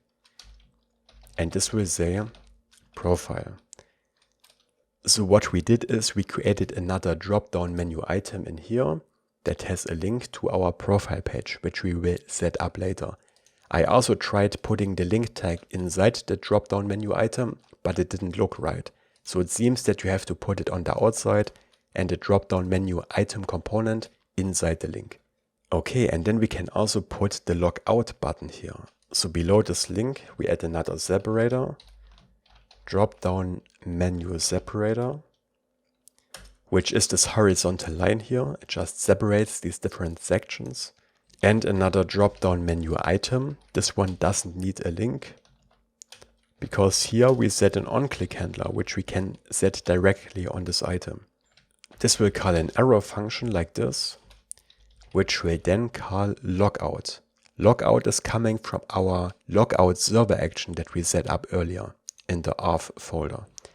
We call this as a function, and this contains our logout logic, right? We wrote this in the beginning. I made this an arrow function here because later we will also put another function call in here, but for now we only need logout. And here inside this drop-down menu item, I want to put a logout icon, which again we give a margin right of 2 and a size of 4. Again we close this and the text will say logout. And voila, there's our logout button. Just one more thing, even though the avatar is round, the button around it is not round, as you can see, which looks a bit weird. So let's style this button as well up here. So the button is what we see on the screen, and we pass the class name to customize this button if we want. Which means that we use our cn function again, where we pass the class name as the second argument. And the first one will be flex none again to make sure this button doesn't shrink. And then rounded full. And then, yeah, the button itself is rounded as well, which just looks better. Okay, and the cool thing is now we can actually log out. And we should get redirected to the login page, right? Yeah, nice. Isn't this cool? And now you could even create a new user account, but I'm gonna log in my existing one. Log in. Let's also see what happens when we try to open /login while we are already authenticated. We should get redirected to the front page, and it happens. Nice. Okay, and the third element I want to put into the navbar is a search field. Let's put it into the components folder as well, because again this is reusable. Search field.tsx. Again, this has to be a client component.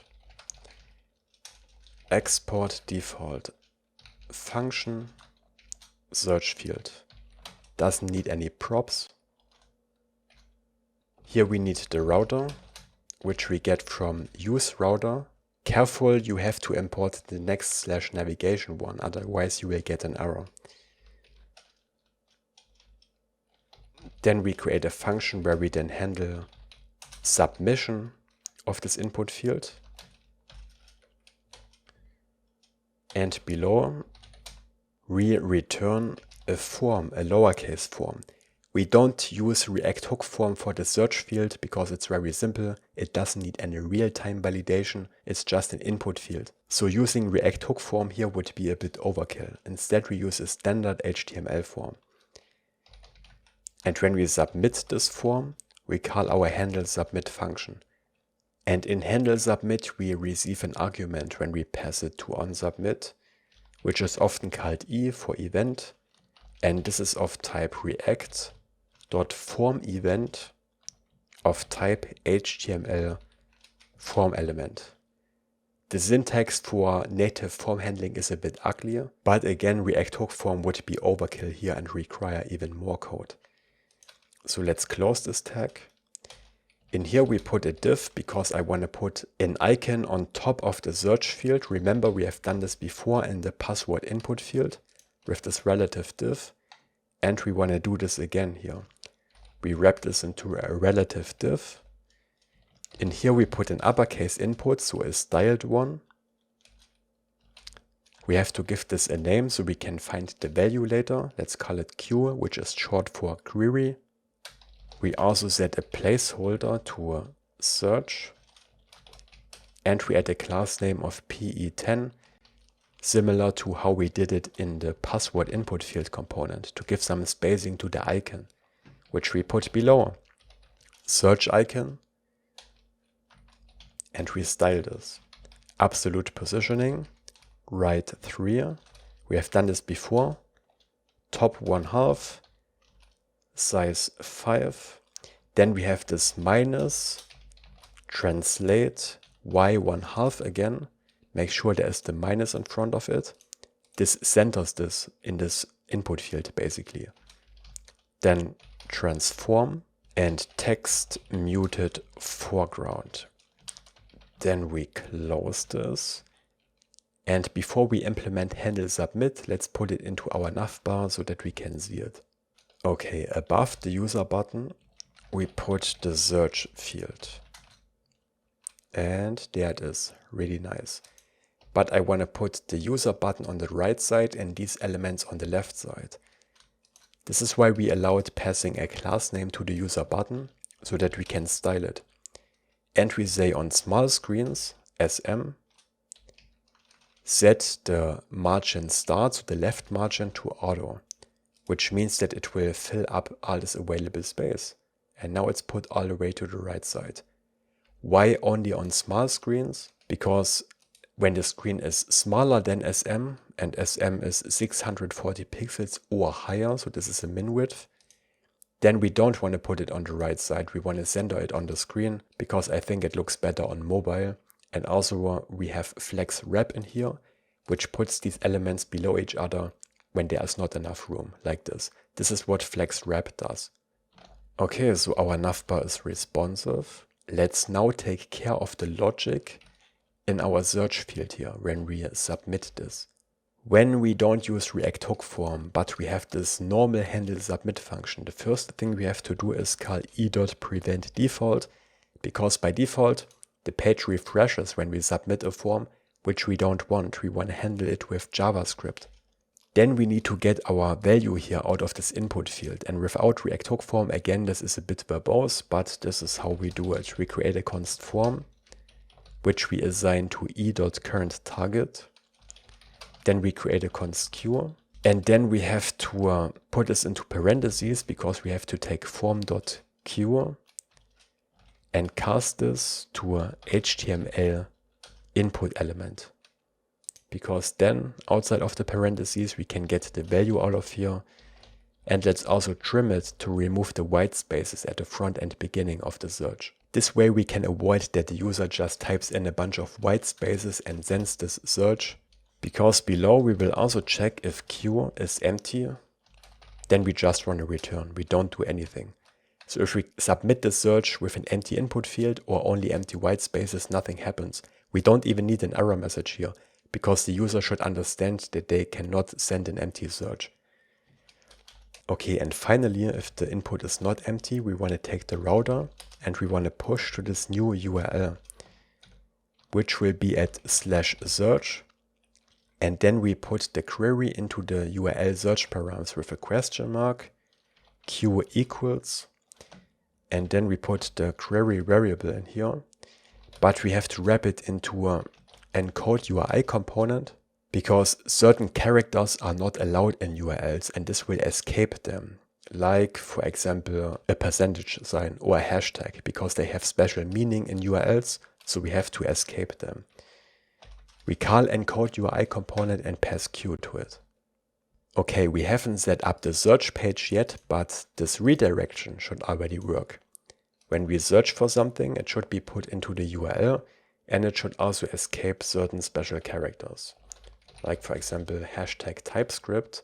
We send this, and let's take a look at the URL. Yeah, it's the URL encoded query that we typed in. Perfect. So we submit this using JavaScript because it allows us to prepare this parameter first, trim it, check if it's not empty or undefined, and then do this router navigation to the search page. The only downside is that this will not work without JavaScript because handle submit requires JavaScript in order to work. Now, it's very rare that someone browses the internet without JavaScript these days. It's only like 1% of users, and almost no website these days works without JavaScript. But JavaScript can take a while to load if the internet connection of your user is slow. This is why it's always a good idea to make these elements like the search field, which can be reached very quickly, work even without JavaScript. So first, let me show you the problem. So if I open the Chrome DevTools, press Ctrl+Shift+P, I can disable JavaScript and then refresh the page. Now when we run a search like the one from before, we still get redirected but to the wrong URL. We don't get redirected to /search. Instead, the query param is added to the URL at the root and we won't get our results. This only happens if JavaScript is not loaded yet. This happens because a form by default, if we don't have this handle submit function, does a GET request to the current URL and it puts all these input fields as search params in the URL. This is good because it works even without JavaScript, but we have to tell it at which URL we want to do this. So what we do is we go inside our form here, after onSubmit, we set the method to get, which is also the default, but I like to have it explicitly here as well. And we set the action to the URL that we want to search on, which is /search. And now the cool thing is, if JavaScript is enabled, we run handle submit, where we have all our logic, which is a bit better because we can trim our value and we have this soft navigation via the router instead of reloading the whole page. But if JavaScript is disabled, we still have our form action that works even without JavaScript. And this is called progressive enhancement, where you make sure that your feature works even without JavaScript. But if JavaScript is available, you make it even better by improving it with JavaScript logic. So let's try this out once again. Now when we search for something without JavaScript enabled, we get redirected to the correct URL, as you can see up here, /search. So now we have a progressively enhanced search field in our navbar. Let me enable JavaScript again by just closing the DevTools and reloading the page. Okay, this was a lot of content. This is why in the next part we will take it a bit more relaxed and implement dark mode. Yay! How to set up dark theme is of course described in the Shadcn documentation. I mean, everything is described in the documentation. The difficult part is to just put every piece together to build one cohesive app. Anyway, we already installed Next themes in the beginning. This part here is actually outdated. We don't have to create this client component anymore, but we have to wrap our layout into a theme provider and then create this theme toggle button and put it somewhere in our app. So let's get to work.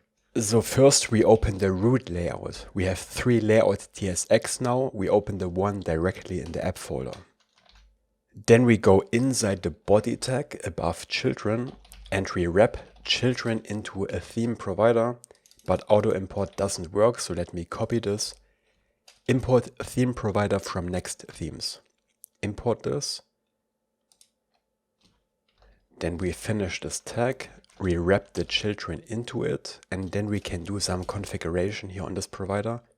And by the way, this is a context provider just like our own session provider that we set up earlier, just with different functionality. Okay, we want to set attribute to class, because when we later toggle the theme, it will actually set a class on the HTML tag, and the theme provider will look for this class. The class is either light or dark. We set the default theme to system. We enable the system theme so that we can pick between light mode, dark mode, or system settings. And disable transition change gets rid of some color transitions, I think, which can look weird. So we disable them, and instead it will toggle the theme immediately for all components. Okay, that's it for the layout. And we will put the theme toggle into our user button drop-down menu here. So let's open this. First of all, we have to call another hook that we destructure useTheme, which is coming from the next themes package. And in here we can find the current theme, this one, and this setTheme function. Then we go below our link above the drop-down menu separator, and we put a drop-down menu sub in here, a sub menu, which needs a trigger as well. So drop-down menu sub trigger, actually, this one. And this trigger will be another icon with a text. Monitor is an icon from Lucia React. Again, MR2 and size 4. We close this, and the text will say theme. This creates a sub menu here in our drop-down menu. Then we go below the sub trigger, and then we have to add a drop-down menu portal. And in the drop-down menu portal, we put a drop-down menu sub content component. And in here goes the content of our sub menu. And in here we simply put a bunch of drop-down menu items like we already have above. So the first one will show this monitor icon again with MR2 and size 4. And this will be the button for the system default setting, the system theme. Again, we add an on-click listener to this item. And we call an arrow function, which calls this setTheme function from this useTheme hook. And we set this theme to system. This is what this button is for. Let's see, there it is, system default setting. Let's duplicate this item 2 times below, just copy paste it. The second one will set the theme to light. The text will say light. And for the icon, we can use this sun icon. And the third one is for the dark theme, dark. And we use the moon icon. And there they are. And they already work, because remember, we have set up all the colors in our global CSS file already. We just have to save this here and then click on one of these buttons. And voila, we have a dark theme. Isn't this cool? Just one more improvement I want to make. I want to put a little check icon next to the one that's currently selected, because otherwise we don't know, do we have light or dark or system default selected. To make this a bit more clear, I want to go below the system default text. Here we put an expression and we check if the current theme is equal to a system. In this case, we want to render this check icon with a margin start of 2. And then we copy this line and put it also below light and dark, but of course we have to change the string here. Here we check for light and here we check for dark. And now it will show this check icon only at the theme that's currently selected. But I also want to set the size a bit smaller because it's too big. So let's go into this check icon. Let's select the whole thing and then press Ctrl D 2 times. So we select all 3 occurrences. And then we go with the cursor in here and set the size to 4 as well to make this a bit smaller. Okay, this looks better. Of course, you can also write all of them one by one if you didn't get this shortcut. Well, and just like that, we have enabled dark theme throughout our whole app. Really cool. And in the next part, we will add this menu bar on the left side with the different links. And we also make it responsive so that when we have a very small screen like a mobile phone, it's shown as a bottom bar instead. Okay, so we open our sidebar here again, and I want to put this menu bar into the main folder because it will only be rendered on the layout here and nowhere else. Let's call it the menu bar.tsx. Export default function menu bar. I also want to be able to style this menu bar from the outside because we will actually render it twice in our layout, once as a side menu and once as a bottom menu, which we show and hide depending on the screen size. So we need to be able to pass some classes from the outside. So we create an interface, menu bar props, and by the way, this is just a naming convention. You can name this anything you want. I usually name it the component name with props appended to it. And again, we want to pass these optional class names. Okay. Destructure these props here.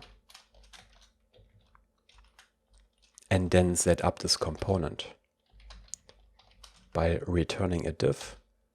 And on this div, we apply these class names. We don't have any default styling here. We just pass the class names that we receive as a prop. Okay, and in here we basically just want to put a bunch of buttons that won't do anything yet, but later they will do the most exciting things. Okay, uppercase B button, variant ghost, which changes the styling of the button. You will see how this looks in a moment. We also need to add class names, flex, item center, justify start and a gap of 3.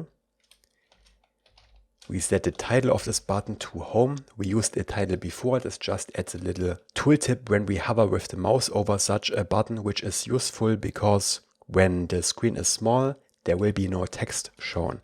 So instead we have this tooltip, which is also available for screen readers. And we want to render this button as child, which means that it will look like a button, a ghost button, but in the layout will actually not be a button. There will be the tag that we put in here, and we put a link in here. So in other words, it will render a link that looks like a button. Because for navigation, we should use links and not buttons. The first one is a link to the front page, and in here we put this home icon, but not the home component, the home Lucid icon. And actually with Lucid, which is this icon package, you can import the same icon under different names. So we have this icon just named home or home icon. And this is very useful if you already have a component with this particular name. But here it's fine if we just use the home one. And then we create a span with a text that says home, and we want to style this, because this text should only be shown on larger screens. So we make it hidden by default, and then at the LG breakpoint and upwards, we set this text to inline. So when the screen is smaller than LG, this text will not be shown, only the icon, but on large screens, the text and the icon will be shown. Okay, another button below. Maybe let's duplicate this 3 times to have 4 buttons in total. The second button, this one here, will have the title, notification. The text will say notification as well. And we render the bell icon. Notifications, not notification. Plural, like this. And it will link to /notifications, which we will set up later. Okay, a third one will say messages. It will link to /messages. The text will say messages as well. And for the icon, we render this mail icon. And then the last one, bookmarks. Link to /bookmarks, say bookmarks here, and there is a bookmark icon. That's our menu bar. So this menu bar is pretty basic. It's just a div with 4 icons. And since we passed the class name, we can then in the layout decide if we want to show this div aligned horizontally or vertically. Where do we put this? We put this into our main layout. This should not be shown on our auth pages, right? Okay, first we add some more classes to this inner div here. So mxauto, maxwidth 7xl, padding of 5. We also need flex to align this horizontally. Width full, so it takes up all the available space up to 7xl. Grow and a gap of 5. And then inside this div, above the children, and since this is a flex box, it will be positioned left to the children, we put our new menu bar, which we can style with class names. This menu bar should be sticky just like the navbar, so it should stick to the top, but we have to subtract the navbar height from it. So what we do is we set top not to 0, but to this arbitrary value in square brackets to 5.2.5 rem. There is the menu bar, and these 5.2.5 are exactly the height of the menu bar plus the padding here, so that it's aligned properly. And then we have to add a bunch more class names. We set the height to fit. We make this hidden by default because remember, on very small screens the sidebar should not be shown. But from the SM breakpoint onwards we set display to block so that it is shown. Then we add flex none space y3 for some spacing. We give it the same rounded corners and the BG card background color. We add a horizontal padding of 3 and a vertical padding of 5. But on larger screens, when the text for these different buttons is shown, so on the LG breakpoint, we make the padding a bit bigger. Just looks better, you will see this in a moment. Then we add the same shadow SM. And again, you can always find the code in the video description for this part if you want to copy it from there, if this is too much for you. But it's better if you write it out by hand. And lastly, on very large screens, XL, I want to set the width to a hard-coded W80, which is the Tailwind value for 20 rem or about 320 pixels. Okay, this is the menu bar that will only be shown on small screens and onwards, but not on very small screens. So let's see. This is actually considered a very small screen because I'm zoomed in a little bit. But when we make the screen bigger, there is our sidebar menu. And it shrinks together with the screen size as we set from our breakpoints. And here you can also see that the horizontal padding gets smaller when the text disappears, because I think it looks better, more even. Okay, and here it completely disappears, and here we want to replace it for the bottom menu. And the way we do this is that we simply put our menu bar a second time down here below this inner div, just with the difference that we hide this one on small screens and upwards and only show it on very small screens. Again, we want to make this sticky, but at the bottom this time with bottom 0. Flex width full, justify center gap 5. I also want to add a border top with border tier. Give it the card background color. Add a little padding of 3.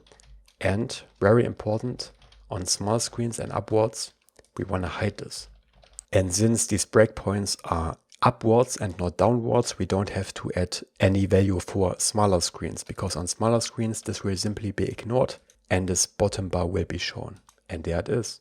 And it's only shown on very small screens, and we have this nice responsive layout. Isn't this cool? Just one more thing to check that our sidebar here is actually stickier. I want to go to the front page, which doesn't have any content yet, and just for this part set this to a fixed height. So I'm gonna set the height to a hard-coded 200 VH, so 2 times the screen size. Set the width to full and make the background color red. just so that we can see it here. And I also wrap this into a div, which we will need later with width full. Okay, now we can actually scroll and we can see that our sidebar is sticky here at the top. Looks really cool if you ask me. And the bottom bar is at the bottom. And it actually leaves enough room to show the whole page. It doesn't overlay the page at the bottom, which is really important because you don't want to hide the content. So this all works. And in the next part, we will actually implement our post editor so that we can start creating posts on our platform. Okay, in order to create posts, we need a new model in our database, right? So let's go into the schema Prisma file. And below the session model, we create a new model called post. Each post needs an ID of type string, which we annotate with add_id. And we can make this ID set by default with this add_default function, to which we pass CUID, which is a feature from Prisma, so they can automatically generate this ID so that we don't have to pass it. For users, we do pass it ourselves, but here an auto-generated one is enough. Then each post will have the text itself, which we call content. It will need the ID of the user who created this post. And just like up here, for the user ID, we can set up this relation, which connects this user ID to the user model, so that we can actually fetch this data together if we need to. For example, fetch a post together with the user who authored it, with the username and display name and everything we need. Let's copy this relation from up here because it is actually identical. It connects the user ID to the ID of the user model. And if we delete a user, the corresponding post will automatically be deleted as well. And I also want this created at timestamp, so we can show when this post was created. And I want to map the column name to plural posts. And this shows an error because for the relation we have to put the opposite field on the user model, just like we did it for sessions. This actually happens automatically when we use the Prisma extension and press the formatting shortcut. It puts this one here, but I want to put this up here, call it lowercase posts. And this contains all the posts of a user, which will be useful later, right? Let's save this, open the terminal, stop our run dev, and run npx prisma db push again to push these changes to our Postgres database. And this also generates a new Prisma client so that we can later access this post model on our Prisma client. Okay, we can close this.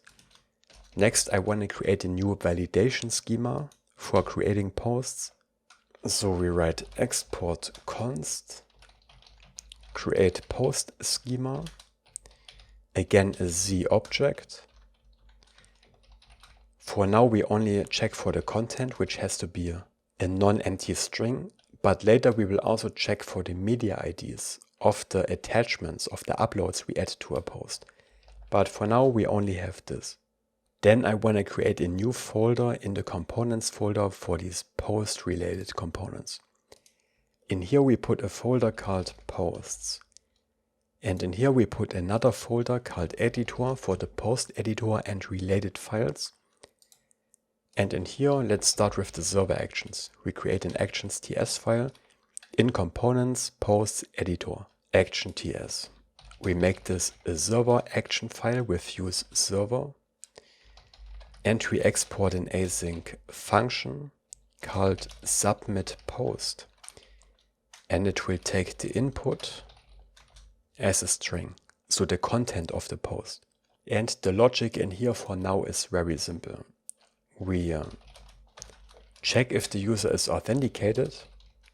This is important because only authenticated users should be able to submit a post, right?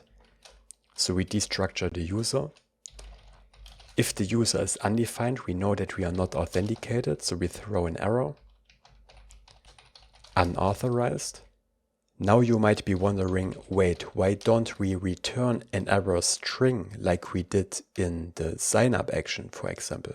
This is because this doesn't need to be user readable. A user should never be in the position to try to submit a post when they are not logged in, because they should be redirected to the login page. So the user doesn't need to see this error message. We just need to throw an error to know something went wrong and to not allow the user to continue with this action, because if they are not authenticated, they shouldn't be able to submit a post.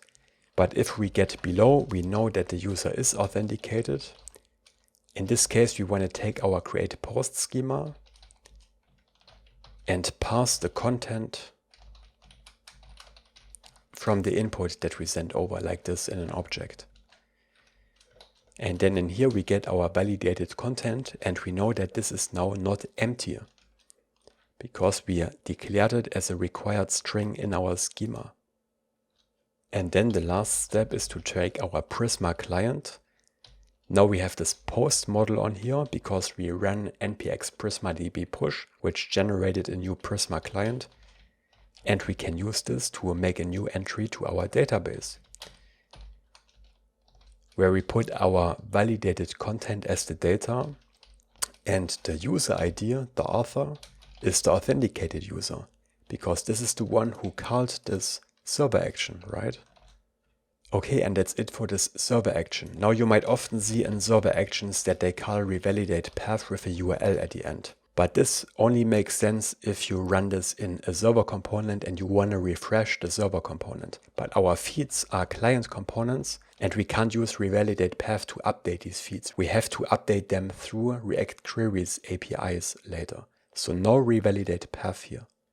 Okay, for the post editor we use TipTap, which is a really cool unstyled text input field for React. It's also free unless you want some special premium features, which we don't need. We could also use a normal text area, but the difference is that the text area doesn't automatically change its height depending on the content. You have to set the height yourself as the user by dragging this up and down. It's much cooler if the height adapts to the content in there. And this is also how it works on all social media platforms. This is why we use TipTap instead. Also, if we get an error when we try to submit a post, I want to show a toast message, and for this we will use Shadcn's toast component, which adds these toast messages here to the bottom right. And they are very easy to use. We already installed them in the beginning, then we go into our root layout, and here inside the body below the theme provider, we put this toaster component from the components folder. And this is all we have to do to be able to use these posts. And then we want to create the post editor component itself. We already have the server action, which is the backend part. Now we create the front end part in this editor folder. Post editor.tsx. This needs to be a client component because it will be rendered inside a server page. And we export a default function as usual, with the same name and no props. Of course, the setup instructions for TipTap are described in their documentation, but I will walk you through everything. First, we have to create this editor object, which we get from this use editor hook. Okay, auto import fails me again. So we have to import this manually. Import use editor from at TipTap/React, this one.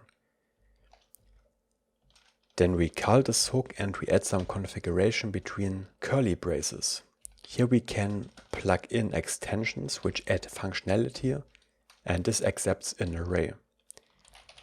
Then we have the starter kit, and again auto import doesn't work.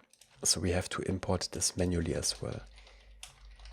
Import starter kit from at TipTap/starterkit, which we installed in the beginning, and this adds some default behavior to this editor, and we can configure it with .configure parentheses curly braces, and here we set bold to false and italic to false, because our editor shouldn't support text styling, it should just support plain text. So we disable them here.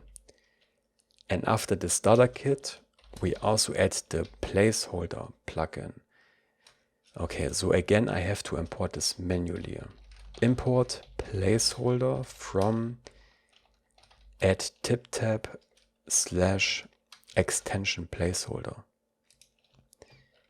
Call it here, configure it, and here we can set the actual placeholder.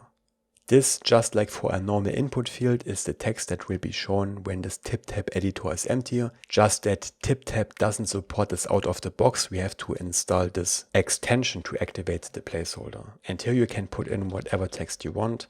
Mine will say, what's crackalackin? ? Okay. Then below const editor, we create a const input, which will contain the input of the editor, and we get it the following way. Editor.getText, parentheses, curly braces, and here we add block separator and set this to a string, \n.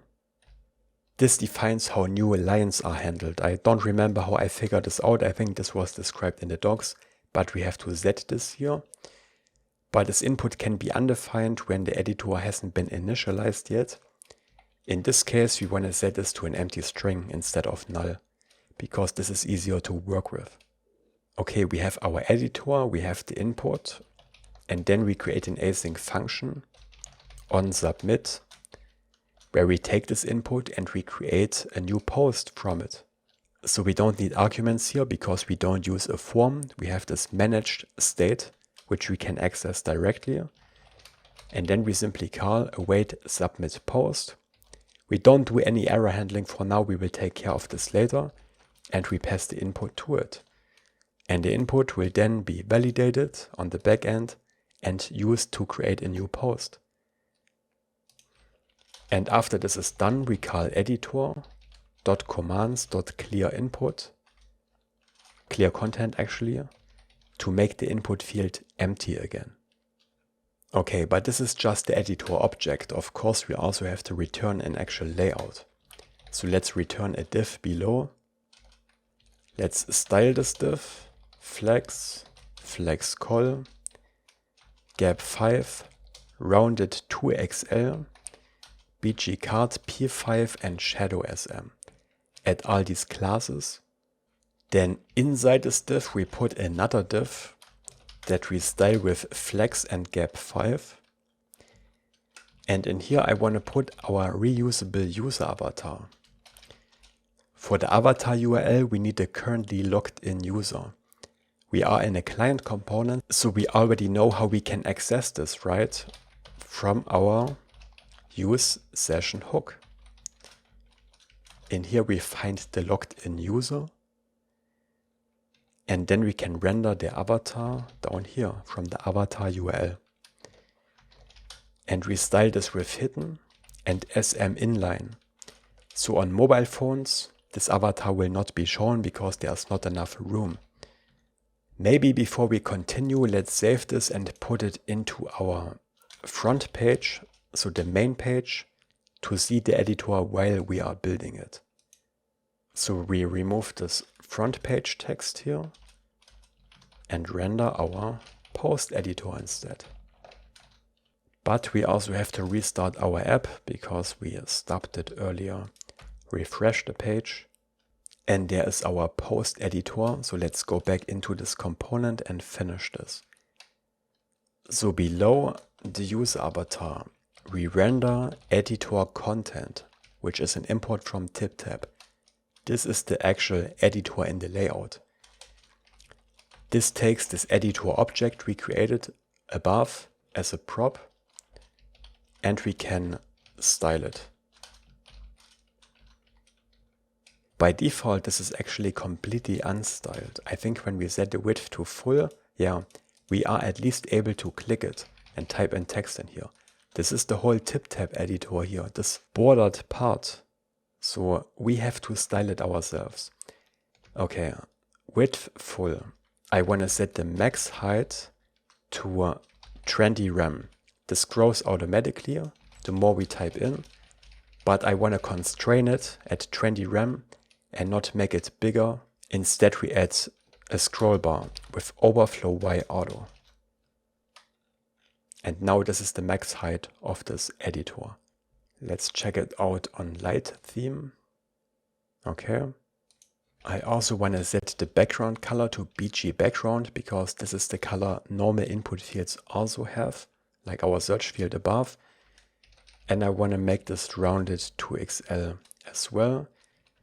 And then add some horizontal padding of 5 and vertical padding of 3. Okay, much better. Okay, and then we also need our submit button, right? Which goes here below this inner div. We put another div with class name flex and justify end to put this button on the right side in uppercase button. When we click it, it will simply call our onSubmit function. And we disable this button if the input is empty. But we also trim the input to make sure it doesn't just contain a bunch of white spaces. And we style this with a min width of 20 to make this button a bit bigger. And of course the button also needs text. Post. And there it is. When the input is empty, the button is disabled. As you might have noticed, we don't see our placeholder that we set up. This is because this actually requires some CSS, which we put into the same editor folder, styles.css. And here I'm gonna copy paste this. You can pause the video and type this out. I got this from the TipTap documentation, but here I used our Tailwind colors as the color for this placeholder. And the second style here will get rid of this border that we see because it looks a bit weird, right, if we have this inner border. So now to activate this, we simply have to import this style sheet here. So import ./styles.css to apply this. There is the placeholder and this border is gone as well. Nice. And now we can already send posts. We won't see them in the UI yet because we haven't set up our feeds yet, but we can already put them into the database. Let's say hello world. This is post 1. Let's send this. We don't even have a loading state. We take care of this later. This is post 2. How are you? I'm not very creative. This is post 3. Subscribe to Coding and Flow if you haven't yet. And please like the video. Okay. But of course we can take a look into Prisma Studio to see these posts. npx Prisma Studio. There is the new posts table with 3 entries, and there are our posts. So the next step is to show these posts in the UI. Okay, so the plan is that we render our posts in this infinite loading list, right? Which happens client side. But for now we will keep it simple and just fetch and render our posts directly here in this front page server component without pagination, without infinite scrolling, just so that we can see the posts on the screen and we can style them. So what we do is we make this an async function because this is still a server component, and then we can fetch our posts in here. With await prisma.post.findMany, we just fetch all of them. We want to order them by the created at timestamp in descending order to show the newest one at the top. And then remember, in the post we have this user ID with this user relation. By default we don't have this user data in this post because it's in a separate table, but we can tell Prisma to do a join to put this user data or the fields we care about into the posts that we get back. And this is necessary because every post should also show the user who posted it, right? So we need the username, avatar, display name, and so on. So the way this works is that we go back to our page and we say include colon, which is Prisma's way to create a join operation, to join multiple tables. And here we want to include user, colon curly braces, but we don't need all fields. And in fact, we don't want all fields. We don't want to return the hashed password, for example, or the email address. Only the data that we actually want to expose to the front end, which is the username, the display name, and the avatar URL. We don't need anything else. Okay, we fetch them here and then we want to render them in the UI below the post editor. But for this, we first need a component. Let's put it into our components/posts folder directly in here, post.tsx, which will render one post. It will take props, post props,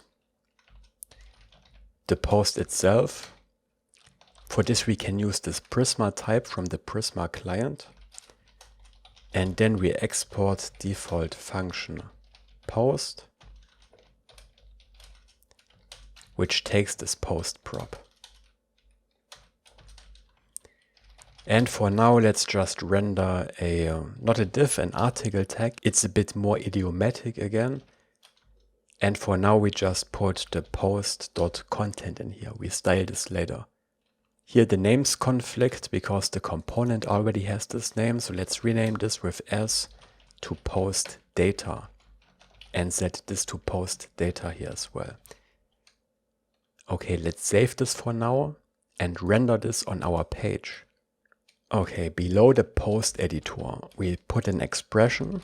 We take our posts and we map them to the post component like this. Standard React stuff.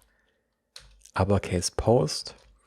When we render a list, each element needs a key for which we can use the unique post ID and the post itself.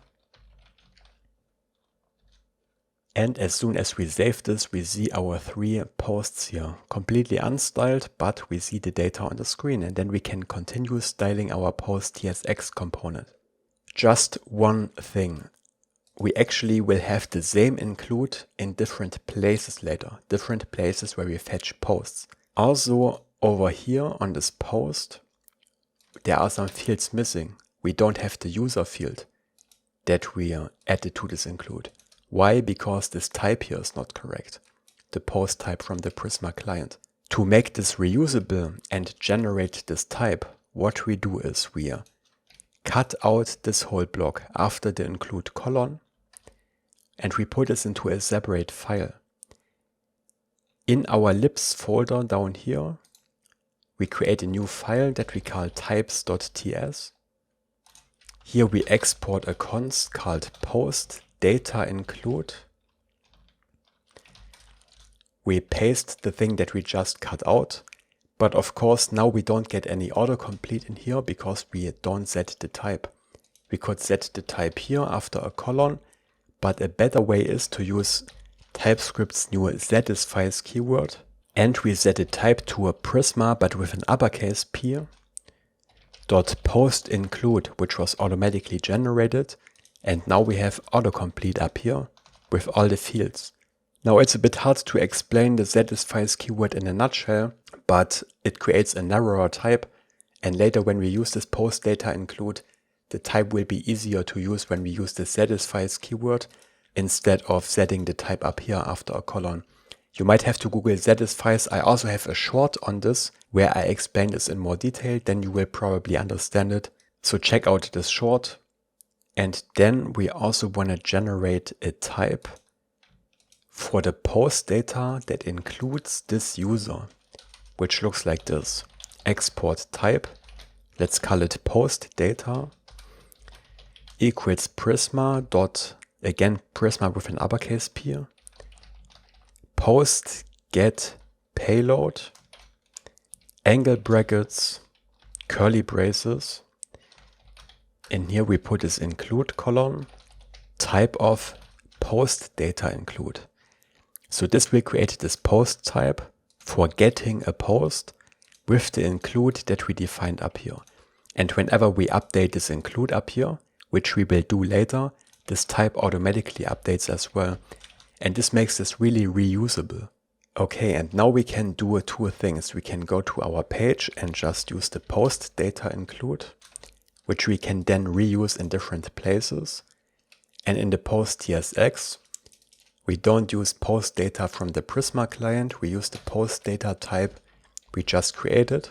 And now we have the user field in here.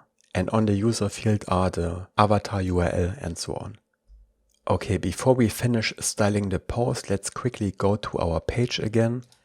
Let's remove this red background color and this hard-coded height. Keep the width full and also set the min width to 0 so that we can shrink these elements and the text shrinks automatically, even if there's not enough space. For the inner div as well, and the space Y of 5 between these different posts.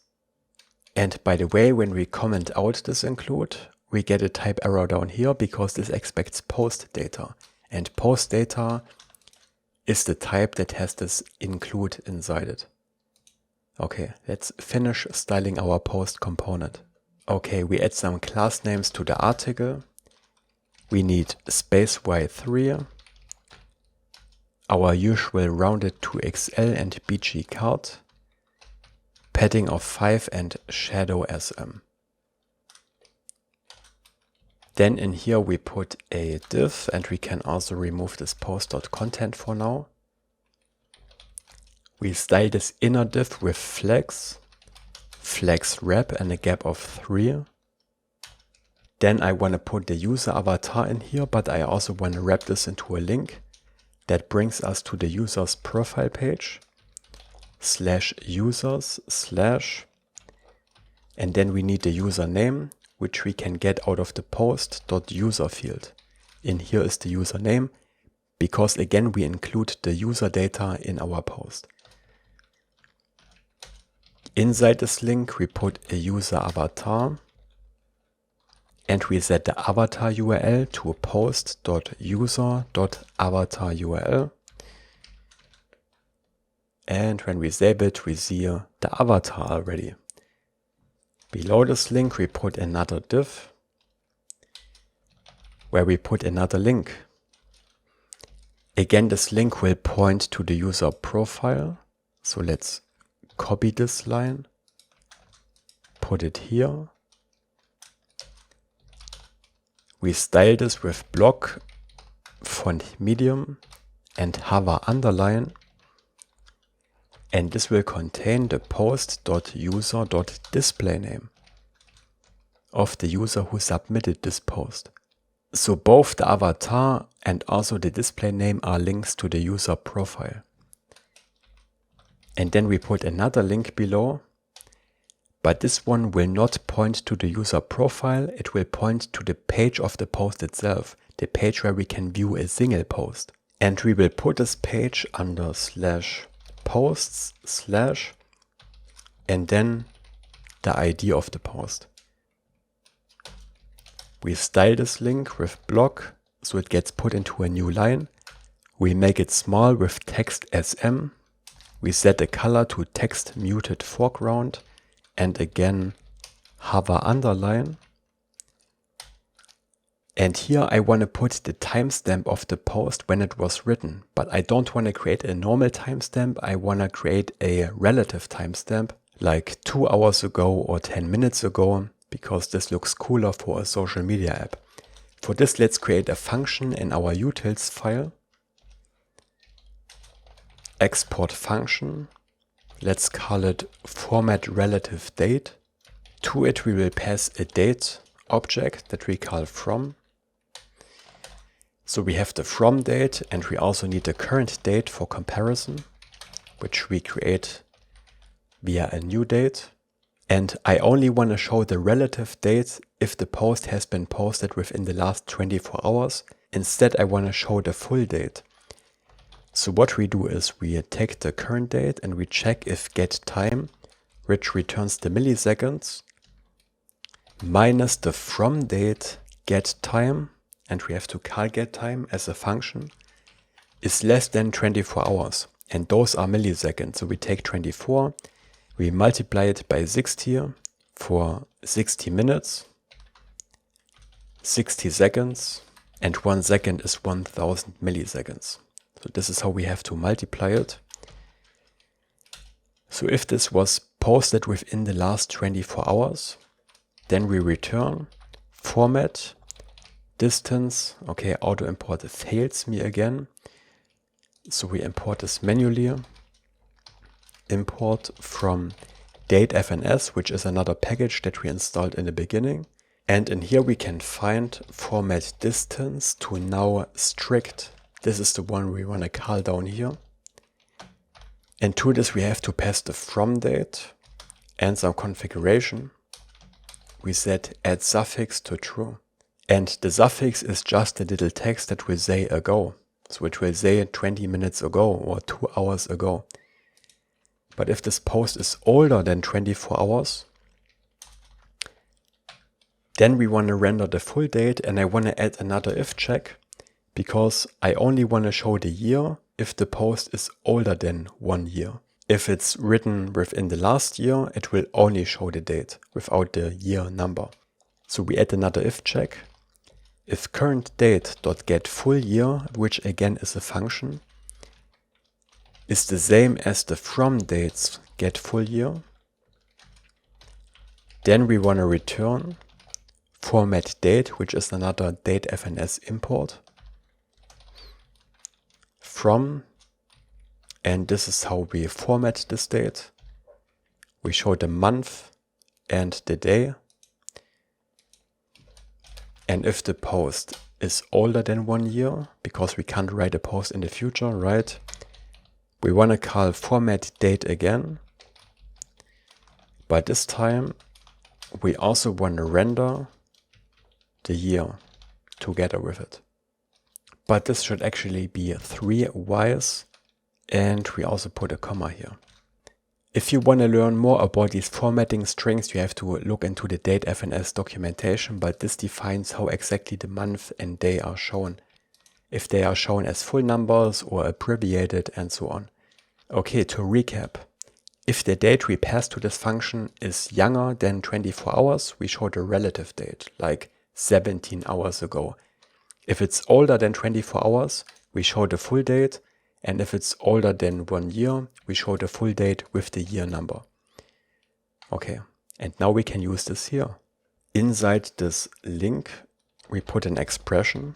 We call our format relative date function from the utils folder and pass post.createdAdd. And there is our relative timestamp. Isn't this cool? And the last thing that's missing, we of course also have to render the content of the post. We do this in another div below. Whitespace preline makes sure that we keep all the white spaces and line breaks in there. And break words makes sure to break the words properly when the space gets small. And in here we render post.content.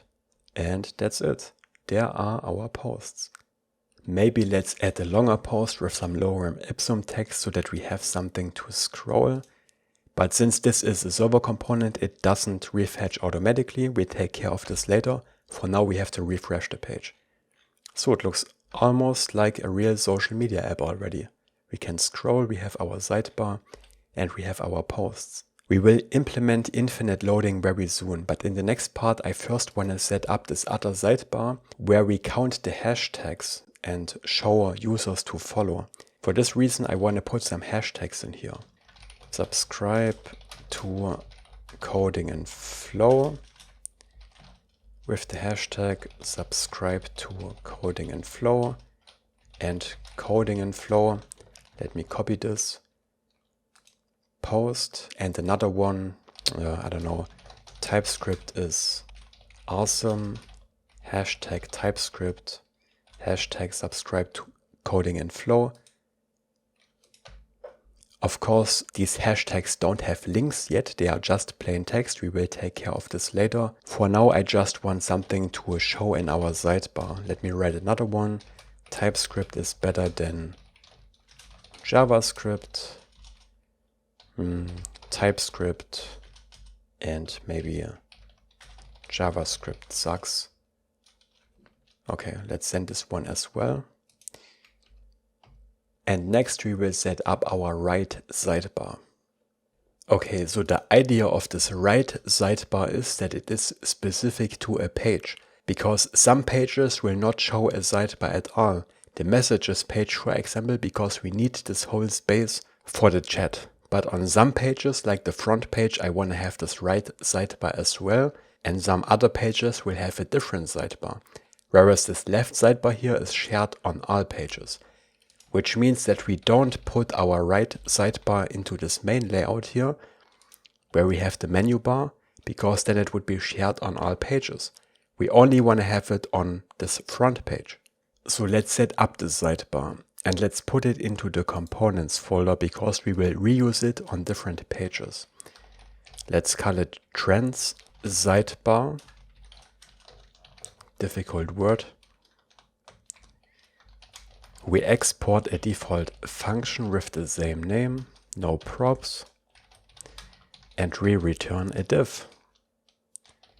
Let's just say trends sidebar for now. We style this div. We give it the same sticky and fixed top of 5.25 rem that we also set on the menu bar.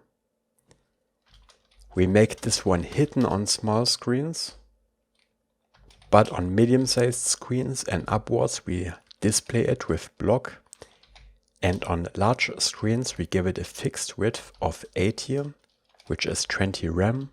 On smaller screens we make it slightly smaller with width 72, which is 18 rem. So there is more room for the main content here in the middle.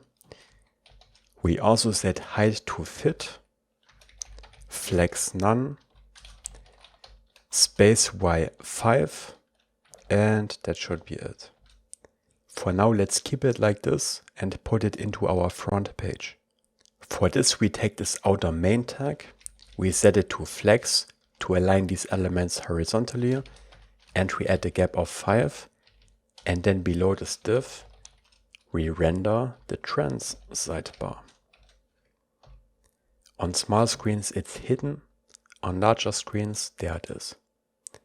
Okay, now we have to fill this with content. Back to the trends sidebar. We will have two sections in here, who to follow and the trending hashtags.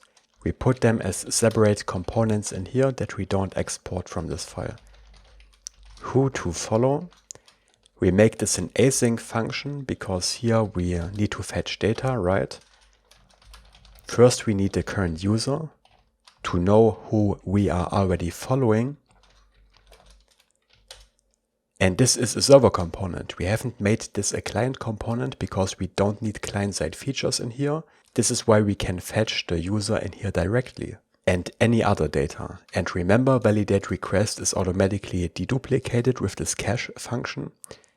So it will only be called once, even though we also fetch the user in the main layout here, right? This is deduplicated already. There's only one request because this component and all these other pages are loaded within the same request. Okay, and then we fetch the actual users that we want to show. Let's call it users to follow. Await Prisma. We are still inside a server component. We can fetch directly in here. User.findMenu, where we only want to show users that are not ourselves, right? That's important. So where not, colon, the ID is the logged in user's ID. And this is nullable by default, right? Because we get the session from the DB. So above, I also want to check if !user and not return anything at all, just so that we can remove this safecall operator here, but we should never see this component if we are not authenticated, because we will get redirected to the login page, right? And we only want to show users that we are not already following, right? But we don't have a follow system set up yet. We will do this later. So for now, we will just show any user except ourselves. And then below where, I also want to set a select. I want to define what data I want to return. And I want to return the same data as we did here in our posts. The username, display name, and avatar URL of this user. And a fourth field, the user ID. So what we can do is we create a new const which we call user data select. We use the satisfies operator. It has to satisfy Prisma user select so that we get autocomplete. Then I want to put these three fields in here. And I also want to show the ID of the user. And then down here, we don't repeat this again. We just use the user data select. So now in our trends sidebar, we can say select a user data select and we get all these fields we care about. And then we say take 5 because we only want to show up to 5 users, not all of them. Then we return a div. And in here we put another div with text XL and font bold that will contain the headline, who to follow. Let's render this up here. Who to follow. And there it already is.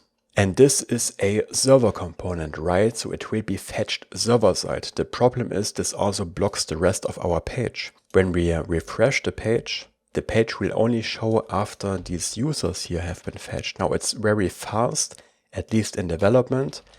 But if we put an artificial delay in here, await new promise, set timeout. This is just an artificial delay. I will remove this in a second. And let's say we await 10 seconds here and refresh the page. It takes 10 full seconds until this page has loaded because it has to load the sidebar first, which of course we don't want. This means we need a loading state that we can show until this here has been fetched. And with server components, you don't do this with state, you do this with a suspense boundary. So what we do is up here, we wrap who to follow in this suspense component. And to it we can pass a fallback, which is the loading indicator. And for this we use our loader2 icon that we already used before. We render it with MX Auto and give it the animate spin. We render this as the fallback. Let me actually put this delay in here again to show you this loading indicator, because now when we refresh the page, we don't wait for this component. Instead, it has its own loading indicator. And after 10 seconds, this will finally show up. But of course, in production, this is faster because we don't slow it down artificially. And Suspense only works for child components because we fetch data in who to follow. If we put this database operation up here instead, the Suspense would not have any effect on this. We would still have our delay. But since the database operation that takes a moment is inside the Suspense, we get this loading indicator while this is loading. And now we just need to render these users on the screen, right? So here below our headline, we put an expression, users to follow.map. We take each user and we render it into a div. We set the user ID as the unique key and we style this with flex, item center, justify between and gap 3. And we need a closing div tag. For each user, I want to show the avatar and the display name and the username, and I want to wrap all of this into a link to the user profile. So href to /users /user.username. We want to style this link with flex, item center and gap 3. In here we put the user avatar. We get the avatar URL from the user that we map from, and class name flex none. Below it we put another div with 2 paragraph tags. The first one will contain the user.displayName and the second one an add, followed by user.username, and we need to style these paragraph tags as well. Line clamp 1 means that this name will not wrap into a new line. If it's too long, it will only be on one line, and if it's too long, it will have this ellipsis at the end, so 3 dots. We also add break R, so if there is one very long username for some reason, then it will just break it in the middle of the word if necessary, and not ruin our layout. Font semi-bold and hover underline. That's the first one, and the second paragraph gets a line clamp 1 as well. Again break all, and then text muted foreground. And then below this link, inside this flex box here, we put a button that just says follow. Now we haven't implemented a follow functionality yet, so this button doesn't do anything. We just put it in there as a dummy for now. Okay, let's refresh the page. Yeah, we don't have any other users yet. We have to sign up with another user account first. So let me open the app in an incognito tab and create a new user account. Coding and Flow, info@codingandflow.com. Create an account, and we see Florian and who to follow. Isn't this cool? But I'm gonna log out again. When we refresh this, we see Coding and Flow here. And then I wanna put a second section into the sidebar with these trending hashtags, right? So what we do is we create another async function that we don't need to export, and we call it trending topics.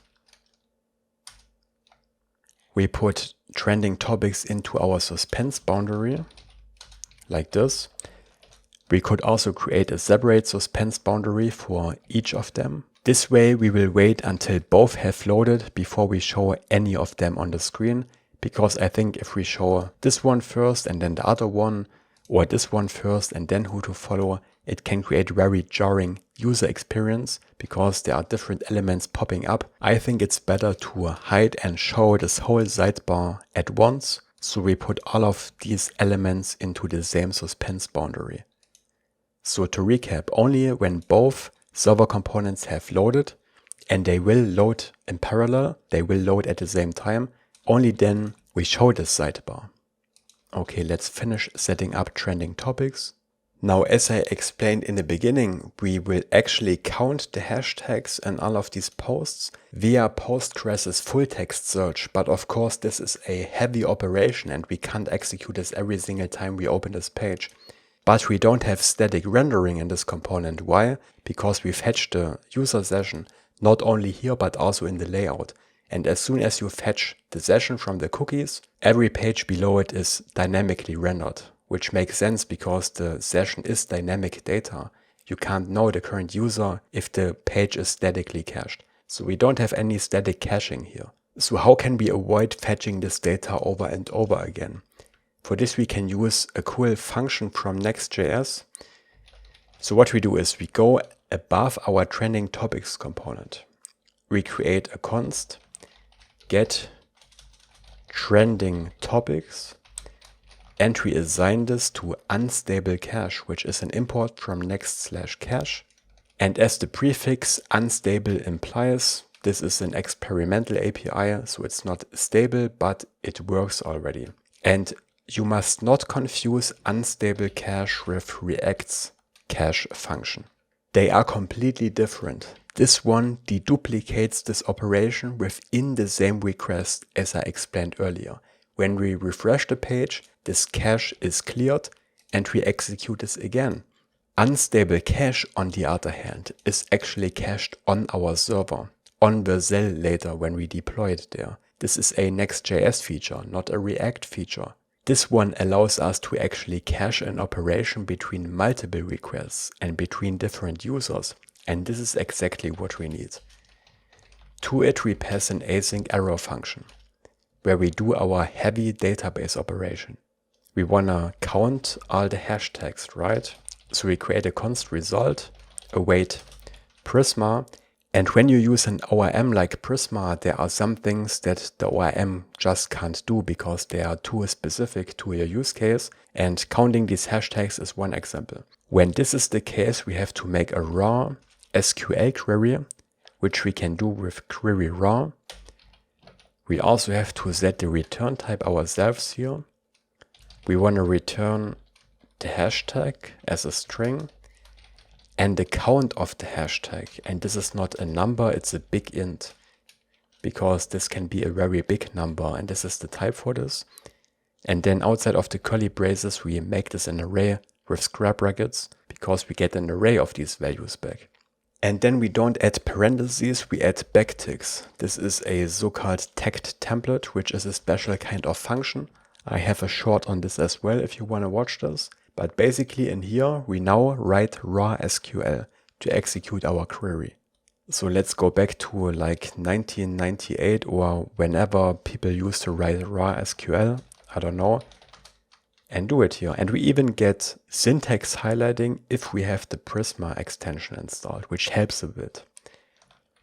Select the lower, which makes it case insensitive. And the rest of this, to be honest, I figured this out with ChatGPT. I'm not an expert in SQL, but the query we have to use looks like this. Make sure to spell out everything exactly like I do, or go to the video description and copy it directly from the repository. Okay, we call this unnest function inside lower, and to it we pass regexp underscore matches to do a regex search for our hashtags, and I copy paste the content in here. Please pause the video for a moment and type this out. This is the regular expression to search for hashtags.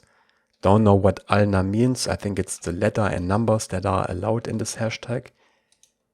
But this is how it has to look. Then as hashtag, which I think puts it into this hashtag field here, and then comma, count, parentheses asterisk, so count all occurrences, I guess, as count. Count is the second value here. Again, I'm not a SQL expert, but this is how this operation has to look.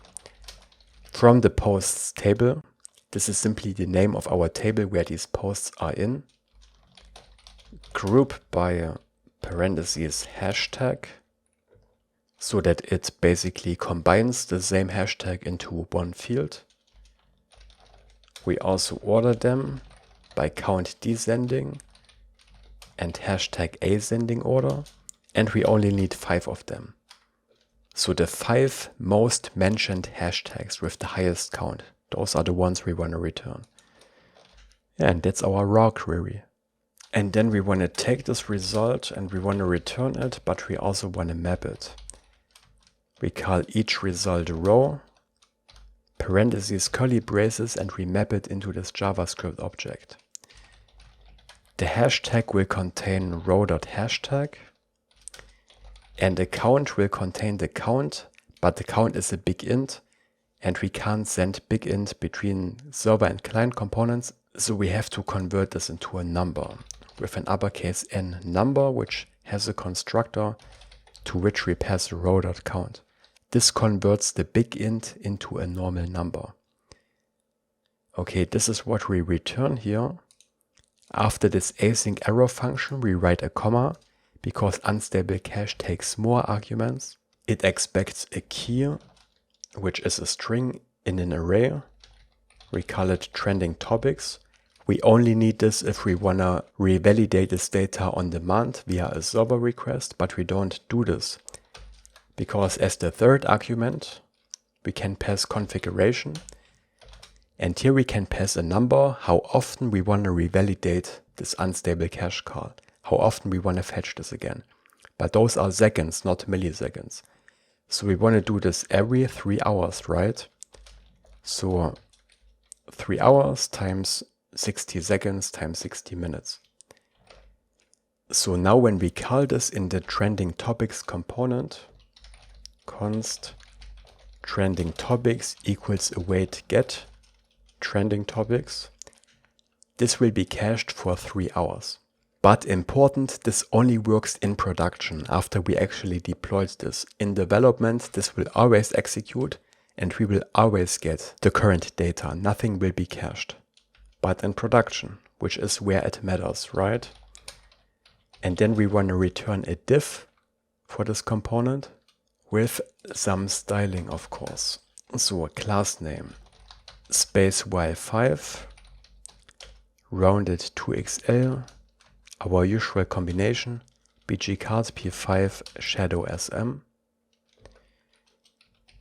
Then another div with text xl, font bold, which will say trending topics, which we then render below.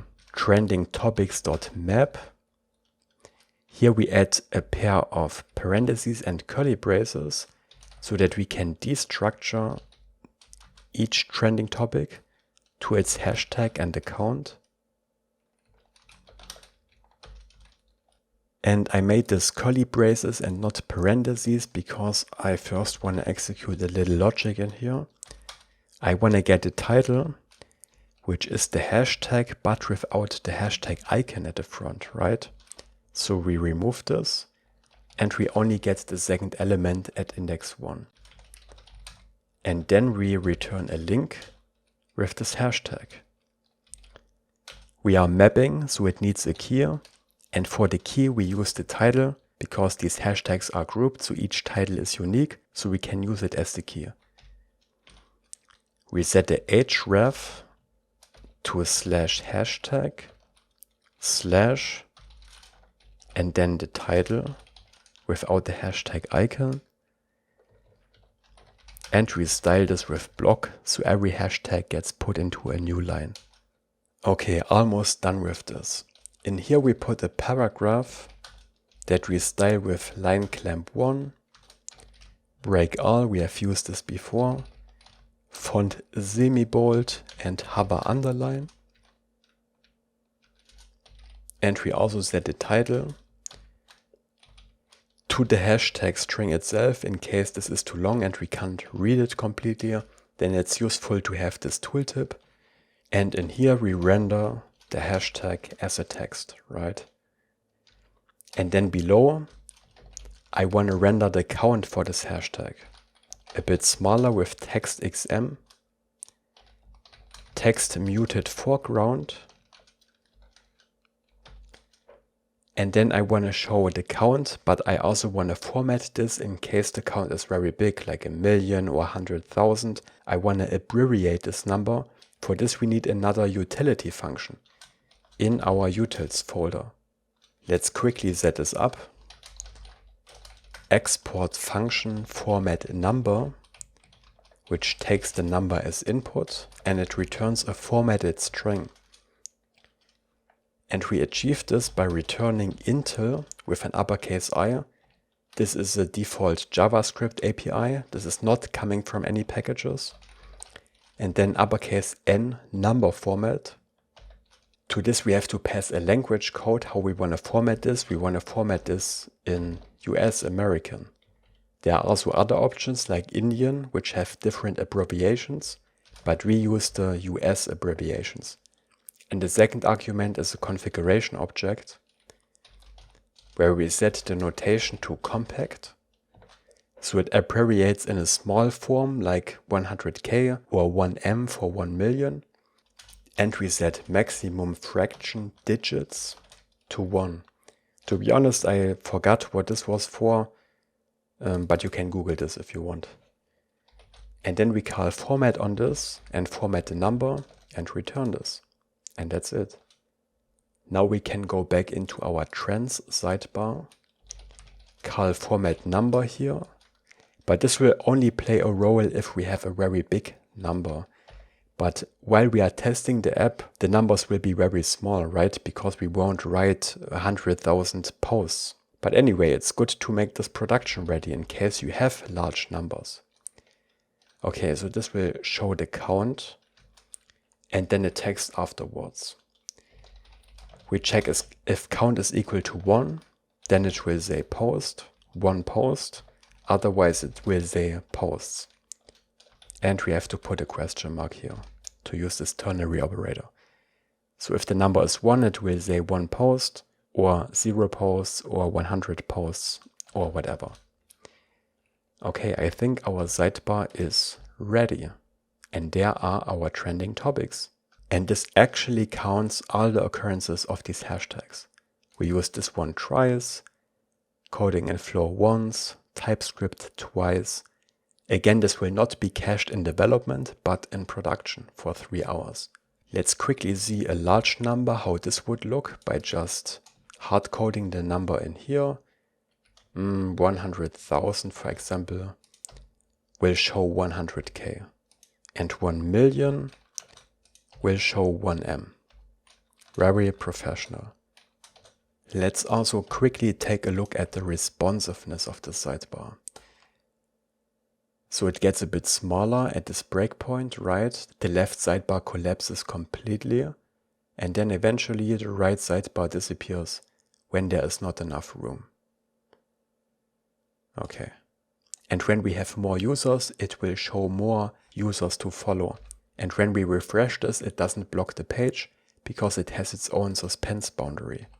But as I explained, we don't want to keep rendering this feed here on the server because we want to implement cool features like infinite loading and automatic revalidation later. And for this we need ReactQuery, and in the next part we will start setting up ReactQuery. Very exciting, you don't want to miss this.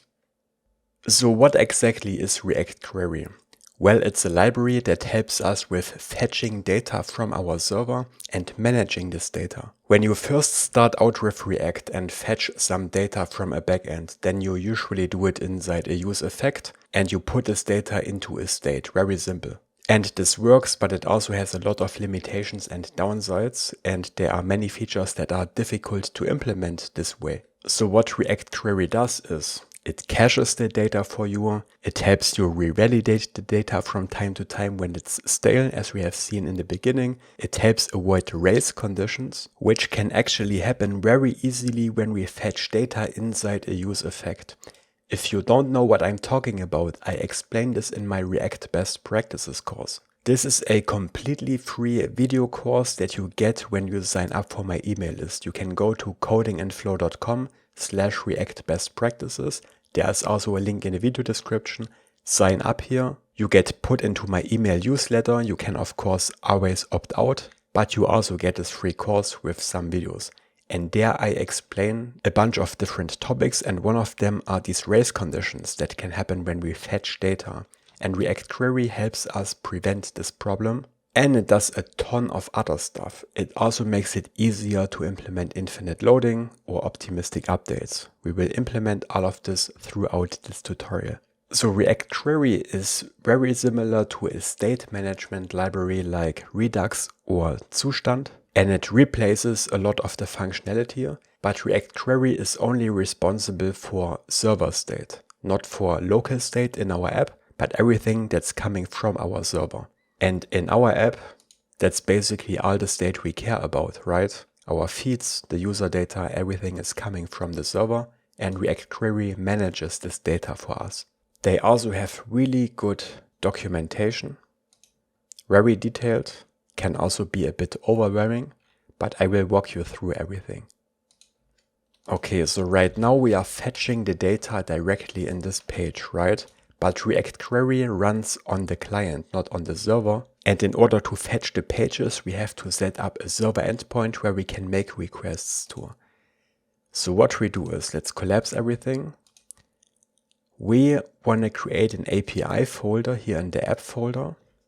API/posts/for you/ and in here we put a route.ts file to create a route handler. So a server endpoint where we can make a GET request or a POST request. This is similar to a server action, but a server action are always POST requests. If we want to make a GET request to fetch data, we have to create a route handler. Okay, and again, I want to start very simple to not overwhelm you with React Query and all the stuff, so we will not add pagination for now. We will add this later. For now, we just fetch one page of results. So export async function. Careful, this is not the default export. This is just a normal export. And it has to be named get in all uppercase to create a get endpoint on our server. We put a try catch in here. First we log the error. And then we return a response, and this works a bit different from server actions. In server actions we can just return a normal value because all the underlying HTTP stuff is abstracted away from us. But this here is a good old server endpoint where we have to send a real response back and forth. So we have to send something like a JSON back that contains the error message. This will just say internal server error. Because if we get here, we just got some generic error. We don't need a more specific error message. And the second argument is the status code 500, which is an HTTP error response. Okay. In here, we need the current user, which we get from await validate request. So we can call this function in here, just like in our server components. We check if the user is not authenticated. Then we return another response .json. This time the error will say unauthorized. And we set a status code to 401, which means unauthorized. But I placed the curly braces wrong. It has to be placed here. But if we are authorized, we fetch the actual posts. Await prisma.post.findMany. Again, we want to include the post data include. And then order by. Created at descending, like we did it on the front page. And on the For You page, we basically want to show all posts of all users, including ourselves. So we don't do any filtering here. And then we have to return this as a JSON. We return the posts. And then we can use React Query to make requests to this endpoint. And later this will be paginated. So we make the first request for the first page, second request for the next page, and so on. But there is a little bit of setup we have to do for React Query. We already installed the package. Next, we right-click on the app folder and we create a file called ReactQueryProvider. As you can tell from the name, this is another context provider. It has to be a client component because we need state in here. And then we export a default function. React Query Provider. And since this is a context provider that we wrap around components, we also need the children in here, right? So again, children of type react.reactNode. All these setup steps are of course also in the React Query documentation. Here we want to initialize a client and put it into a state. So we create a use state like this. And in here we initialize a new QueryClient. Again, auto import fails me. Damn you, auto import. This is an import from @TanStack React Query. And here is the QueryClient, which we later need in a bunch of different places, but always the same instance, so we share it via this context provider. Then we return the QueryClientProvider, which is also an import from the React Query package. As the value we pass our client. In here we render the children. And one more cool thing, React Query comes with very useful dev tools.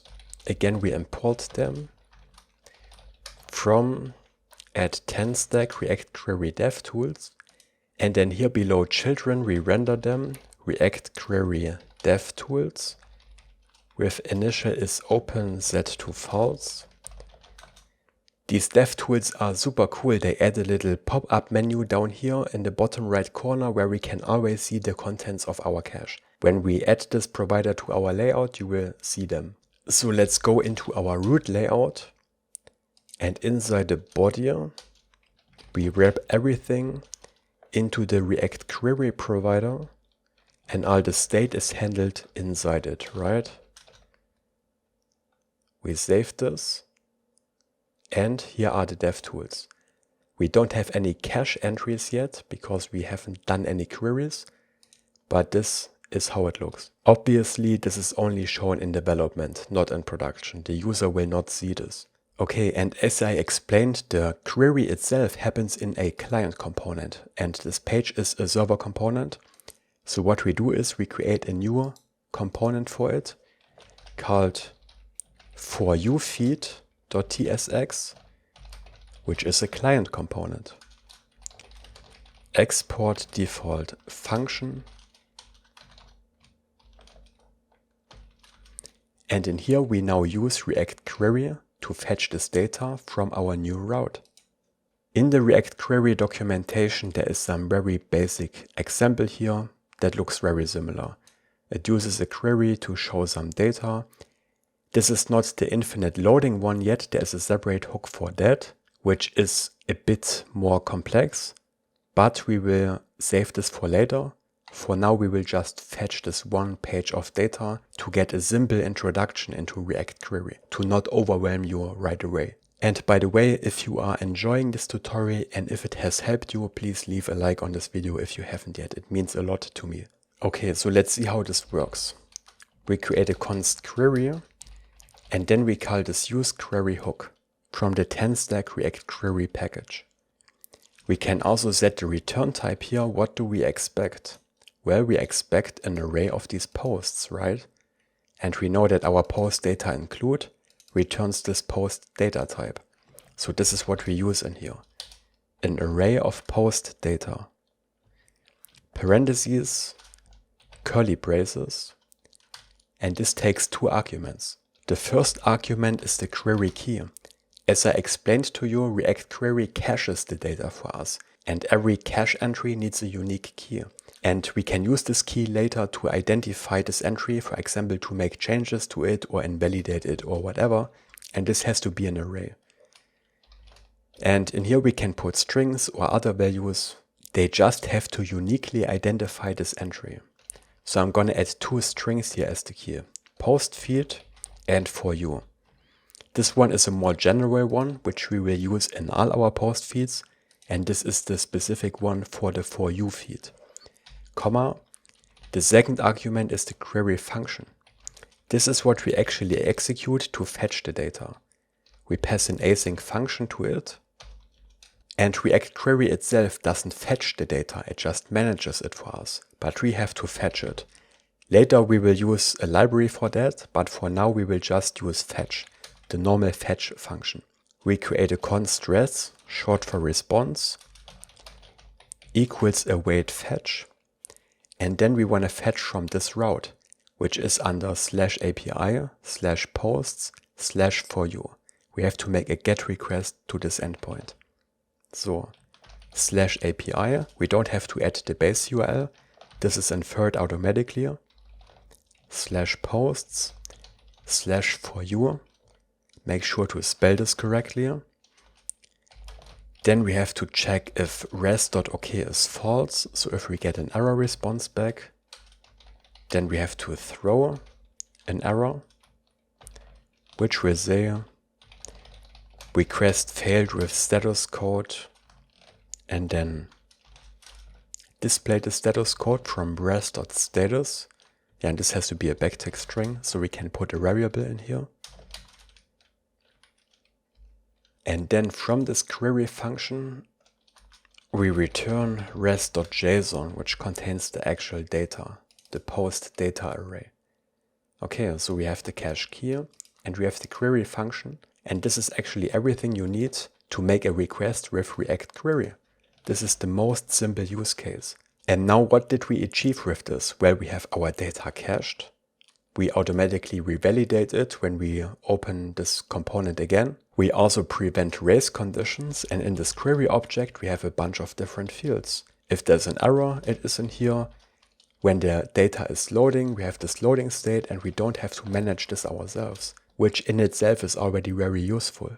So below we check if query.status is equal to pending, so if it's still loading, then we want to return our loading icon with mxauto and animate spin. If query.status is equal to error, then we want to return a paragraph that says an error occurred while loading posts.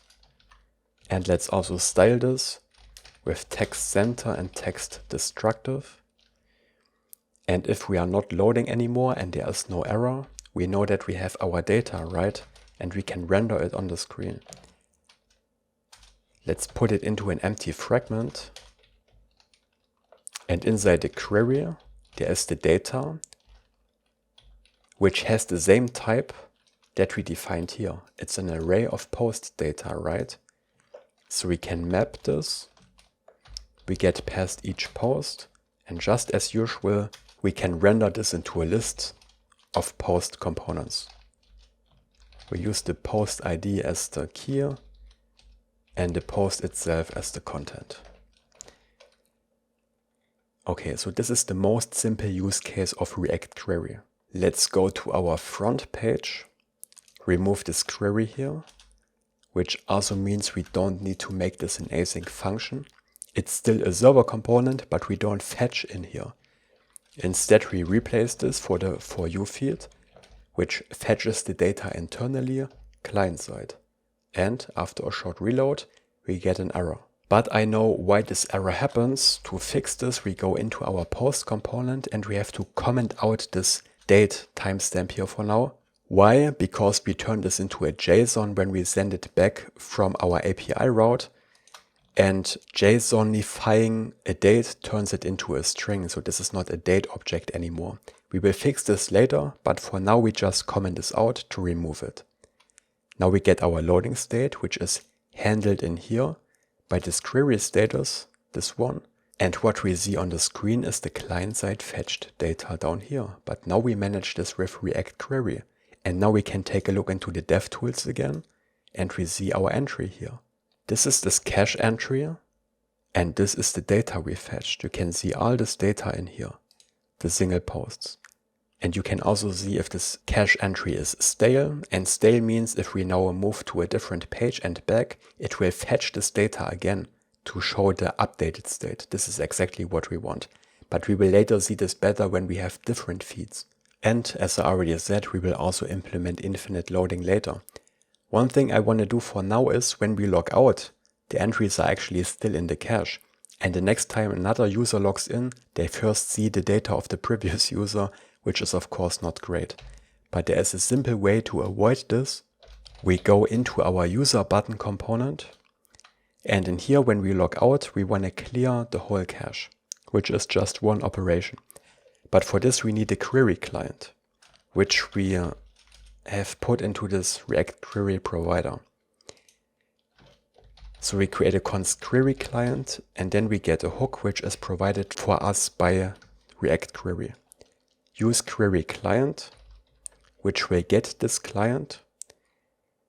And then down here, before we call logout, we also call QueryClient.clear, which removes all these cache entries and make sure that the next user doesn't see the stale data of the previous user. Okay, stay tuned because we are just getting started with React Query. Before we continue with React Query, I want to set up Kai.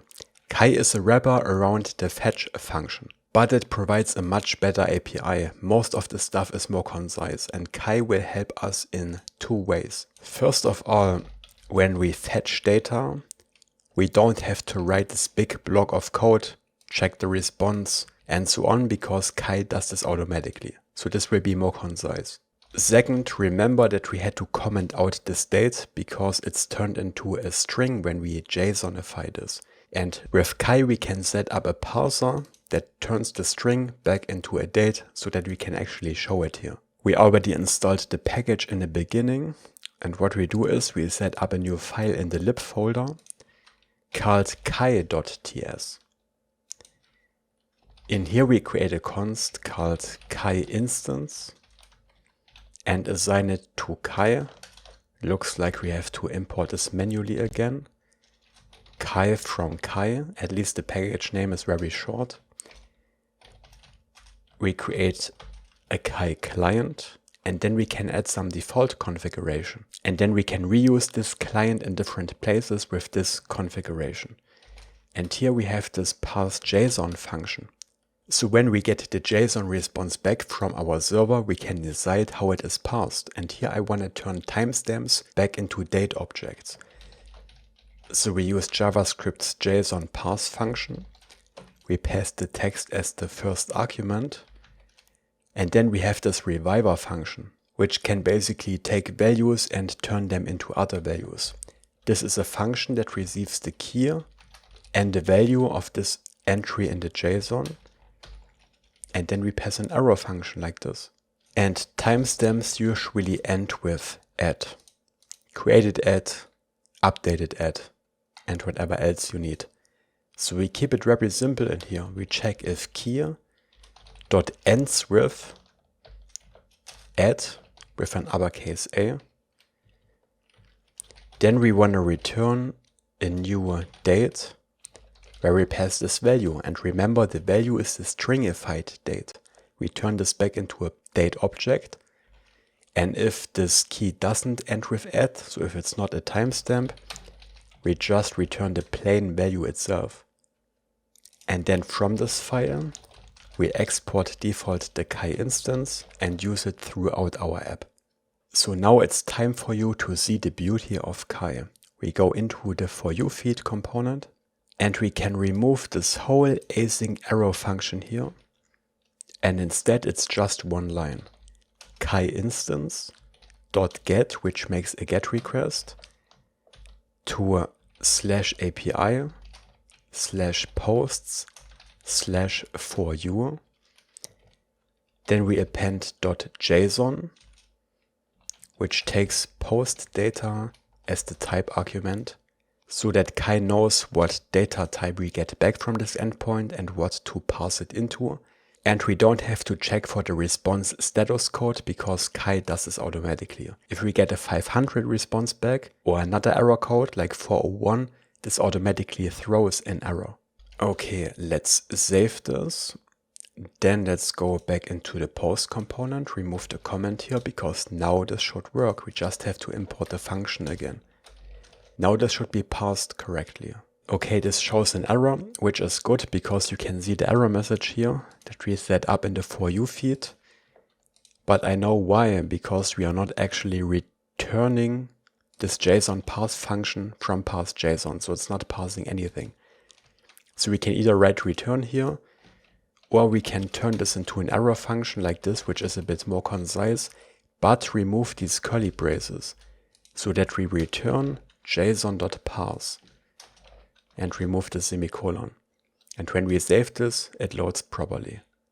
So now these states are passed back into date objects, we don't get errors anymore, and we have set up Kai so that our fetch requests are much more concise. One more thing, I want to turn this into a div here, with its own styling, space y5. This is preparation for later, and next we will implement infinite loading. So we fetched our posts with ReactQuery using the useQuery hook. And there is actually a second hook for infinite loading called useInfiniteQuery. This one works very similar, but it has additional arguments so that ReactQuery knows where a new page starts, how it can get a new page, if there is a next page, and so on. But for this, we first have to make some changes to our route.ts file in the for you folder, because right now we fetch all posts at once, right? But in the future, we want a limited number of posts, a single page. And to know where the next page starts, we need a cursor. The cursor is just the idea of the post that comes after the last post of this page. And with every request, we send this cursor to the backend to know which page we need. For this, we add an argument here to this get function. This can receive a next request. In the next request, we can find the search params that we send via the URL. The following way: we create a const cursor, rec.nextURL.searchParams, and on this we can call get. And we will call this cursor as well. And later, when we send our request from the front end, we will put this cursor as the search param into the URL, retrieve it here, and then we know what page we need. If this is null, we set it to undefined, so that we have a string or undefined as the value. Then we set the page size to a variable to avoid magic numbers. With a page size of 10, we will fetch 10 posts with each page. You can of course increase or lower this number if you want. Then down here in the find many, we can say, okay, we want to take page size. We only want to retrieve 10 posts. But remember, we still need a cursor, and the cursor is the ID of the next post after this page. So we add +1 to it. We fetch 11 posts. And Prisma also takes this cursor argument. So when we pass an ID of a post here, we will only fetch posts starting at this ID. So if the cursor that we send via the search params is defined, then we want to use this filter. We want to compare the ID, because remember, the cursor is just the post ID. But if cursor is undefined, we don't want to pass anything here. So we pass undefined as the second part of this ternary operator. Okay, so we take page size +1, which means that we can get the next cursor out of this page.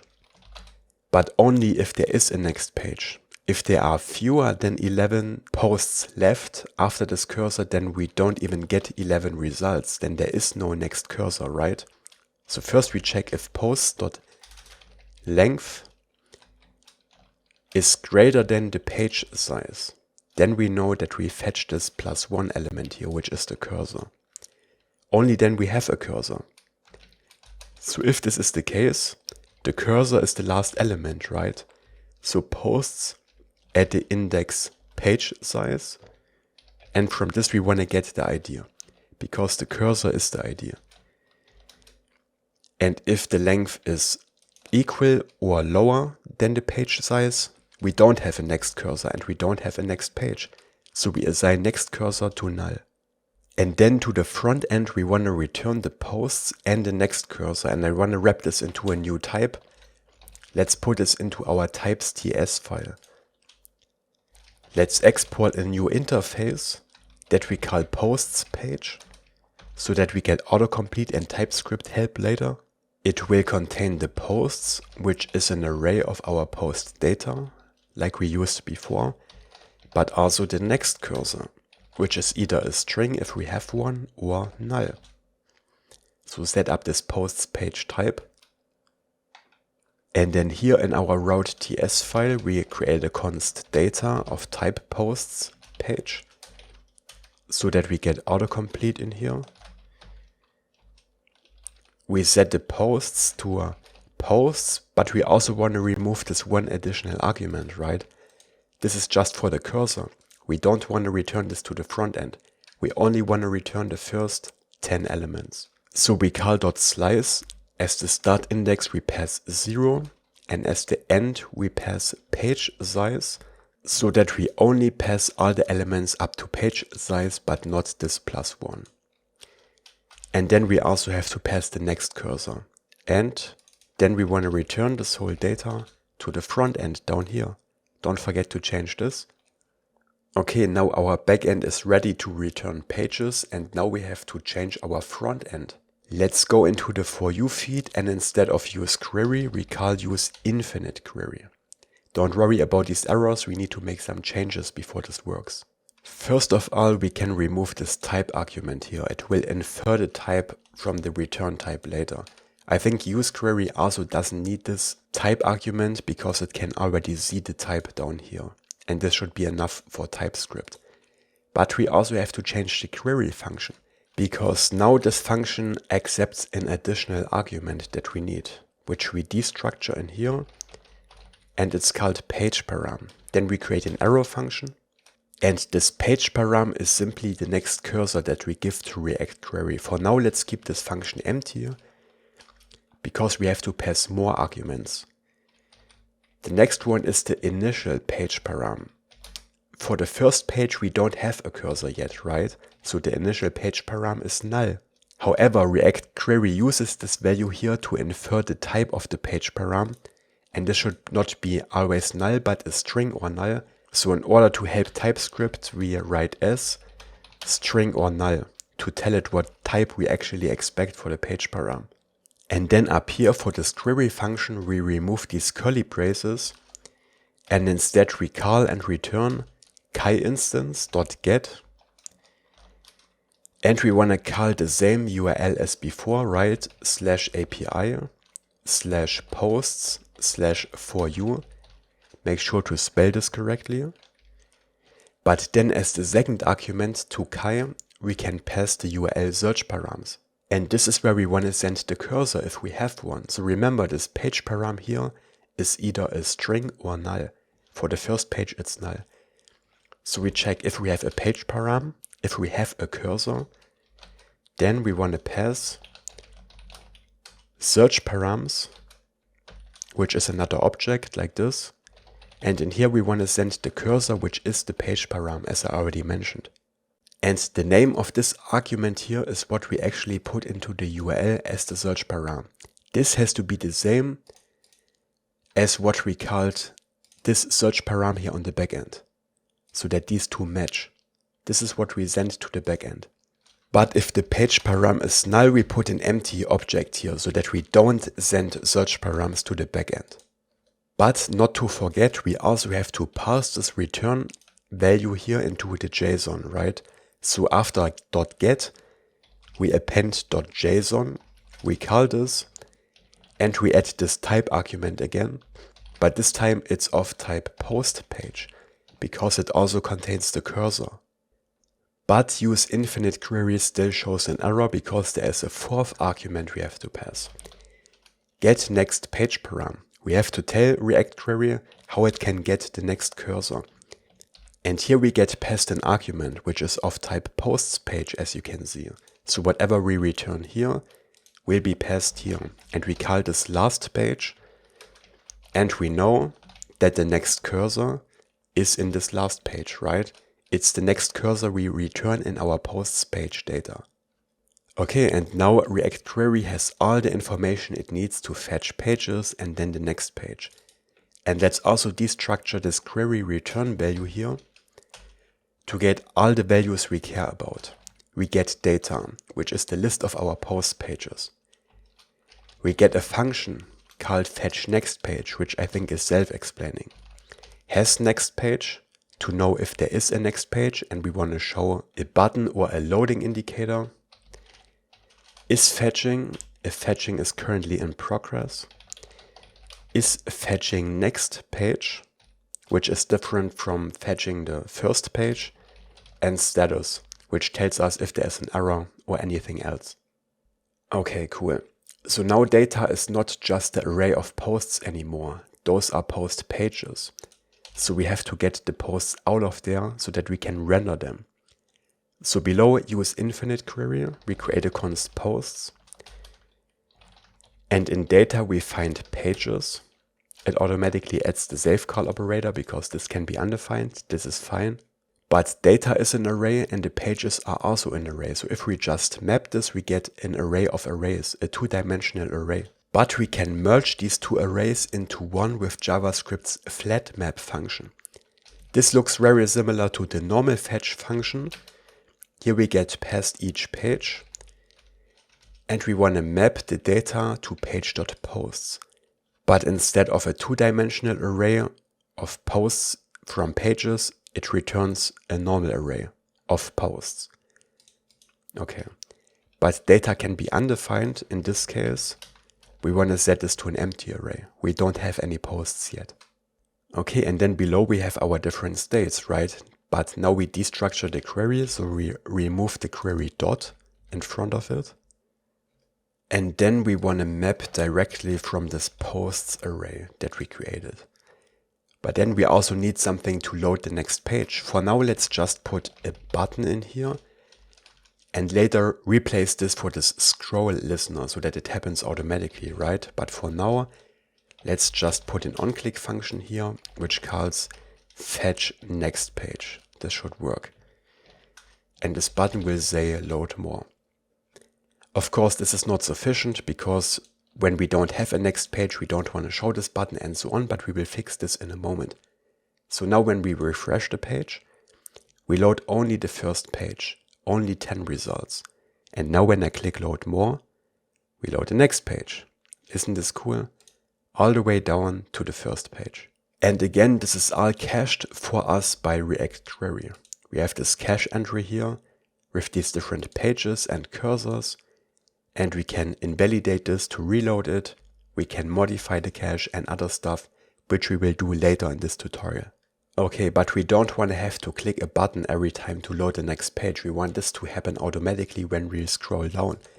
For this, I installed another package in the beginning called React Intersection Observer. We will use this in many different feeds, right? So instead of hard coding all this logic in here into this component, let's put it into a separate reusable component. So we create a new file in the components folder. Let's call it infinite scroll container.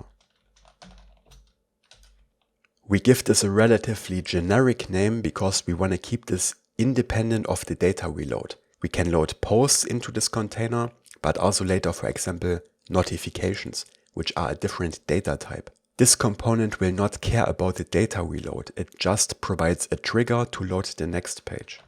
So first of all, we create an interface for the props. Infinite scroll container props. And we extend react.props with children, which we already used before, to get this children prop for free, so to speak. This component will have a callback function called onBottomReached. Whenever we scroll down, this will be called. And I also want to be able to style this from the outside with an optional class name.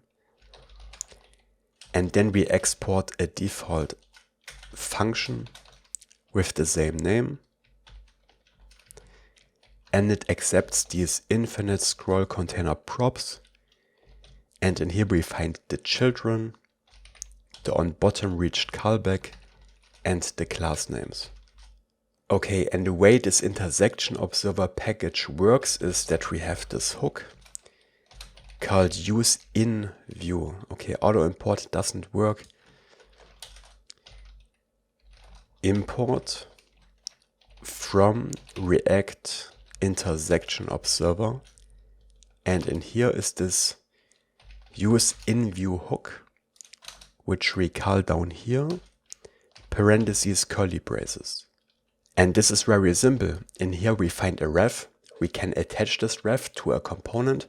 And when this component then scrolls into the screen, we get a callback here. This callback is called onChange. We don't need a second argument entry. We only care about this inView boolean. Then we can check if inView is true, which means that the element that we attach this ref to is scrolled onto the screen. Then we call onBottomReached to load the next page. And then we simply wrap the children into a div, like this. And at the end of this div below the children, we add another div to which we attach this ref. So those are our posts, and this div is shown below the posts. When we scroll down, this div comes into the viewport, which on the other hand triggers the onChange callback and our onBottomReached callback, where we can then load more data. Just two more things. We also want to be able to style this div, so we attach our optional class names. And I want to have a little bit of a wiggle room above this div so that we start loading a bit earlier before this actually comes into the screen. And we can configure this in useInView. Here we have this root margin.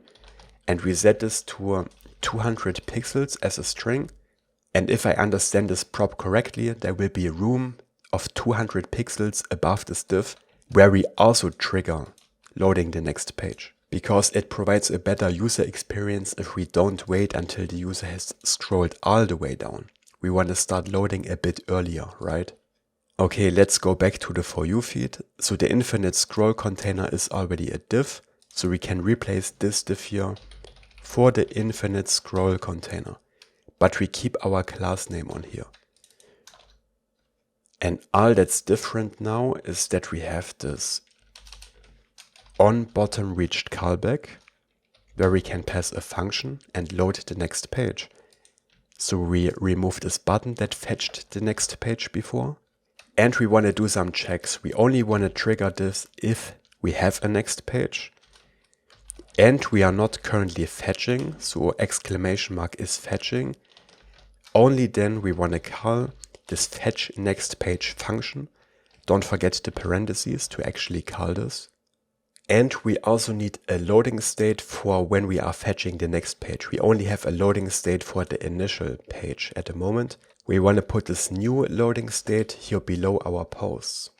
So we add a condition. Is fetching next page is true.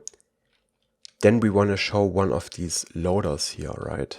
So let's copy this part and render this down here. And I also want to add some vertical margin of 3 here. Okay, let's save this and try it out. Refresh the page to load the first page. And now when we scroll down, we should see a loading indicator, and then it should automatically load the next page. And there it is. Did you see it? It actually loads quite fast. But we don't load beyond the last page, because this last page doesn't return a next cursor. And this way ReactQuery knows that there is no next page. We don't have to show a loading indicator or try loading. It just works. Maybe for a moment let's slow down this backend route, because it's actually very fast. Await new promise. Again, I'm creating this artificial delay with set timeout, and then I call this after, let's say, 2 seconds. Try this again. Now each request should take 2 seconds, and we have a bit more time to see the loading indicator. Really cool. And this only triggers when we scroll all the way down. Okay, let's remove this. Okay, so infinite loading works. Next, I want to set up this loading skeleton, because this loading spinner looks a bit boring for the initial page load, right? And pretty much all big social media websites have some kind of nice loading skeleton. So let's create one. We put it into the components folder, and we can put it into posts because it's closely related to posts, right?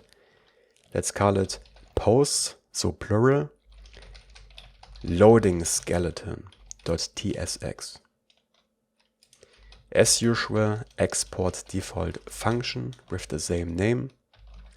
Doesn't need any arguments. And I want to return a div with 3 times the same element. So we create another function below, singular this time, post loading skeleton for a single post that we then repeat 3 times. And here we basically just create a div that has a little pulsating animation and shows some gray rectangles. This is basically the whole idea behind a loading skeleton. So now I have to add a bunch of classes, and you basically just have to follow along. Width full, animate pulse, which adds this animation, space y3, rounded 2xl, bg card, p5, and shadow sm. That's the outer div. In here we put another div with the class names flex, flexWrap, and gap3. And what we are basically trying to achieve is we try to build this skeleton that looks somewhat similar to a post, with some element here for the image and some element that represents the text, but as a placeholder. And then we have this skeleton component, which Shadcn installed in the beginning, which already has some default styling. We actually don't need this. It's basically just a div with animated pulls and some rounded corners and a background color, and that's basically it. But it also doesn't hurt to pull this into our project. But we need to style this. We give this a fixed height of 12 and a width of 12 as well. And actually we can replace this for a single attribute called size12, which sets the width and height at the same time. This is new in Tailwind, by the way. We want to make this circular because this represents the avatar of the user with rounded full. Then we put another div here, which will represent the username and the text below it. We style this div with space y 1.5. And again, we put two skeleton components in here with height of 4 and a width of 24. So this is a longer one representing text, rounded but not full this time, it just gets rounded edges. Then we close this and we duplicate this and we make the second line a bit smaller with width of 20. And then one more skeleton below these two divs here, and then we are done. Class name age 16, this represents the content, and again rounded. And then close this, and then we have the skeleton for a single post, and then we just want to repeat this 3 times in the post's loading skeleton that we then export. So we put another div here, where we add the same spacing as we also have for our posts later, so it looks coherent. And here we simply render our post loading skeleton 3 times. You can of course also create a larger list of loading skeletons, but I think 3 posts are enough. Okay, after this is finished, let's go back to the For You feed. And we only want to use this loading skeleton for the first load, this one up here. When we load additional pages, it would be a bit overkill. Then we just want to show the spinner. But up here, when the status is pending, which means that the first page is loading, then we want to return our brand new shiny posts loading skeleton. And there's actually one more state we have to take care about. What if the loading was successful and we don't have an error, but we didn't get any posts back? The feed is empty. We also have to take care of this state. So below we check if status is equal to success, so we successfully fetched the page, but post.length is 0. And very important, we also don't have a next page,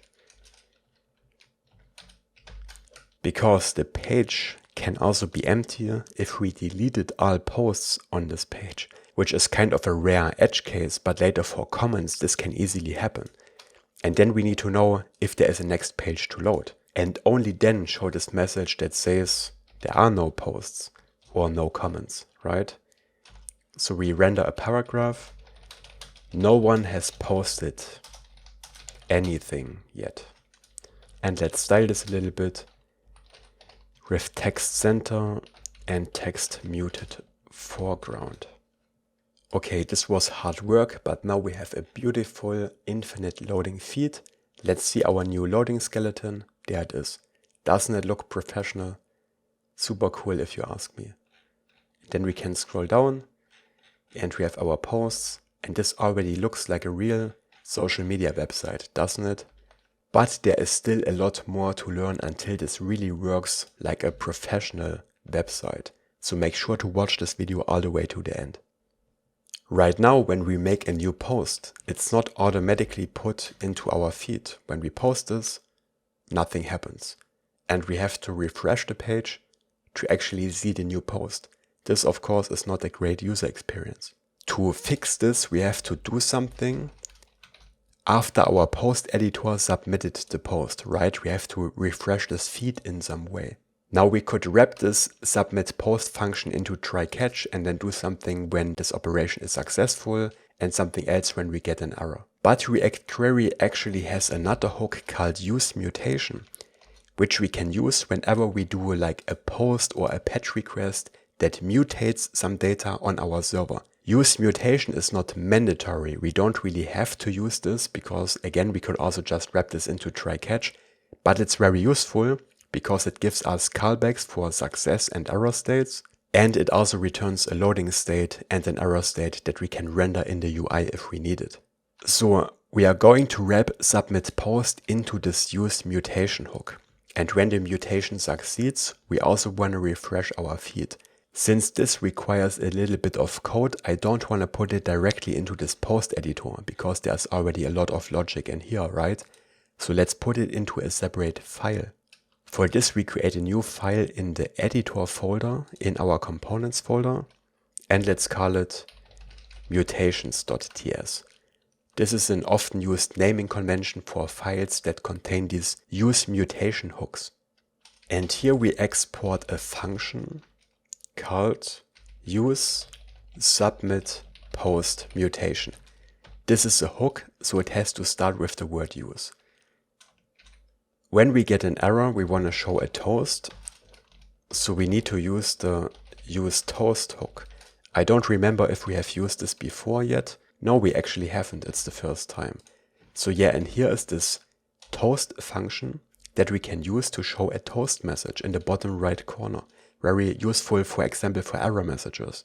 And then below we create a const mutation and we call this useMutation hook from ReactQuery. Parentheses, curly braces. We have to pass a mutation function, which is simply the submit post server action that we also called in here. We pass this function, but without parentheses, just as a function reference. And then, as I explained before, in this mutation there are loading and error states that are useful, and we get these callbacks. We get onSuccess, to which we can pass a function, and we get onError. Here I only care about the error itself, so we can remove these other arguments. I want to log this to the console so we know what went wrong, and then we show a toast message. Parentheses, curly braces. We set the variant to destructive, which makes this toast red. And the description is the text of the toast. Failed to post. Please try again. If something went wrong for some reason. If our backend is down, for example. Okay, we are not done with this file yet, but for now we just want to return this mutation from the hook so that we can use it in the post editor. Let's put it up here for organization. Const mutation equals useSubmitPostMutation. And then down here in onSubmit, we don't need an async function anymore. Instead we call mutation.mutate. And now we also have to pass the arguments that the submit post function expects, which is the input, right? So this is where we pass it when we call mutate in the component. We pass the input and then we can pass additional configuration. And here we actually get the same onSuccess and onError callbacks that we also have in the useMutation hook itself. We get this callback a second time because often you want to do something different in the hook itself, which will run anywhere you use this hook. But you also want to do something specific to a component. This is why we get this hook 2 times. And this is simply where we want to clear the editor. After this mutation was successful, we want to make the editor empty again.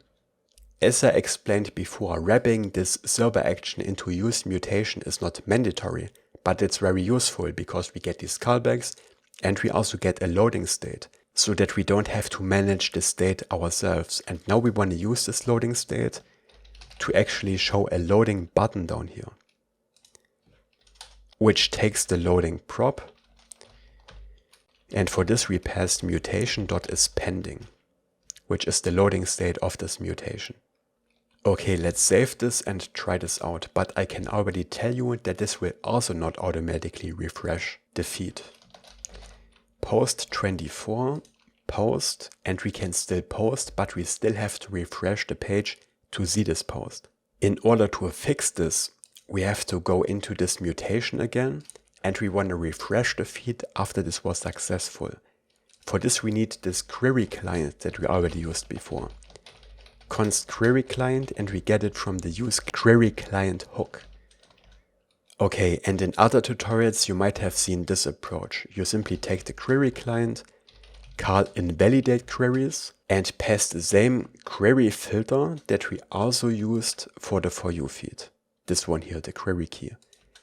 We could put this in here and basically invalidate this query, which means that it will be fetched again. And this kind of works. This fetches the new data from the backend, but it has a bunch of downsides. For one, it's an unnecessary request to our backend, because what we can do instead is just return the new post after we posted it and then put it into the state without refetching everything. But this is fine. There is a bigger problem. The way useInfiniteQuery, so this infinite loading list, revalidates is that it fetches the first page, then it fetches the second page, the third page, and so on in succession, one after another. And the more pages you have loaded, the longer this will take.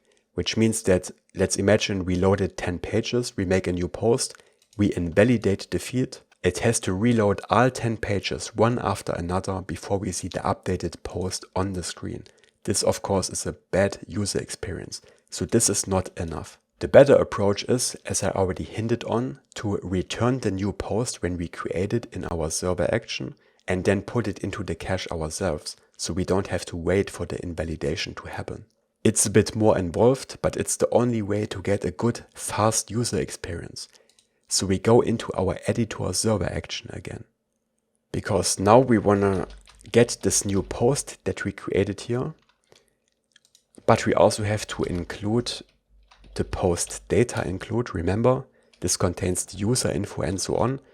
And we can create and return this data in one operation. And then we can return it from this server action so that we receive it on the front end. Then back to our mutation.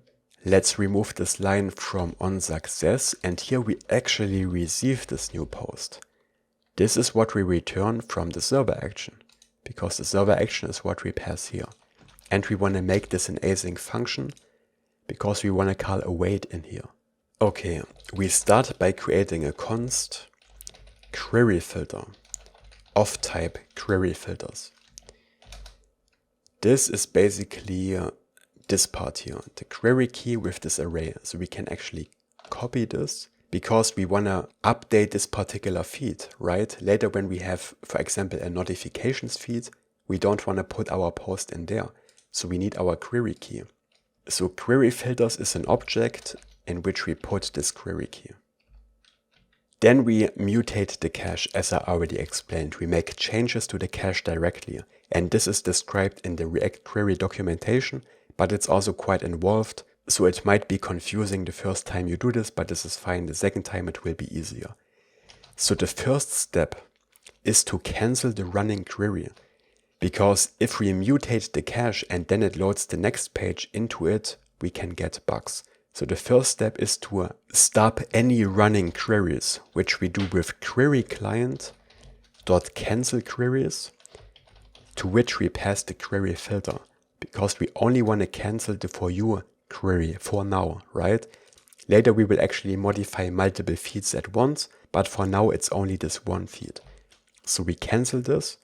After canceling the query, the next step is to take the query client again and call setQueriesData, plural. Not query data, but queries data. We use the plural function because we want to modify multiple posts later. When we create a new post, we don't only need to put it on the For You feed, we also need to put it on the profile page of the user, right? We want to modify multiple feeds at once later. This is why we use this function. Here we add a type argument. The data we get here is of type infinite data, which is a type from React Query. And this takes a type argument as well. In this infinite data, we have our posts page. comma and the type of the cursor, and the cursor is of type string or null, like this. This way we get help from TypeScript in here, which is useful. Then we call this function with parentheses. We pass the query filter as the first argument. And then we pass a function which receives the old data. And then we can modify and return this old data. And old data are all the pages of posts we have loaded here in this feed. The logic we have to put in here is a little bit complicated because now we have these different pages, right? And what do we want to do exactly? We want to take the first page and we want to put this new post as the first post into this first page, but then still return all the other pages. This is the part where you have to think a little bit because you have to write some logic. Okay, so first we need the first page from the old data. Const first page equals old data.pages at the index 0. Old data can be undefined if we haven't loaded a first page yet. So we also check if first page is defined. Only then we can modify it, right? Otherwise we don't have any data yet. And here we want to return this modified old data.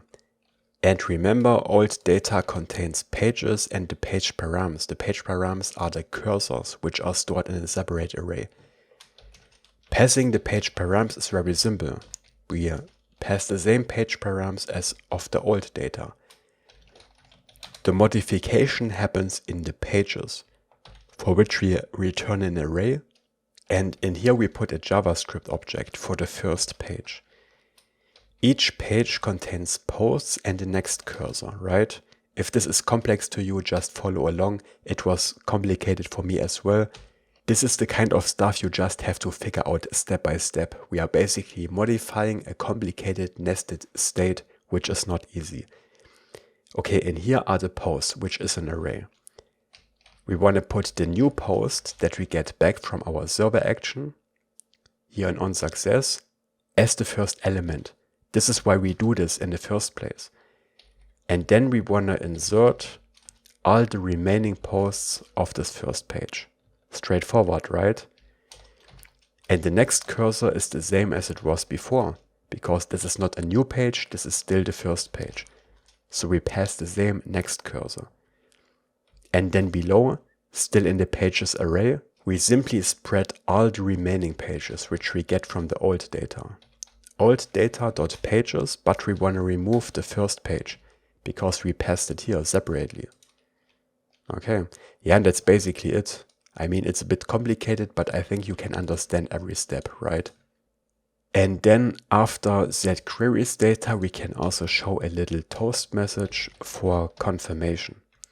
Toast, this time it doesn't have to be variant destructive. It's not an error toast, it's a success toast. So we just set a description to a post created. Let's save this and try this out. Let's refresh the page just to be sure. And now when we create a new post, it should be put into the cache immediately. So no matter how many pages we have loaded, it should be in there instantly after the submission was successful. Post, and there it is. And here's our toast post created. And the toast looks different on small and larger screens. Let's try this again. Post 26, boom, and it works. And if we refresh the page, we see the same posts. And as I explained, we do all of this because it's much faster than invalidating and reloading the queries, because it fetches every page one after another.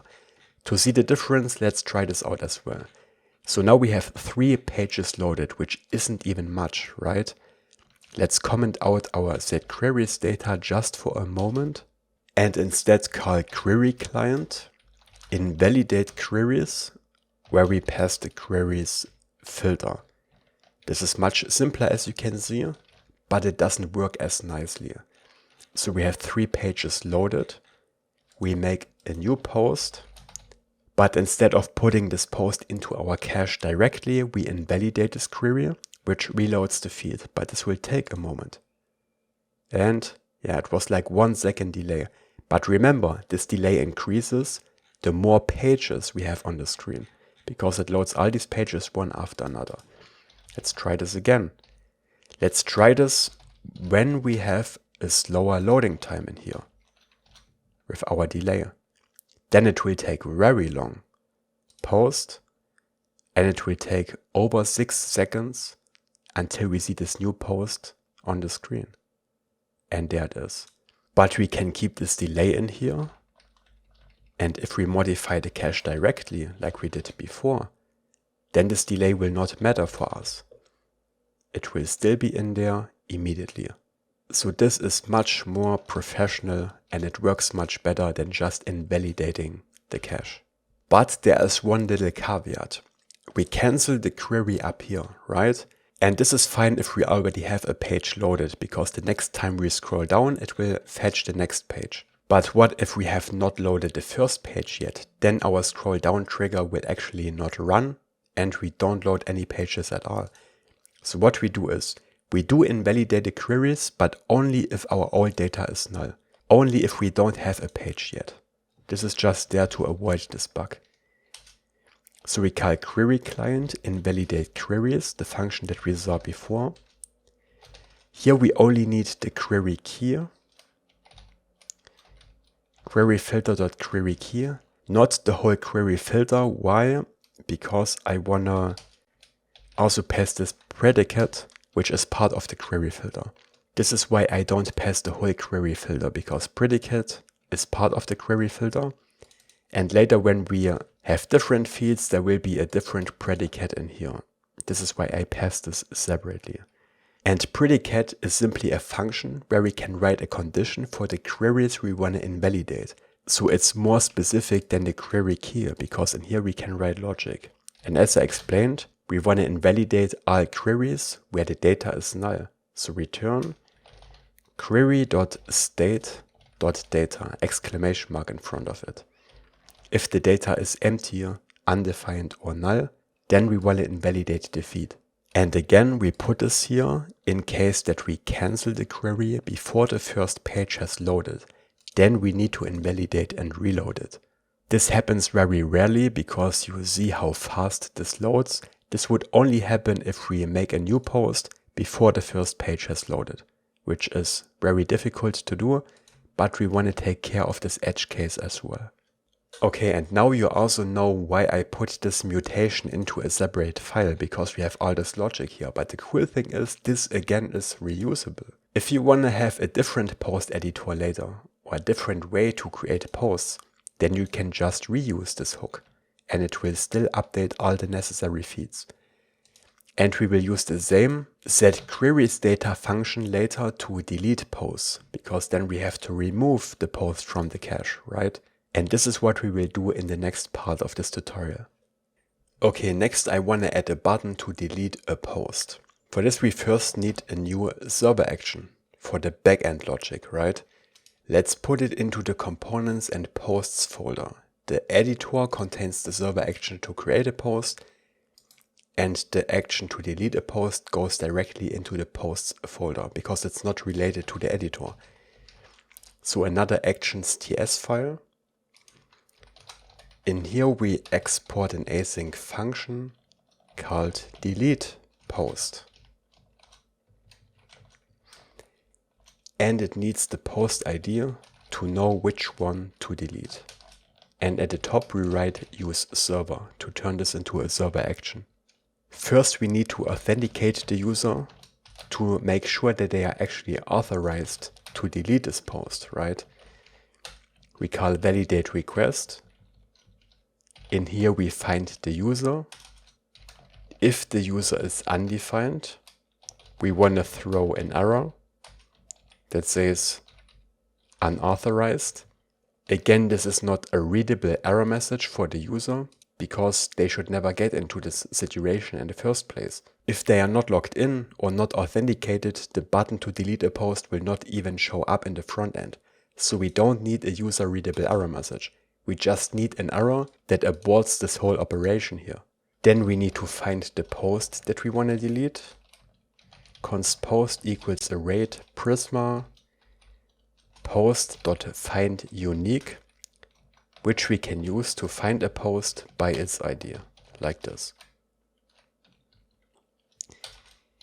If this post doesn't exist, then we want to throw another error, which will say post not found. And then, very important, even if the post exists, we have to check that the user ID of the post who created it is actually the user that's making the request. If they don't match, if post.userid is not equal to the ID of the authenticated user, then we have to throw another error, which will say unauthorized again. And if they are authorized, the last step is to actually delete the post with post.delete, and again with the same filter that we used up here. So those are all the steps necessary to delete a post. Again, I want to wrap this into a mutation, similar to how we did it for creating a post. So in the posts folder, we create another mutations.ts. And here we export a function called useDeletePostMutation. And to this function, we actually have to pass the whole post, because we later need this information to update our cache. But other than that, this hook will look very similar to our editor mutation hook here. We also need the toast in case we get an error. We also need the query client.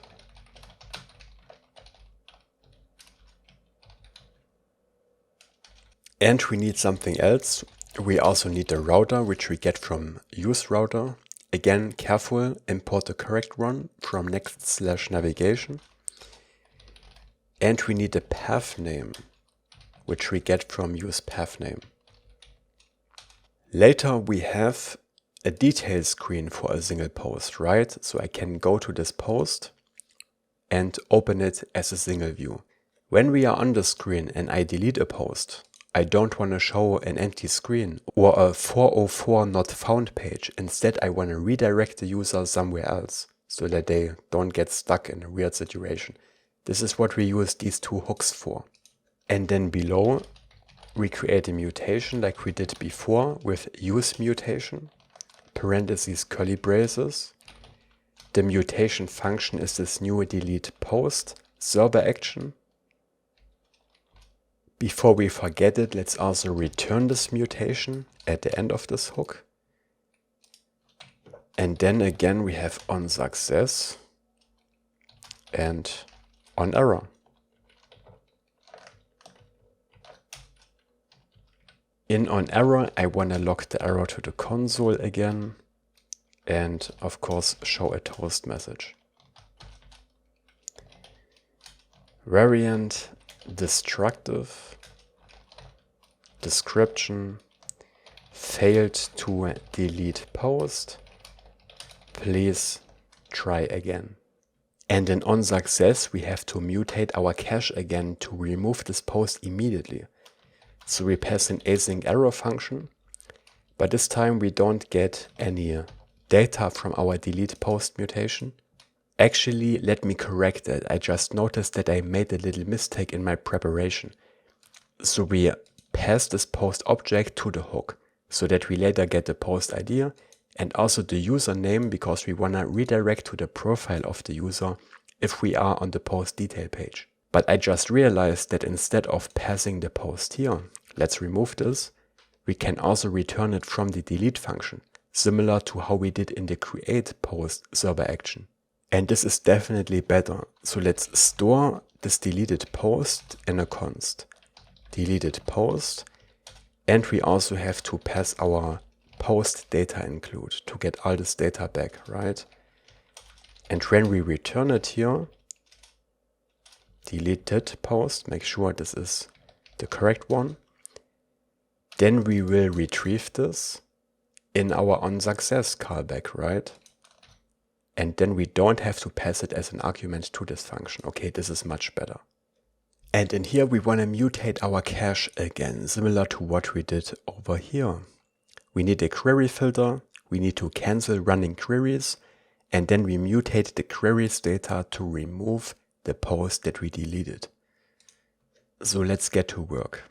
So the first line in onSuccess is const query filter of type query filters.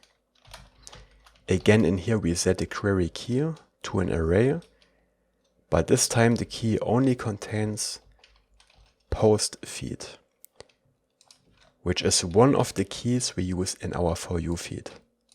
But we don't pass the for you key. Why? Because we actually want to update all post feeds. No matter where they are on the screen, everywhere our post exists in, we want to remove it. Makes sense, right? And this is how we can update multiple feeds at once. We just have to make sure to add this key to all our different post feeds later. Then we need to call await QueryClient cancel queries again with this query filter. And then it's time for the most fun part, setQueriesData. Again, we set a type to infinite data of type posts page, comma, string, or null, like we did before. The first argument is the query filter, and the second argument is this function again, where we receive the old data and where we can now modify it. Okay, and in here we want to check if old data has a value, and if not, return, because then there's nothing to delete. Otherwise, we return the new data. Again, in here we have to pass the page params, which are the same as we have in the old data. They don't change. But we want to modify the pages. We want to take each page of the old data and map it. So here we get past each page, right? Parentheses, curly braces. We map each of them into a newer page. This new page has the same next cursor as the old page. This doesn't change either. But we want to update the posts and remove the post that we deleted. With page.posts.filter to remove elements, similar to how we update a state in React. Here we get past each post. And we want to filter out the deleted post, right? So we compare the IDs. If the post ID is not equal to the ID of the deleted post, then we want to keep them. Okay, that's the whole filter logic. This will remove the deleted post from all post feeds immediately. This time we don't need to call this invalidate queries for empty pages, because if the pages are empty, we can't see a delete button in the first place. So we should never be able to delete a post when the feed is empty. The only thing I want to do now after setQueriesData is to show a success toast.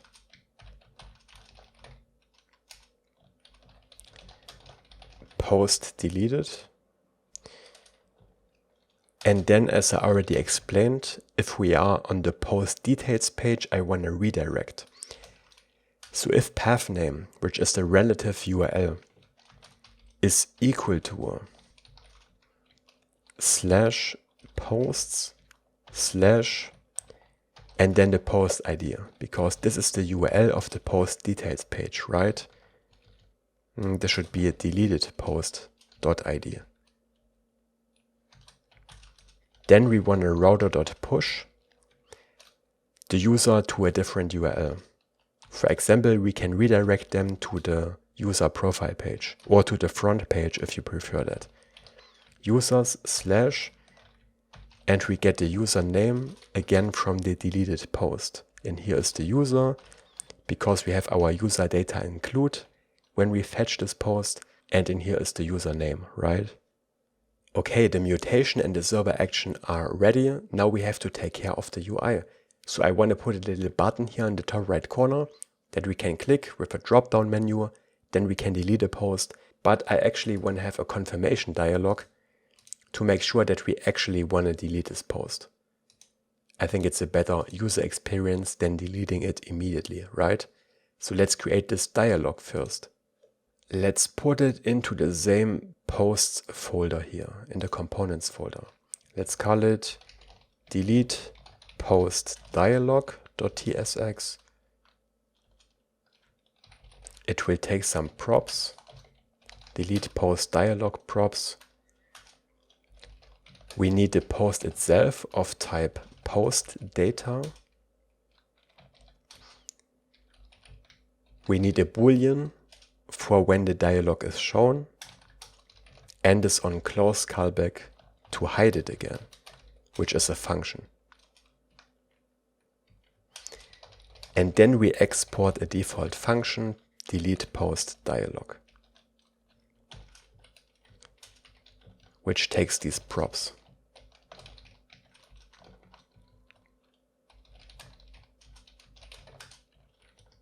Okay, maybe it's good if we see the dialog while we are building it. So for now, let's return an empty fragment and render this dialog maybe on the front page for one of these posts. Well, actually, we have to do it in the For You feed because this is where our data is, right? So maybe, how do we do this? Let's just render it down here. Delete post dialog. We make it open by default. We keep the onClose callback empty for now. And for the post, we simply pass the first post, right? To show the delete dialog for the first one. Later we will remove this. It's just here so that we can see the dialog while we are building it. Okay, and inside this dialog component, we want to use our new mutation. Const mutation equals use delete post mutation. And the dialog component is of course coming from Shadcn. And we have to set it up the following way. Dialog, we pass this open prop to show it.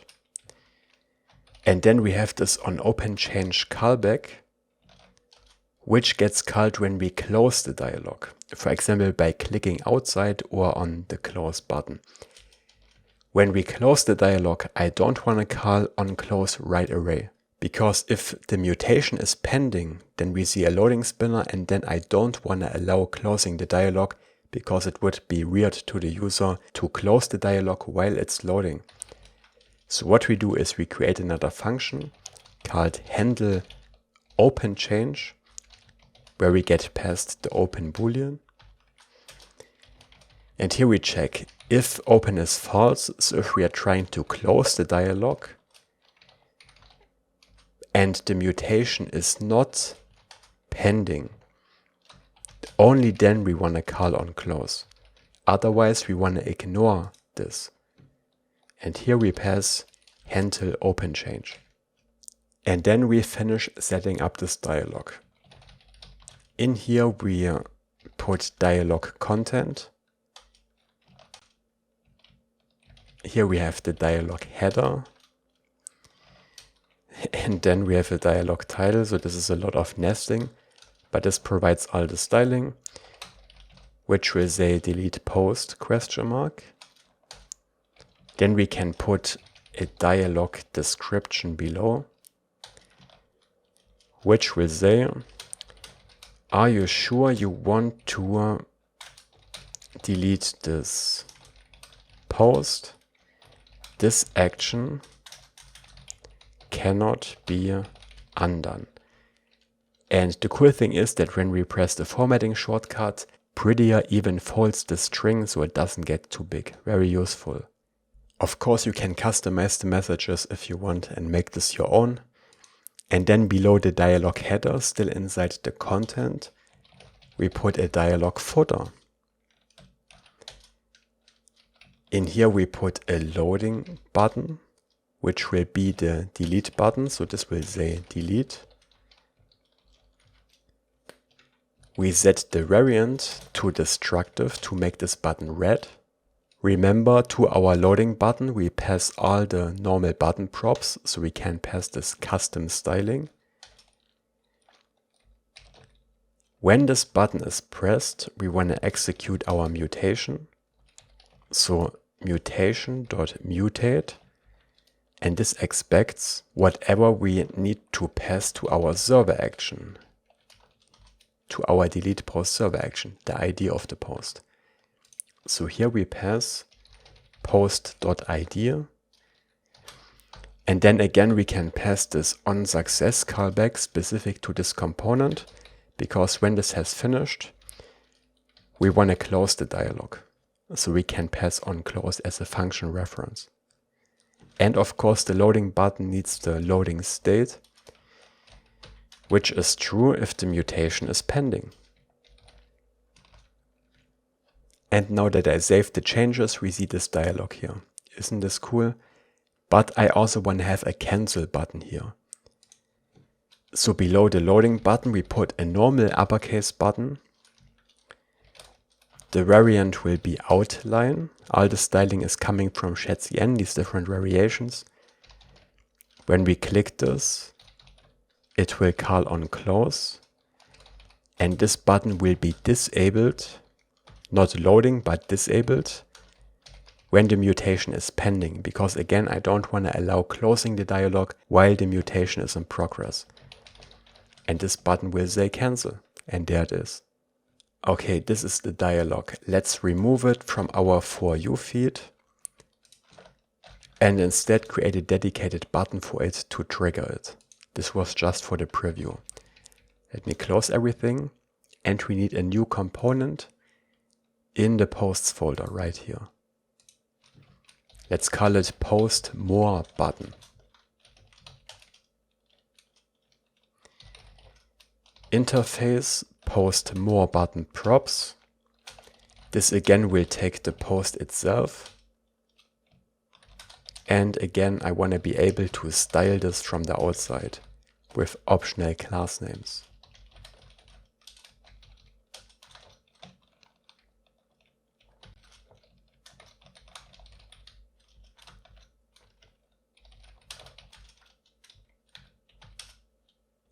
This post more button will contain the button itself and also this delete dialog, right?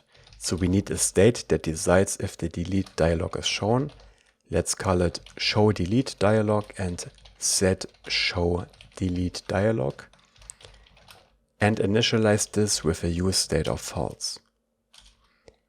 Then down here we wrap this returned UI into a fragment, because then we can show our optional delete post dialog, to which we pass the post itself. It will be opened when the state here is true, the show delete dialog state. And when we call on close, we simply set this state back to false to hide the dialog. Very simple. And above, we put a drop-down menu from Shadcn. Inside this drop-down menu, we put a drop-down menu trigger, which is the button that triggers this, and this as child prop that we have used before. And here we want to render a styled button, so an uppercase B button. But we set the size to icon, because this button will not contain text. It will only contain an icon. We set the variant to ghost. And we pass these class names that we pass as props. And in this button, I only want to show this more horizontal lucid icon with a size of 5 and the color text muted foreground. Now before we add the actual drop-down menu content, let's put this button into our post component. But we only want to show this button if we are, so we the currently logged in user, are also the author of the post, because we can't delete a post of someone else, right? So we don't want to show this button in the first place. So we need the current session, and the post is rendered client-side, right, in our For You feed. So we can't retrieve it from the server. Instead, we use our use session hook to get the current user. In fact, to make this more explicit, we can also put the useClient directive at the top. It's not necessary because at the moment we render it only inside the For You feed, which already is a client component, and you don't have to declare every single child as a client component, but this way we make it more explicit. And this is also useful later when we render this post directly in a server component instead of our feed, but more on that later. Okay, so let's put this new button into our UI here. First, we wrap this inner div into another div with the class names flex, justify between, and gap3. We take this closing tag and we put it down here. So we have 3 div closing tags. Below the first 2, inside this new div we created, I want to render the post more button, but only if the ID of the user of this post is the ID of the logged in user, right? Only then we should see this menu button. Post more button. We have to pass the post itself to it. And style this a little bit. Okay, when we save this, we already see the button here. But I only want to show this button when we hover over a post. I don't want to show it all the time. But we can't just add hover colon and then show the button, because then it will only work if we hover over the button itself. But I want to show the button if we hover anywhere over the post. And for this, Tailwind has some really cool helper classes. What we can do is we can make this whole article, so the whole post, a group with this group class. And then down here in our post more button, we can say, okay, by default, the opacity is 0. The button is invisible, transparent. I also want to give the opacity a transition so that the change is animated. It's not so abrupt. And then we can say group hover. So if we hover anywhere over our post group, then we set the opacity back to 100. And this is how it looks. Now when we hover over a post, we see the post more button. Really cool. There's just one detail. Later we also have our comments in here, right? Nested inside a post. And the comments will also have this more button.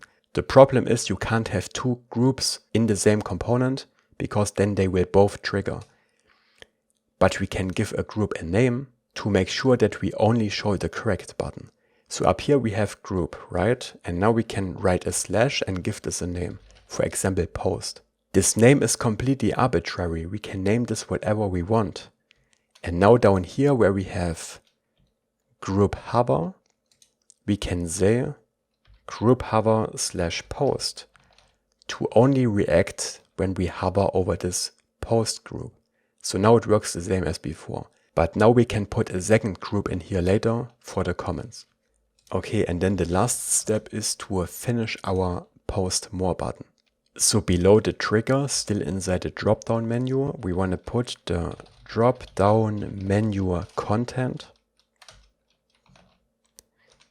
And in here we put a drop-down menu item, where we add an on-click handler. When we click this, it will call set show delete dialog and set this to true. So it shows the dialog. In here we put a span, which we style because I want to have an icon and text and I want to align them properly. With flex, item center, gap3 and text destructive, which is this red color.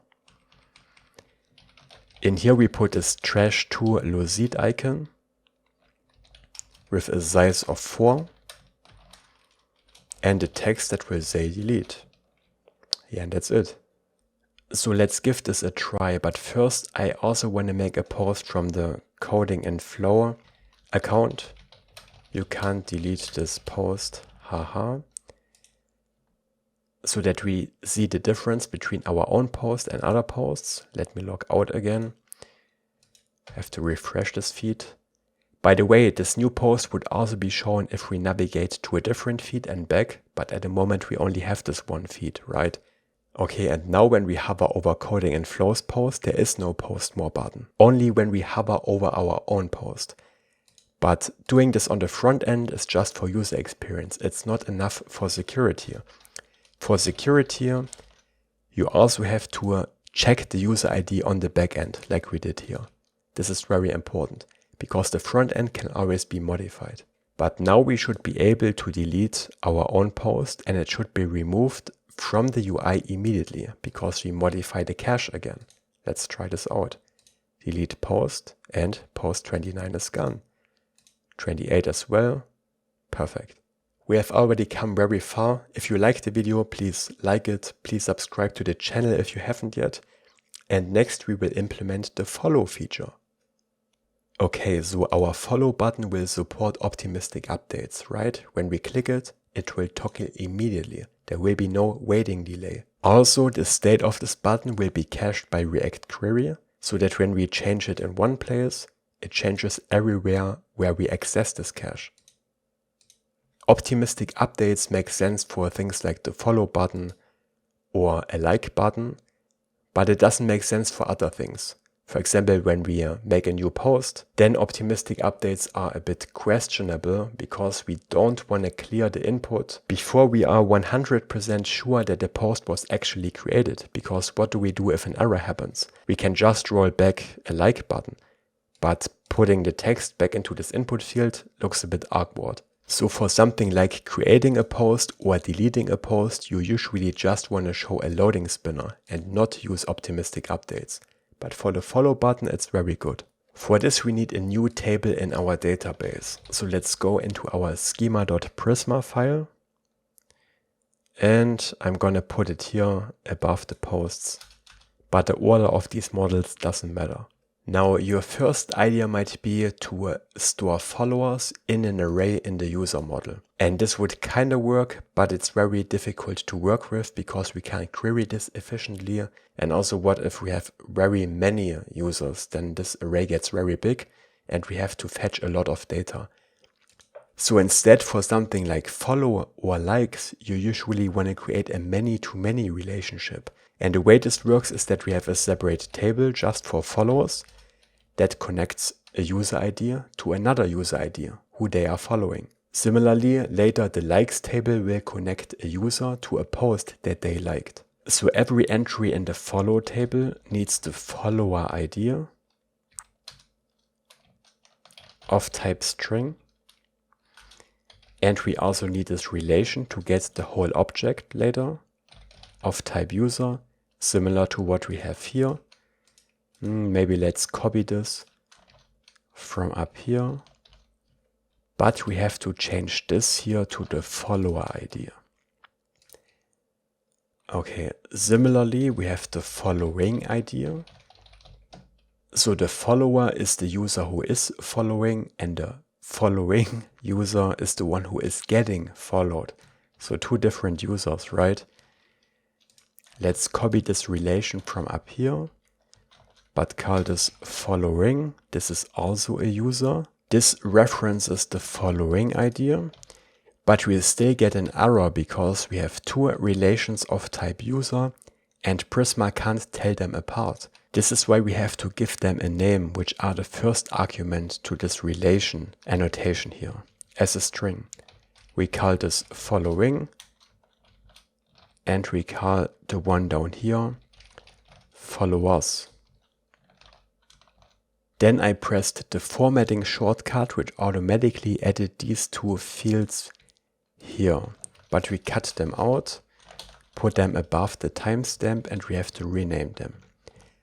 So for every user, we can get all the users that we are following, and we can get all our own followers. Again, we have to attach the appropriate name to distinguish between them. Following and followers. This connects this relation up here to the corresponding name down here. Okay, but we still have to add something. we add this add unique constraint here, and in this array we pass the follower ID, comma, and the following ID. This way, for one, we don't need an ID field here, but this is not why I'm adding this. The cool thing about making this a unique constraint is that this makes sure that later we only have the same follower ID and following ID combination once in our database. If we try to add them twice, we get an error, because a user can't follow the same user twice, right? This doesn't make sense. So with this constraint, we enforce this on the database level, which is very useful. And then we also want to map the name to follows. Okay, now we have to push these changes to our database again with npx Prisma DB push, which also generates a new Prisma client with the new following type on it. npm run dev again. And these optimistic updates will be handled by ReactQuery later, and ReactQuery has to fetch data client side, right? So it's not enough to fetch this follower information in a server component. Instead, we need an API route handler where we can get it from. So the same as we did for our For You feed here, we create a new file in the API folder. And here we write users / to create a folder, then user ID in square brackets to pass the ID of the user we want to follow or unfollow. And here we have this /followers route where we put the route.ts file in. This is the whole URL structure. Here we export an async function get as we did before, where we can retrieve the current follower information. In here we get passed the request. Last time we used next request, remember, but we can also use this normal request, because next request is just this normal request with some additional functions on it and some helpers, but we don't need these helpers here. So we just pass a normal request, because what we actually care about is the second argument. The second argument is this user ID here. That's part of the URL. And we can get it the following way.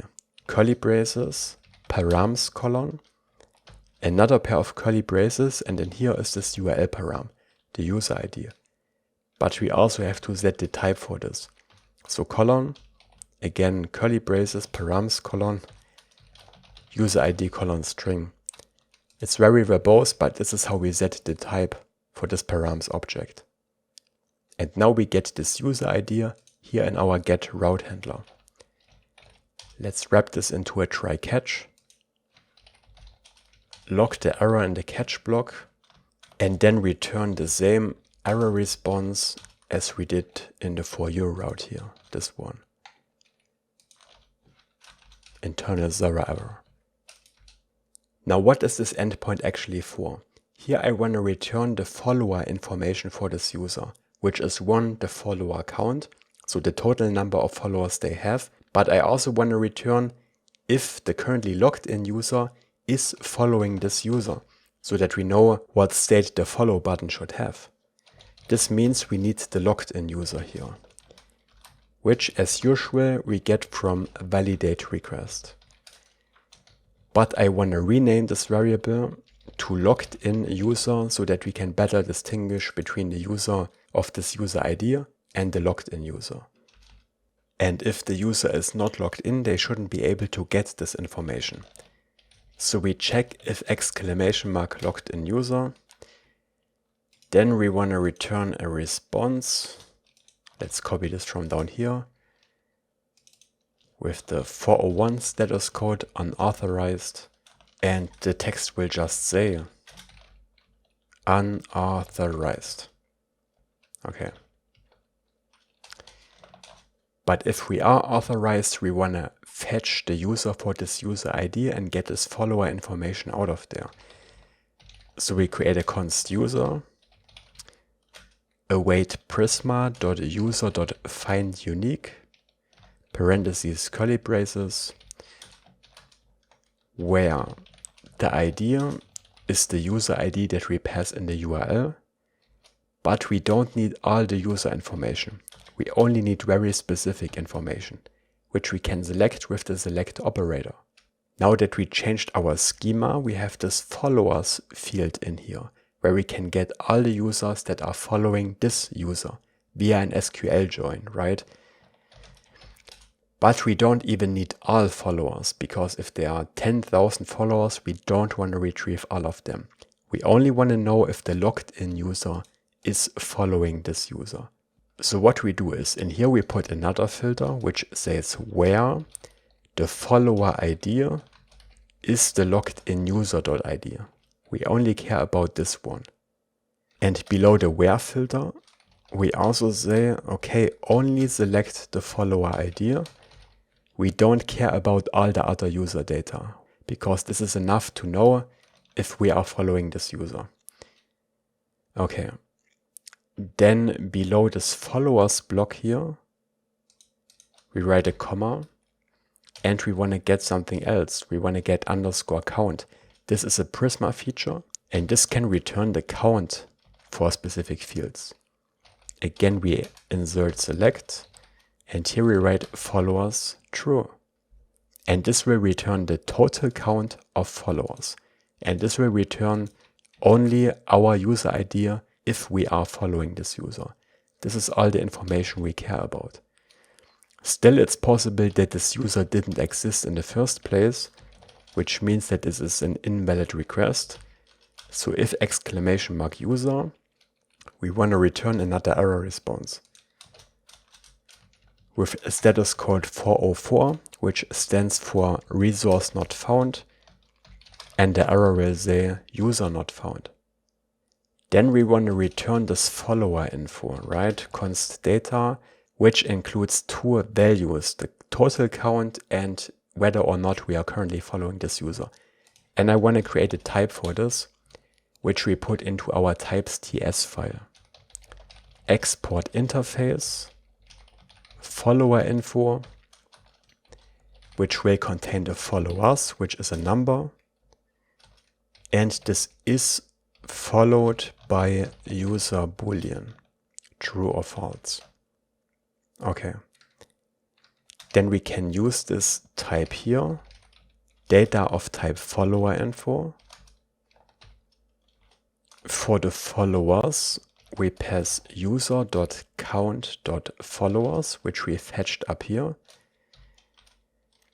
And is followed by user is true if this one user ID that we are searching for up here is in there.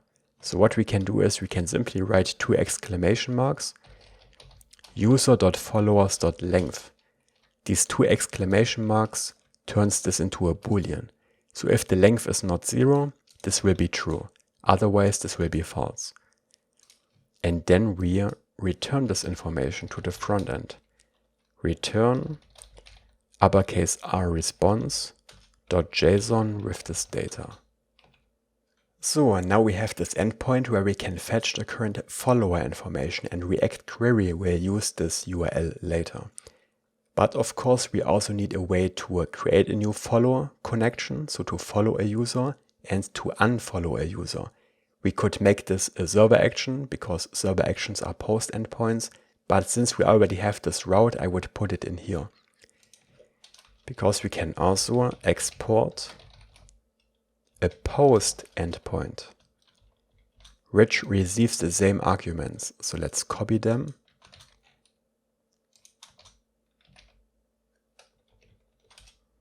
Add a try catch block here as well with the same error handler. And here we want to create a new follow in our database. Again, this will be called by ReactQuery later. And again, we have to check that we are currently logged in, so we can actually copy this part here as well together with the error response. Paste it here. And if we are logged in, we want to create this new follow entry. Prisma.follow. If follow doesn't show up, make sure that you pushed the changes to the database, which also generates this Prisma client with this new model on it. Now we could call create, but I actually want to call upsert, parentheses, curly braces. The difference is that when this follow already exists, upsert will just ignore the operation, whereas create would throw an error. But since we already have this constraint in here, that every follow combination can only exist once, I think it's better to use upsert and just ignore additional follows if there is some glitch or race condition in our UI. This is why I use upsert instead of create. Okay, and here we want to create this new follow entry, which looks the following way. Upsert where. Then we have this combination of these keys that we set up, follower ID and following ID. This is generated from this unique constraint. And we can use this as a filter here. So in here we say where the follower ID is the logged in user's ID. And the following ID is the user ID that we pass to this URL. Then after the where block, we create this create block, which happens if this connection doesn't yet exist. Then we want to create it, and actually we pass the same as up here. We want to create this connection. And after create, we also have update, because this is an upsert. And upsert is a combination between create and update. This is why this is called upsert, update and insert. But if there's already this connection, we just want to ignore it and do nothing. This is why update stays empty. And we don't need to return any data, but we still need to return a success response, which we can simply do by returning a new response like this. Now we can follow someone, but we also need a handler to unfollow someone. Now we could either pass a boolean to this post endpoint in the body to say whether we want to follow or unfollow a user, but it's better organized if we create a separate endpoint and make this a delete endpoint. Delete is also an HTTP method. Export async function delete. And again, this takes the same arguments. Let's copy them. Again, we need the same authorization check in a try-catch block. Again, the same error handling. I love copy pasting. It's so much easier. But of course, the database logic is a bit different. Await Prisma.follow, and we don't use delete, we use delete many. Delete many is basically the counterpart to upsert, in that it will not throw an error if this connection doesn't exist in the database. It will just silently do nothing.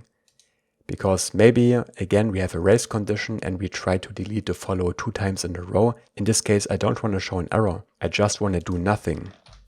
And this is why we use delete many instead of delete a single one. And again, we can add this filter here. We want to delete this specific connection. We can use the same filter as up here. Only this specific follower ID and following ID is what we want to delete. And again, we return an empty success response. And that's it. Next, we want to fetch this data on the front end. And for this, we will use the normal useQuery hook that we used before, not the infinite loading one, because this is not a feed, but the normal useQuery hook, which also enables optimistic updates later. We could put this hook directly into the following button component, but we don't only need this following information in this button, we also need it on the profile later, right here. This number changes. And we can achieve this by calling useQuery in a separate custom hook that we can then use in different components. So this looks the following way. What we do is we create a new folder in the src folder right here called hooks. Because this hook is not tied to a specific component or page, we use it in different places in our app, so we put it into this generic hooks folder. And let's call it use followerinfo.ts. It's not a component, so it doesn't need to be a tsx file. Export default functional use followerinfo. And here we need 2 pieces of information. We need to know which user we are trying to get the follower information from, right? Because this is what we pass to this endpoint. So in this hook, we need the user ID. And here we don't have to declare props because this is not a component. This is a normal function.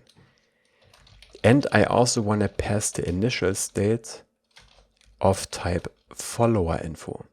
Okay, what is this for? useQuery runs client side, right? So if we don't have this initial state, then for a short moment we won't have this information if we are following the user or not. So what this means is that we, for example, refresh the page and this followers number here would be 0 for a moment because we don't have the value yet. It has to load first. But when we fetch this user from the server or when we fetch a page of posts, we can already include the follower information in there, right? There is no reason to wait for this new request. So we can get it from the server and put it into useQuery as the initial data, and then later we can let ReactQuery update it. Again, this way we avoid that we have an undefined follower state at first, and instead we will see the correct state immediately as soon as the page is fetched, and we will later do the same for the likes and comments and bookmarks state as well. Okay, and as I already said, we let the state be handled by ReactQuery. We create a const query, call the useQuery hook that we used in the beginning. For the cache key, we pass an array again with the string follower info. But very important, the second part of the key is the user ID, because we have different follower info for different users, right? And we can't put them all under the same key or they will override each other. So each user ID needs its own entry. This is why the user ID is the second part of the key. And then we need a query function, which will call our Kai instance, which will get this information from our new API endpoint, /API /users /user ID /followers. This is the structure we set up over here, right? And this is where we get the follower information from. But we also have to pass this from JSON, and the type of this is follower info. This is what we return in there. Then we can take this initial state up here and pass it via this initial data argument, so that we get the first state directly from the server. And there's one more setting I want to make here. I want to set stale time to infinity. What is this for? Well, we will have this follower button many times in our timeline, and the like button even more often, because there's a separate like button for each single post. Now, I don't want to refetch these states every time we toggle between different feeds, because then we might fetch the follower info or the like info for 100 posts or a few hundred posts, which would make a few hundred requests to our backend at the same time. So instead we set stale time to infinity, which basically means that this doesn't revalidate automatically unless we ask it to revalidate. And this is fine because we don't need the follow state or the like state to change automatically. In fact, it would be a very jarring user experience if this number would jump around, right? Instead, we set the cache time to infinity. So this doesn't automatically revalidate, only if we ask it to. Okay, and then lastly, we return this query from this hook. And now we have wrapped useQuery in this reusable hook that we can use in our follow button, but also on the profile page. Okay, next let's set up this follow button, which goes into the components folder. Follow button.tsx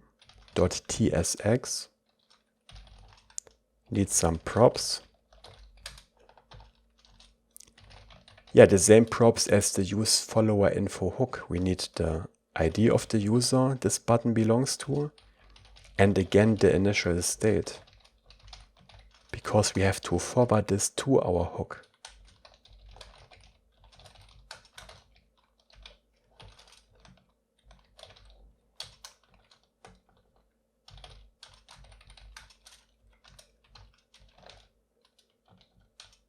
In here we call our use follower info hook, and we forward these two values, user ID and the initial state. In here we find the data that we care about, which is the follower info itself. We also need a toast in case there's an error. Use toast. And we also need the query client again to do the optimistic update later, which will also be very interesting. Okay. And at the end, we want to return a button in uppercase B1. We set a variant of this button. And here we check if data is followed by user. And the cool thing is, since we pass a default value, this will not be undefined. This will always have a value. If we are already following this user, then we want to style this as a secondary button. Otherwise as a default button with our primary color. And similarly, the text in here will be different depending if we are following the user or not. So again, data is followed by user. Then this will say unfollow. Otherwise, this will say follow. And what do we do when we click this button? We want to run a mutation, right? And again, I want to wrap this into the use mutation hook because it's a bit more convenient to use than handling this manually. So let's do this. We destructure a const, call use mutation, parentheses, curly braces. We need a mutation function for which we pass an arrow function. And what do we want to do here? Well, we either want to call the post endpoint or the delete endpoint, right? Depending if we want to create or delete a follow. So if data is followed by user, if we are already following the user, then we want to call keinstance.delete to make a delete request to this URL /API/users/user ID /followers and then colon. If we are not following the user, we want to create a new follow. So let me copy this, paste it here, but change this to post, right? Then we want to create a follow in our backend. Then in our button down here, we add an on-click listener and we call mutation.mutate. Yeah, we have to destructure this here. Mutate. And then we call mutate like this. This doesn't have optimistic updates yet. We will take care of this in a moment. But for now, let's keep it like this. And we don't have a user profile yet, but we have our sidebar, right? With this dummy button, which doesn't do anything. Let's replace this for the actual follow button to see if this works. So let's go into the trends sidebar. To the who to follow section, let's remove this dummy button and instead insert our brand new follow button, which needs the user ID. This is easier. We have each user here, right? So we pass the ID and we need the initial state to which we pass an object where we need to pass the number of followers. And the is followed by user boolean. The question is, where do we get this information from? Because the users we fetch at the moment don't have this follower information. And the answer is, of course, we have to modify this user data select to also include the follower info, so that when we fetch a user here, we can pass this initial data. Okay, so we have to modify this user data select. And remember, to get the follower info, we need the ID of the currently logged in user, like we did it here on this get endpoint. Which means that we also need our ID here. And we can't do it inside this const, but we can do it by turning this into a function. So we export a function called get user data select, and this will take the logged in user ID as input. Then we cut out this whole part together with the satisfiers, remove this line and instead return it here. But now we have the logged in user ID. And here we want to return the same data as we did in our route. So we can actually copy this part here. Yeah, this should work. Copy this, paste it here below, and replace this for the logged in user ID value. And we have to turn postDataInclude into a function as well, because this expects the logged in user ID, right? So below, export a function, get postDataInclude. Again, this will take the logged in user ID. We return this whole object, delete this line. And here we call get user data select and forward the logged in user ID to it. And then the last change down here, instead of type of postDataInclude, we write return type, which is a TypeScript helper to get a return type of a function. Return type, angle brackets, type of get postDataInclude. We want to use the return type of this function as our new postData type.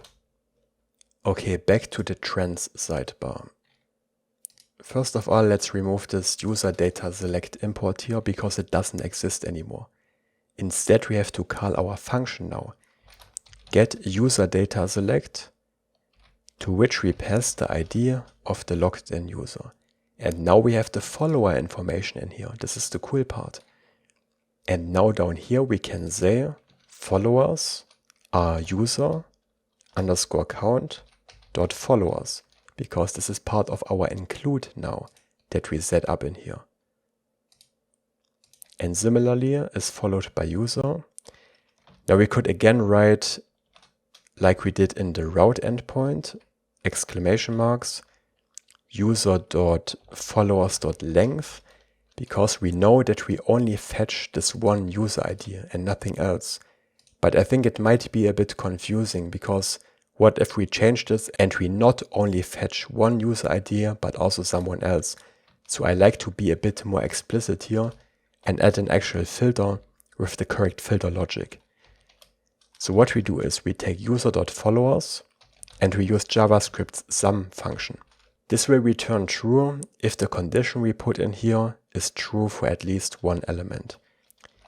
In here we get passed each user from the followers. And I want to destructure this in here to get the follower ID like this. Okay, this is an arrow function and we want to return true if the follower ID is equal to the logged in user's ID. So again, is followed by users is true if this followers field, this array, contains the ID of the currently logged in user. Then we know that we are following this user. One more little change. If we are already following a user, we want to remove them from this list here, right? So in our filter here at the top, we say where the ID is not the current user ID, and we also add where followers none follower ID is the user ID. So the followers don't include the currently logged in user yet. Otherwise, we don't want to show it. But before we can try this out, we also have to update the places where we use this postDataInclude that we removed in favor of our new function, right? This would be in our for you route. Yeah, here we have the postDataInclude, which doesn't exist anymore. We replace this for get postDataInclude, where we pass the logged in user's ID. And the cool thing is now the return type of this function is updated as well. And we get our follower info in the response we return. And later we can use this follower info in our feeds. This is why I extracted these includes into the separate file so that we can reuse them. And one more place in the editor actions, we also have the postDataInclude. Get postDataInclude user.id. That should be it. One more change we have to make. We have to go into the follow button again and make this a client component, because we render this inside our trends sidebar, which is a server component. So we need to make this a client component. Okay, I just noticed that I accidentally put our new followers route into the for you folder. It doesn't belong into for you. It belongs directly into the API folder. So let's right click on API, make sure the correct folder is selected, create users / user ID / followers in here, and then we take this route.ts, cut it out and put it into this folder. And then we remove this empty folder here. If you did it correctly in the beginning, perfect. Okay, now the URL is correct and now our button should already work. But we didn't implement optimistic updates yet. And we also don't invalidate this button after our mutation. So when we click it, actually nothing should happen. At least not on the front end. Click, but when we refresh the page, the user is gone because we are actually following them now. And when we take a look into Prisma Studio, we will see this new entry in the database. In this new follow table. Yeah, this is this many-to-many relationship. Who is following who? And this is basically all the information we need in here. But it looks like there is a post data include left over in our code somewhere. Yeah, right here. We haven't fixed this one yet. We forgot this. We have to remove it from here as well and replace it for get post data include, to which we pass the user ID again. And let's see, this should be all of them. Okay, now let's implement optimistic updates, which we do in our follow button in this mutation here. Again, this is described step by step in the React query documentation, but it's also a bit difficult, so I will walk you through it. Below the mutation function, we overwrite this onMutate callback, which will be called when we start this mutation. To this we pass an async error function. And it's actually very similar to what we did in our infinite query hooks when we mutated the cache, because we have to mutate the cache here as well, just at a different point in time, not after on success, after everything is done, but right when we start this mutation, because we want to update it prematurely, right? Optimistically. So again, we need the query key of type query key. Query key or query filters is almost the same. The query key is just a part of the query filter. But we only need the key here, which is this array. And this has to be the same as the one we use to fetch this data, right? So we copy this, because this is what we want to update optimistically. Okay, so this is the key we want to change. Again, we have to cancel the running queries, as we did when we updated our infinite lists. And to this we pass the query key like this. We cancel this. Then we need the previous state or the current state, because if there is an error happening after our mutation, we want to roll back to the initial state if the operation didn't go through. We get this via QueryClient.getQueryData, the singular one this time. Query data, we can set a type to follower info, because this is what our data here handles, our useQuery hook. And to this we have to pass the query key as well. So now we have the previous state stored in here. Then we call QueryClient.setQueryData, again the singular version this time. Again we set a type to follower info. Again we pass the query key. And then again we get this function where we can modify the cache. But this time we don't need the old data as an argument, because we already have it in this previous state here, right? So in here we set the followers count to our optimistic value. Let's hardcode it for now. And also this is followed by user flag, right? Which has to be a boolean. but we now have to calculate these values from the previous state. The previous state could be undefined if we haven't loaded the follower state yet. Now, even though we pass initial data, we still have to handle this possibly undefined value because TypeScript here doesn't know that we passed the initial data. So what we do is we want to take the previous state dot followers. This can be undefined. If it's undefined, we will just set it to 0. Then we want to take this value and we want to either add 1 to it or subtract 1 from it, depending if we are following or unfollowing a user. So what we do is, again in parentheses, we say if previous state dot is followed by user is true, then we want to subtract 1 because we unfollow the user.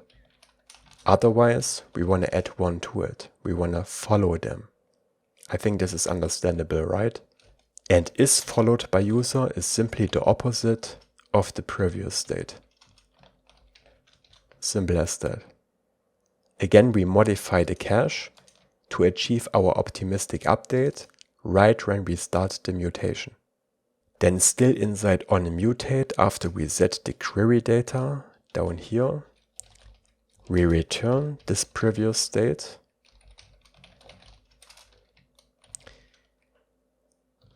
And then we override the onError callback. And since we return the state here, we actually retrieve it in onError. And if an error happens, we can use this to roll back to the previous state. So there are quite a few steps involved in order to get optimistic updates to work, but this is how you do it in ReactQuery. And we are almost done.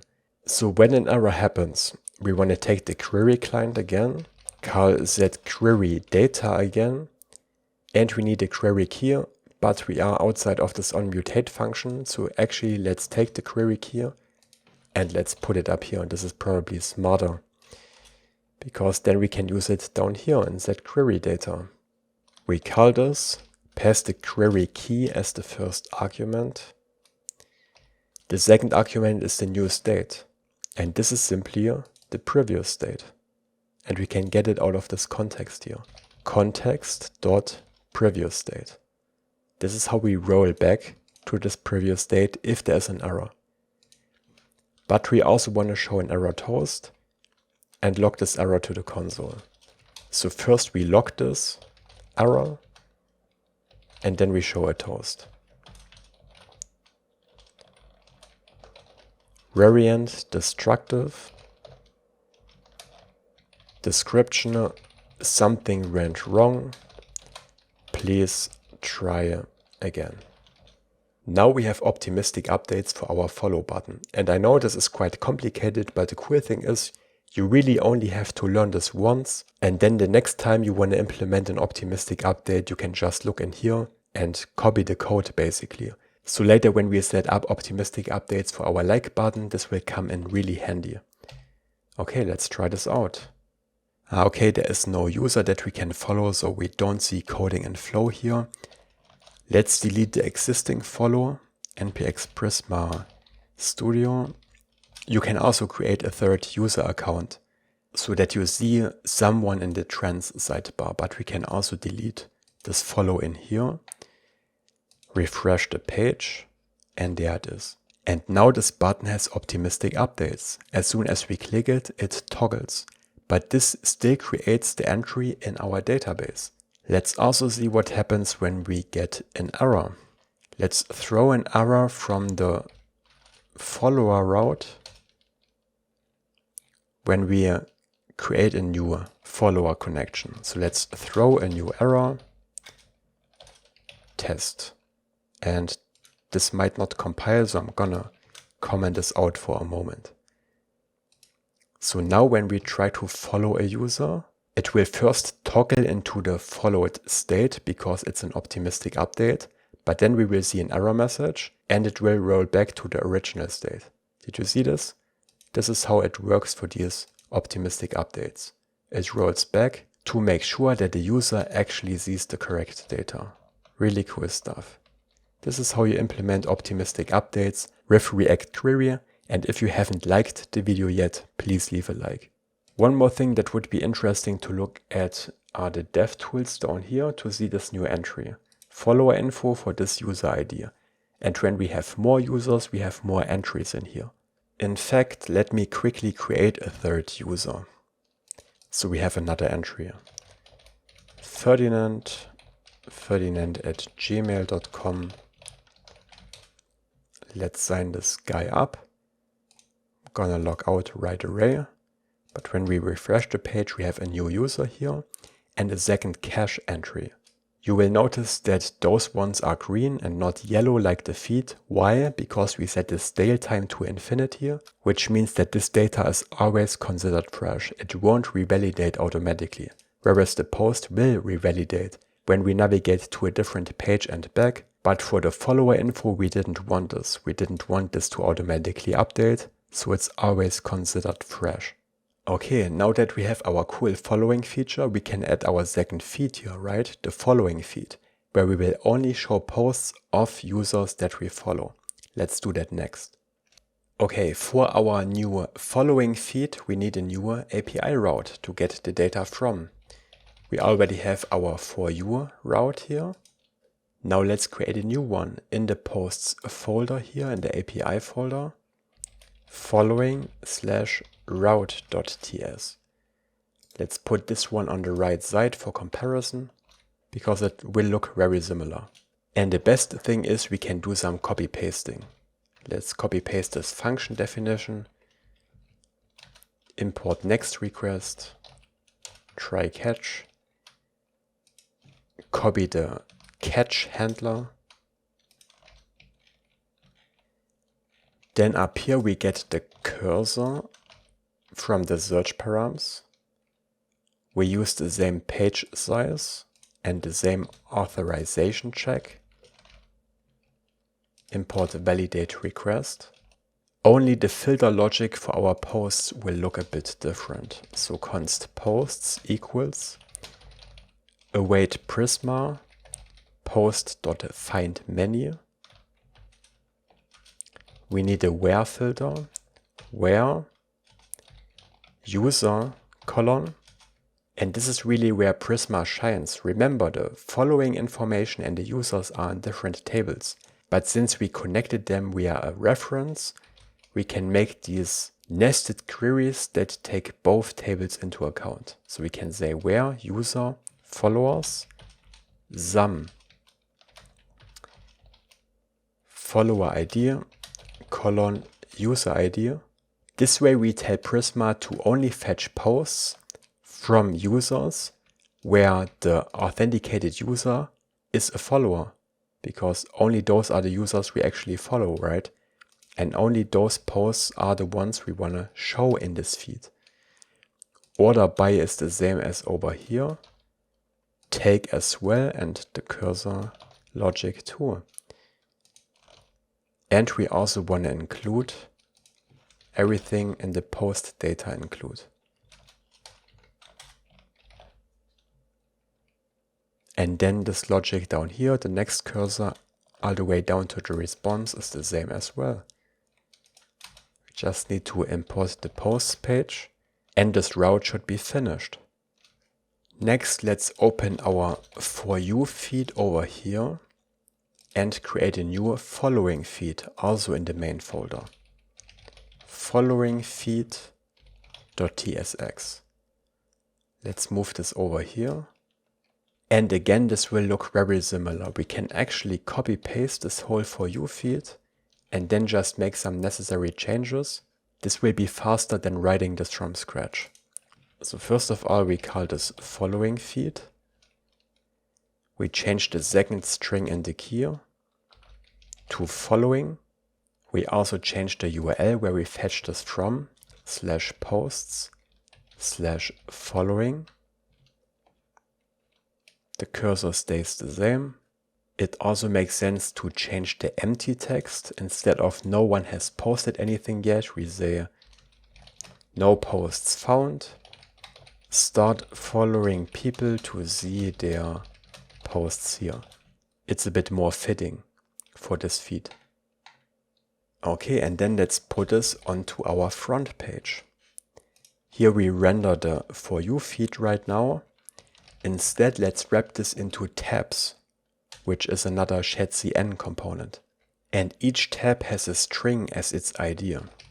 And we set the default value, the default selected tab, to For You. In here we put a tabs list. And in here we put two tabs trigger, where we set the same value For You and the title, which will also say For You, and another tabs trigger below that says following, and the key is following. And then below the tabs list, we put tabs content, where we have to set the same keys. This is the content for You. Here we want to render the For You field. And then we have tabs content for following, where we want to render the following feed. Okay, so now on our front page we have this tab. We can switch to the following feed, but we are not following anyone yet. Let's follow Coding and Flow, because he has posted something yet. And now when we switch to For You and back, it will revalidate and show the latest data. This is what ReactQuery does in the background. And this feed is paginated just like the For You feed with infinite scrolling. But these tabs don't look good yet, right? The styling in my original project is a bit different.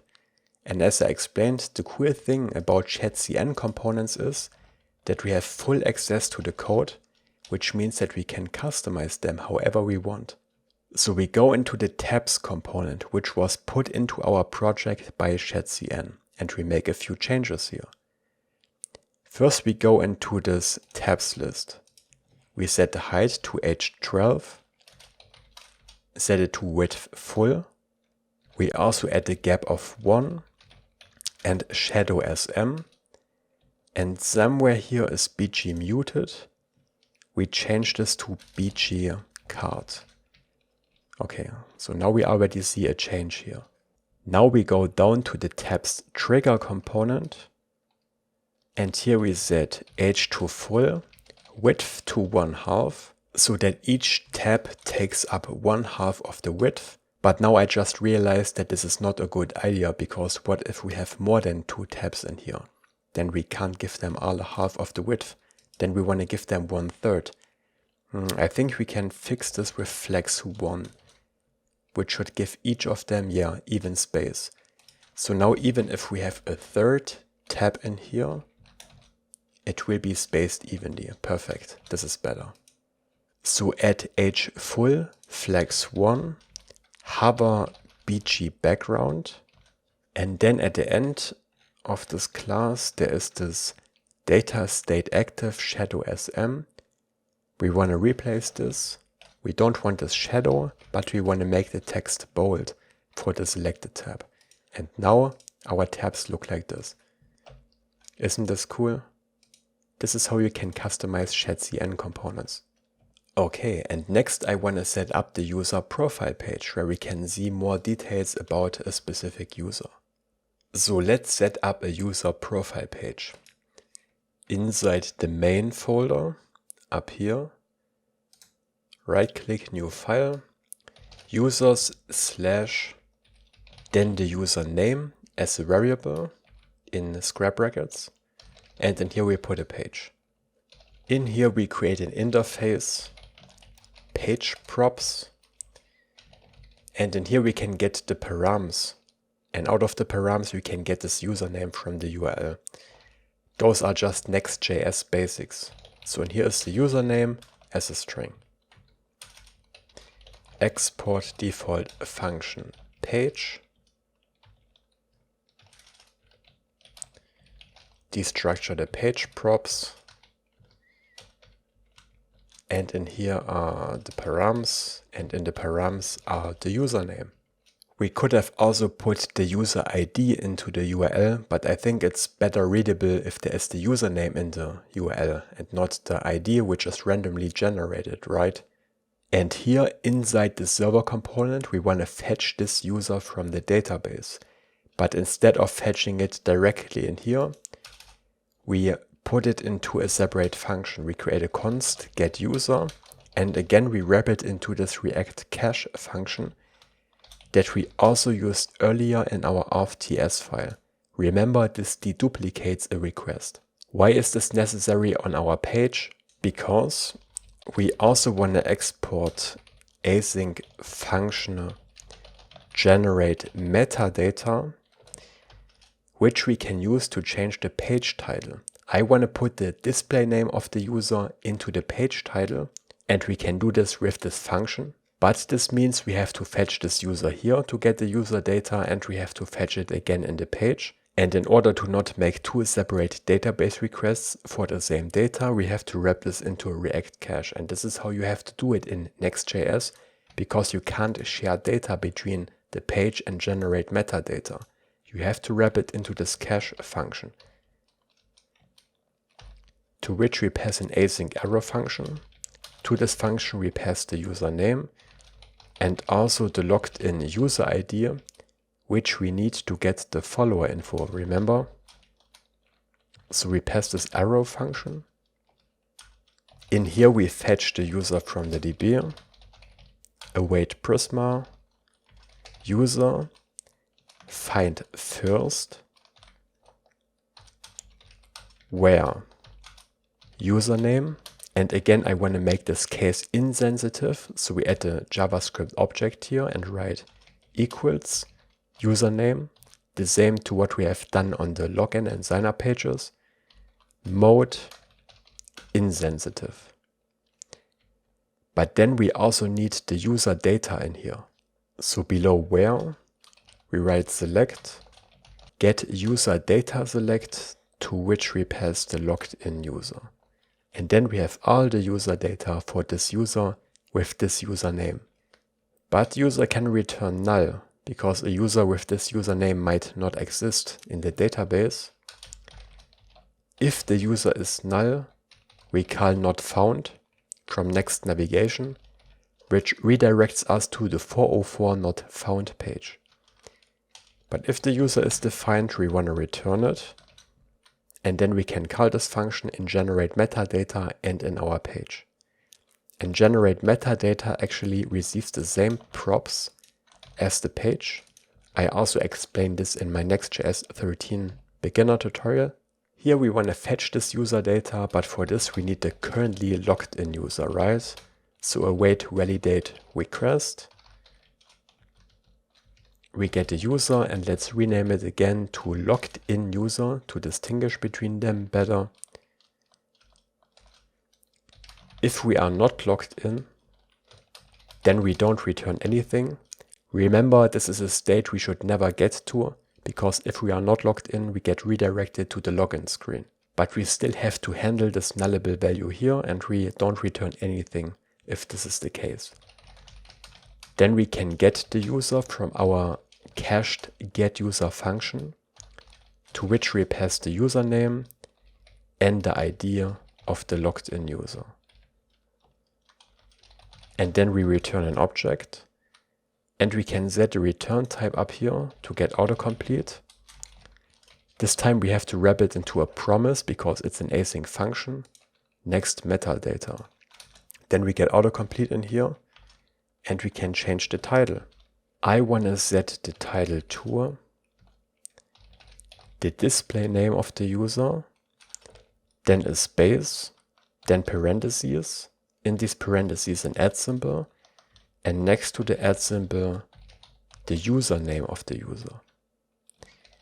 We could also set other metadata like the description or an OG image, but since every page in our app is authenticated, there is no real use to that, because we can't see this data anyway if we, for example, paste this link on social media, because all pages are protected if the user is not logged in. And this is also the case for crawlers. Changing the page title makes sense because we can see this while we are using the app, but the rest is just for things like Google or social media embeddings. Okay, then in our page we want to get the logged in user again. Remember, validate request is deduplicated as well, so we can fetch this twice, no problem. Make this an async function. Again, we have to handle the case if the logged in user is undefined. Again, we should never get into this situation, but if this happens, we have to do something. We could either return null, nothing at all, or maybe it makes more sense to return an error message. You are not authorized to view this page. Set this to text destructive. And remember, we have to escape this with ampersand sign APOS semicolon. Again, we should never see this, but we still have to handle the case that the logged in user is undefined. Again, we want to fetch the user for this profile. We do this below. And then we can render a layout. We wrap this into a main tag because this is a page. We style this with flex, width full, min width 0 and gap 5. We put a div in here, which we style with width full, min width 0, space y5. I think this is very similar to our main page that we already have. They basically all have very similar layout, because here we also want to put the trans sidebar. You can also create a different sidebar and put it here, but I don't want to create a ton of different sidebars, so I reuse this one. Okay, maybe let's save this and already go to a user profile, Florian for example. As you can see, the title is already correct, but we don't render anything on the screen yet. On this page, I want to put the profile information, which is rendered server side, and then this feed of posts down here, which is rendered client side via React Query. So let's set this up. I actually want to put this part up here into a separate component for organization. So let's put it below. Async function, we are still in a server component. User profile. This also needs props. User profile props. We need the user data to show it on the screen, but for this we have to set up a new type in our types.ts file. We already have get user data select, right? First of all, I also want to return the bio of this user and the created at timestamp. And then I want a type like post data, but for users. Export type user data equals Prisma dot user get payload angle brackets curly braces select colon return type of get user data select and closing angle bracket down here. Now we can use this over here, user data. And the cool thing is that user data is also used in our get post data, right? So every post that we fetch with get post data include will also include all the user data. Oh, and one more thing I actually want to add here. We count the followers of the user. I also want to count all the posts of this user because I want to show this in the profile as well. Okay, so we need the user data here and also the logged in user ID. Then we destructure these values, user profile props, user and logged in user ID. We need the logged in user ID for the following information in the follow button. And we will show this follower information in two places.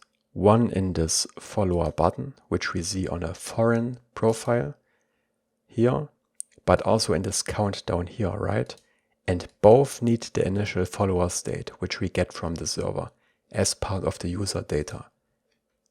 So what we do is we create a variable for this initial state.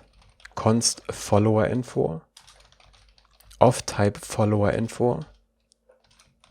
And remember, this contains the followers count and the is followed by user boolean. And we get this count from user.count because this is user data. This includes all the necessary information. user.followers. And is followed by user has the same logic as we used earlier. User.followers.sum, where we get passed each follower ID, and we return follower ID equal to logged in user ID to know if the currently logged in user is following the user of this profile. And then below we return another layout wrapped into a div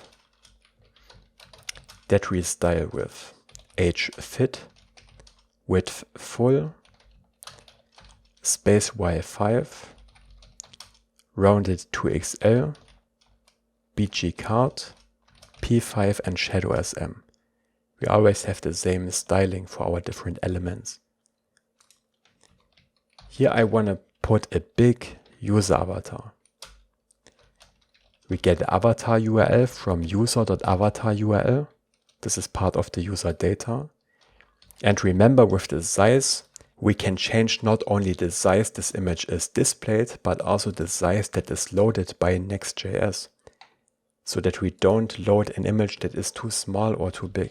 So we pass this here, and then we style and close this. We style this with MX Auto to center it on the screen, size full, but we give it a max age of 60, which is 15 RAM, and a max width of 60 as well, and we make it circular with rounded full. Before we continue with the user profile down here, let's put it into the layout up here. So inside this div, we render the user profile, and again I only put this into a separate component for organization, so that we don't have to write all this HTML up here. We have to pass the user to it and the ID of the logged in user. And let's see, there it is.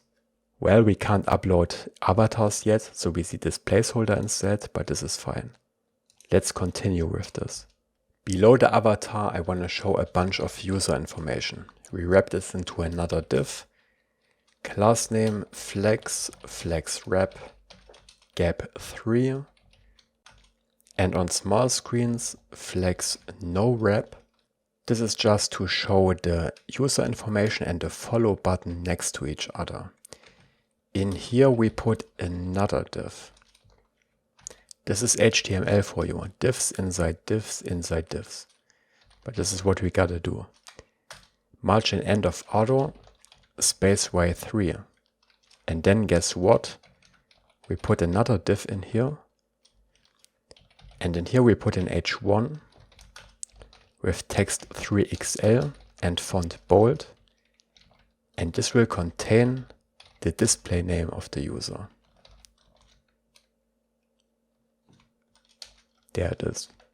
And below the h1 in a div with text muted foreground as the color, I want to render add and user.username. Then below this inner div here, we put another div that says member since. Then I want to call format date from datefns. This is not our relative date function. This is the normal format date function, because the relative date doesn't make much sense here. We pass the user created at timestamp to it, and then we have to format this again. 3 uppercase M's, space, lowercase d, comma, y. This is the format we use here. And there is the date. This is how it looks. Below this date div, we put another div with the class names flex, item center and gap3. Here I want to render how many posts and followers this user has. So first we put a span here, which says posts colon. And then we want to wrap the number into another span to make it bold. But when we do this, it doesn't take spaces into account. So what we do here is we write a pair of curly braces and an empty string with a space inside it, like this, for proper formatting. Then we put another span with font semi-bold, and this is where we want to render the number of posts this user has written, which is part of the user data. But we want to run this through our format number function, which formats large numbers, user.count.posts. We added the posts count to our getUserData function earlier, remember? Then I also want to render the follow count of this user, but this count should update in real time when we click the follow button, so it should be connected to the cache, which means that we can't just use count.followers here, because this value won't update. This is why I put the follower info into the separate hook. Now we can use this hook on the profile page. But the profile page is a server component, and we can only call the hook in the client component. So what we do is we create a separate client component for the follower count. We could either put it into this folder here, but I would consider this component reusable because maybe we want to show the follower count in another place too. So I'm going to put it into the components folder instead. Follower count.tsx. This will take props, follower count props. We need the user ID and the initial state, right? Because this is what the hook expects. Follower info. Export default function follower count. We pass these values.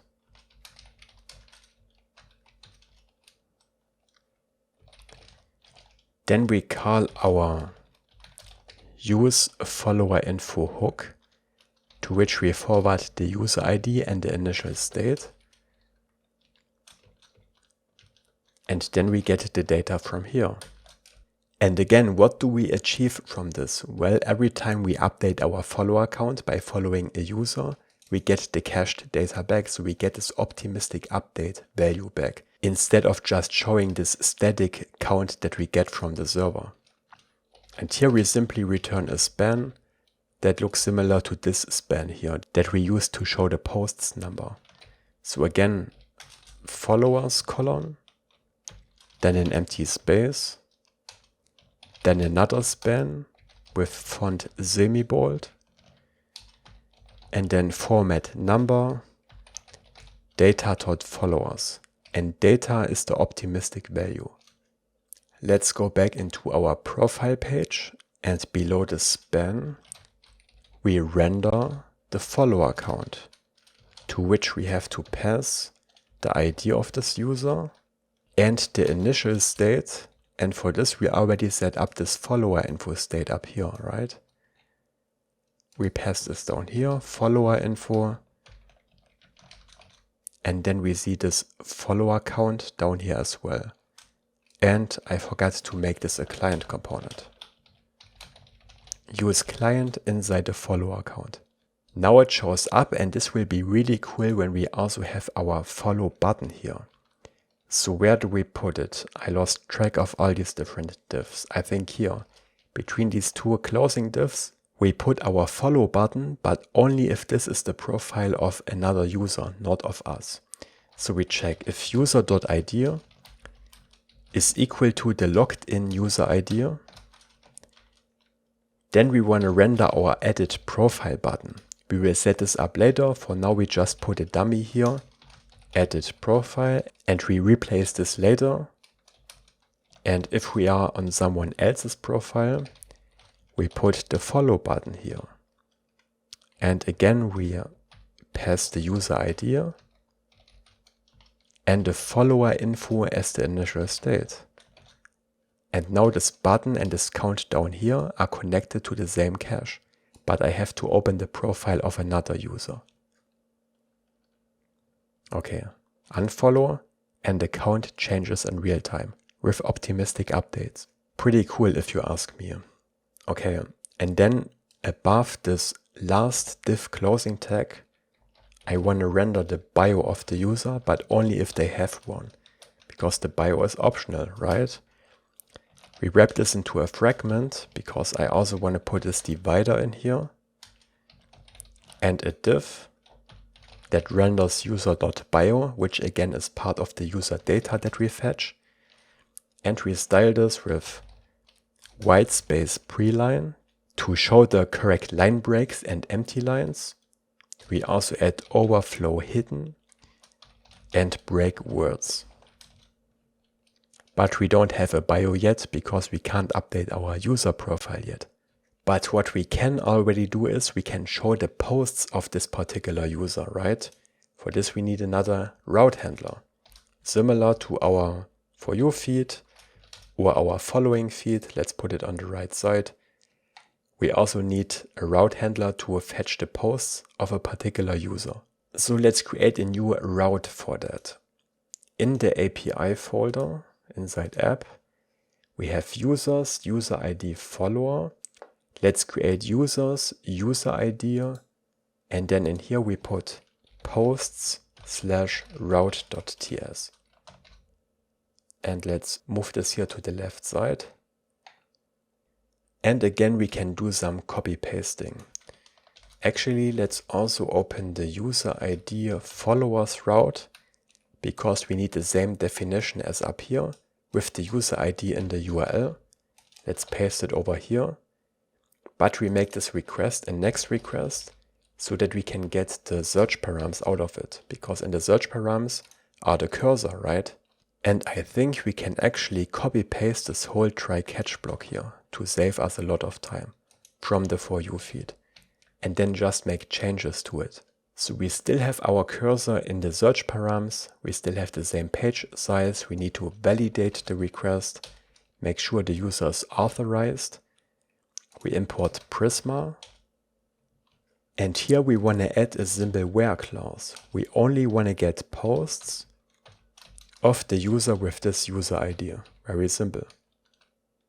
We also want to import this get post data include and a post page, and I think the rest is actually exactly the same. Then we need another feed, and again we will use the lazy approach. We open the For You feed and we will do some copy pasting. We put this feed into the same folder as the profile page, right? Users, username, let's put it in here. And we call this component user posts or user posts feed or whatever you want. Let's copy this whole component from the For You feed and just update this. User posts. This also needs to take the user ID as a prop, so interface, user posts props. We need to pass the user ID because this needs to be part of the query key, right? We keep post feed. We change For You to user posts, but since we have different users, we need the user ID to be part of the query key, the cache key. And we need to destructure this prop up here. User post props. And here we get the user ID. We fetch the data from /API /users / the user ID. This should be a backtick string. /posts. This is the whole URL. And we change the empty text to this user hasn't, again we have to escape this apostrophe, hasn't posted anything yet. Again, the rest can stay the same. We can close all of this. We go back to our user profile page and we render the user posts below the server rendered user profile section. But I also want to put a little headline in here, which we wrap into a div with rounded 2XL, BG card, P5 and shadow SM. And in here we put an H2 headline with text center, text 2XL and font bold. And in here we say user.displayname apostrophe posts. So Florian's posts. And then h2 closing tag, div closing tag, and here goes our user posts component, which is a client component. And to it we simply have to pass the user ID, and it will fetch the posts automatically. And there it is, it worked. Let's also try for Florian. Florian's posts, and this is paginated as well. And of course we have different entries in our cache. And revalidation is automatically taken care of when we navigate between different pages, but we have already seen this before. ReactQuery automatically refetches feeds when we toggle between different pages, unless we disable this, like we did for the follower button. And there is an S missing here after the apostrophe. It should be Florian's posts, like this. Perfect. Okay, next I want to add loading.tsx, which are these loading indicators that we can show when we navigate between pages, because this part here at the top of a profile is rendered server side, and this can take a moment to load. So it's good to have a loading indicator. Otherwise, this might feel unresponsive because we click a username and it takes a second or multiple seconds to load, depending on the internet connection speed of the user. We can avoid this with a loading.tsx file. Again, I explained this in my Next.js beginner tutorial, but this is just a loading indicator. We put one into the main folder. We call it loading.tsx. It has to have this exact file name. Export default function loading. And here we simply return a loader2 icon with the usual mxauto, my3, and animate spin. But this will only be applied to the main layout, so it will be shown next to the sidebar here. But we also need one for all pages that we put into the root folder. This will be shown for pages like the sign up and login page that are not part of our main route group. So we copy the same loading.tsx file in here as well. And let's see if we can view this. Yeah, there you saw the root loading indicator. And when we navigate to a profile, we might see the main route group's loading indicator for a moment. There it was.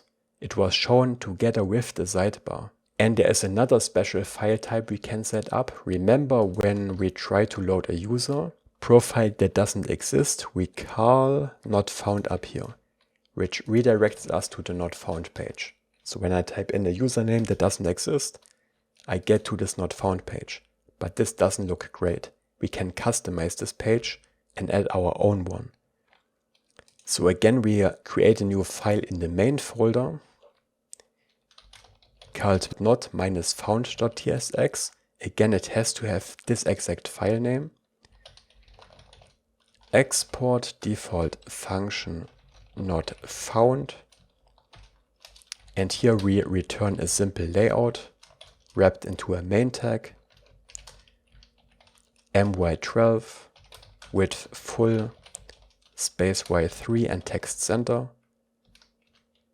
And here we put in h1, text 3XL and font bold, which will say not found. And then some text below. The page you are looking for does not exist. And now this replaces the default not found page, but this one looks better and it's shown next to our sidebar because we put it into our main route group. Okay, and there's one more change I want to make to the editor mutations. Remember, when we create a new post, we put it into the For You feed immediately by modifying the cache with setQueriesData. But it makes sense to put this post also on our profile page so that we don't have to await revalidation there. So what do I mean exactly? Let's load these pages. Let's go to my profile. load these different pages here as well. Okay, so the topmost post I see is post 27 and the same over here as well. This is my last post. Post 28, I post this, it gets added here immediately, but not on our profile. Here we have to await revalidation. And remember, revalidation takes longer the more pages we have loaded. So it's better to modify the cache on our profile page as well. And for this we simply need to change this logic here a little bit. At the moment we have this query filter set to post feed and for you, but we also want to include our profile. For this we need the ID of the currently logged in user, which we get from our hook. Use session. And then we change the query filters here. We remove the for you from the query key. And then as the second argument we can again add this predicate function which we already used before. This gives us a bit more fine control over the filters we want to check for. And here we return true if query.queryKey includes for you to update the for you feed.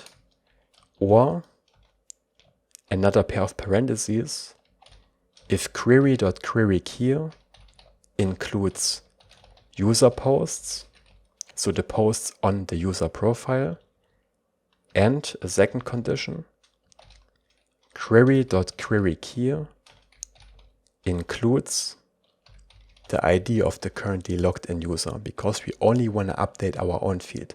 So this is the whole logic of this query filter. So now we update both feeds, but we also have to update the predicate down here in invalidate queries. Here what we do is for predicate, instead of returning this exclamation mark query state data, we also check if the query filters predicate, that's the one we defined up there, if this is also true. So we pass the query to it. So we chain two predicates together, basically. This predicate calls the predicate of our query filter. So only if this is true and the query data is empty. This complains that predicate can be undefined because this is how this type is set up of query filters. But here's a cool thing. We can remove this type here and instead go down here and use TypeScript's satisfies keyword again. Now the error disappears. Why? Because satisfies works a bit different. It takes the exact type we set up here, and since we defined a predicate, TypeScript knows that it's not undefined. It just checks that it has to adhere to the query filters, but this type is more specific. It's a bit difficult to explain, but just know that satisfies is pretty awesome, and it solves these kinds of problems. Okay, and now when we make a new post, we should update both the for you feed, but also our own profile feed with the new changes immediately. For deleting a post, we don't have to do this, because remember, we already update all post feeds. Deleting is easier because we just have to check if our post is in there and remove it, and we don't have to be so specific with our query filter. We just run this through all feeds basically. For adding a post, it's a bit more tricky, but we got it done. So let's try this out. So again, I load a bunch of pages. There is post 28 here. Load a bunch of pages here as well. Post 29, which should be shown immediately when we navigate back to the user profile. And there it is. There was no loading delay. It doesn't have to wait until the feed is revalidated. And the same will work when we delete a post. It will be removed from the for you feed immediately. Isn't this cool? And vice versa. Delete here and it's removed here. So this is updated in sync immediately at the same time. Okay. And in the next part, we will set up these tooltips that show up when we hover over a username. And then there are a bunch of other features like uploading files, optimistic likes, bookmarks, comments. Very important, you don't want to miss this. So watch this video all the way to the end.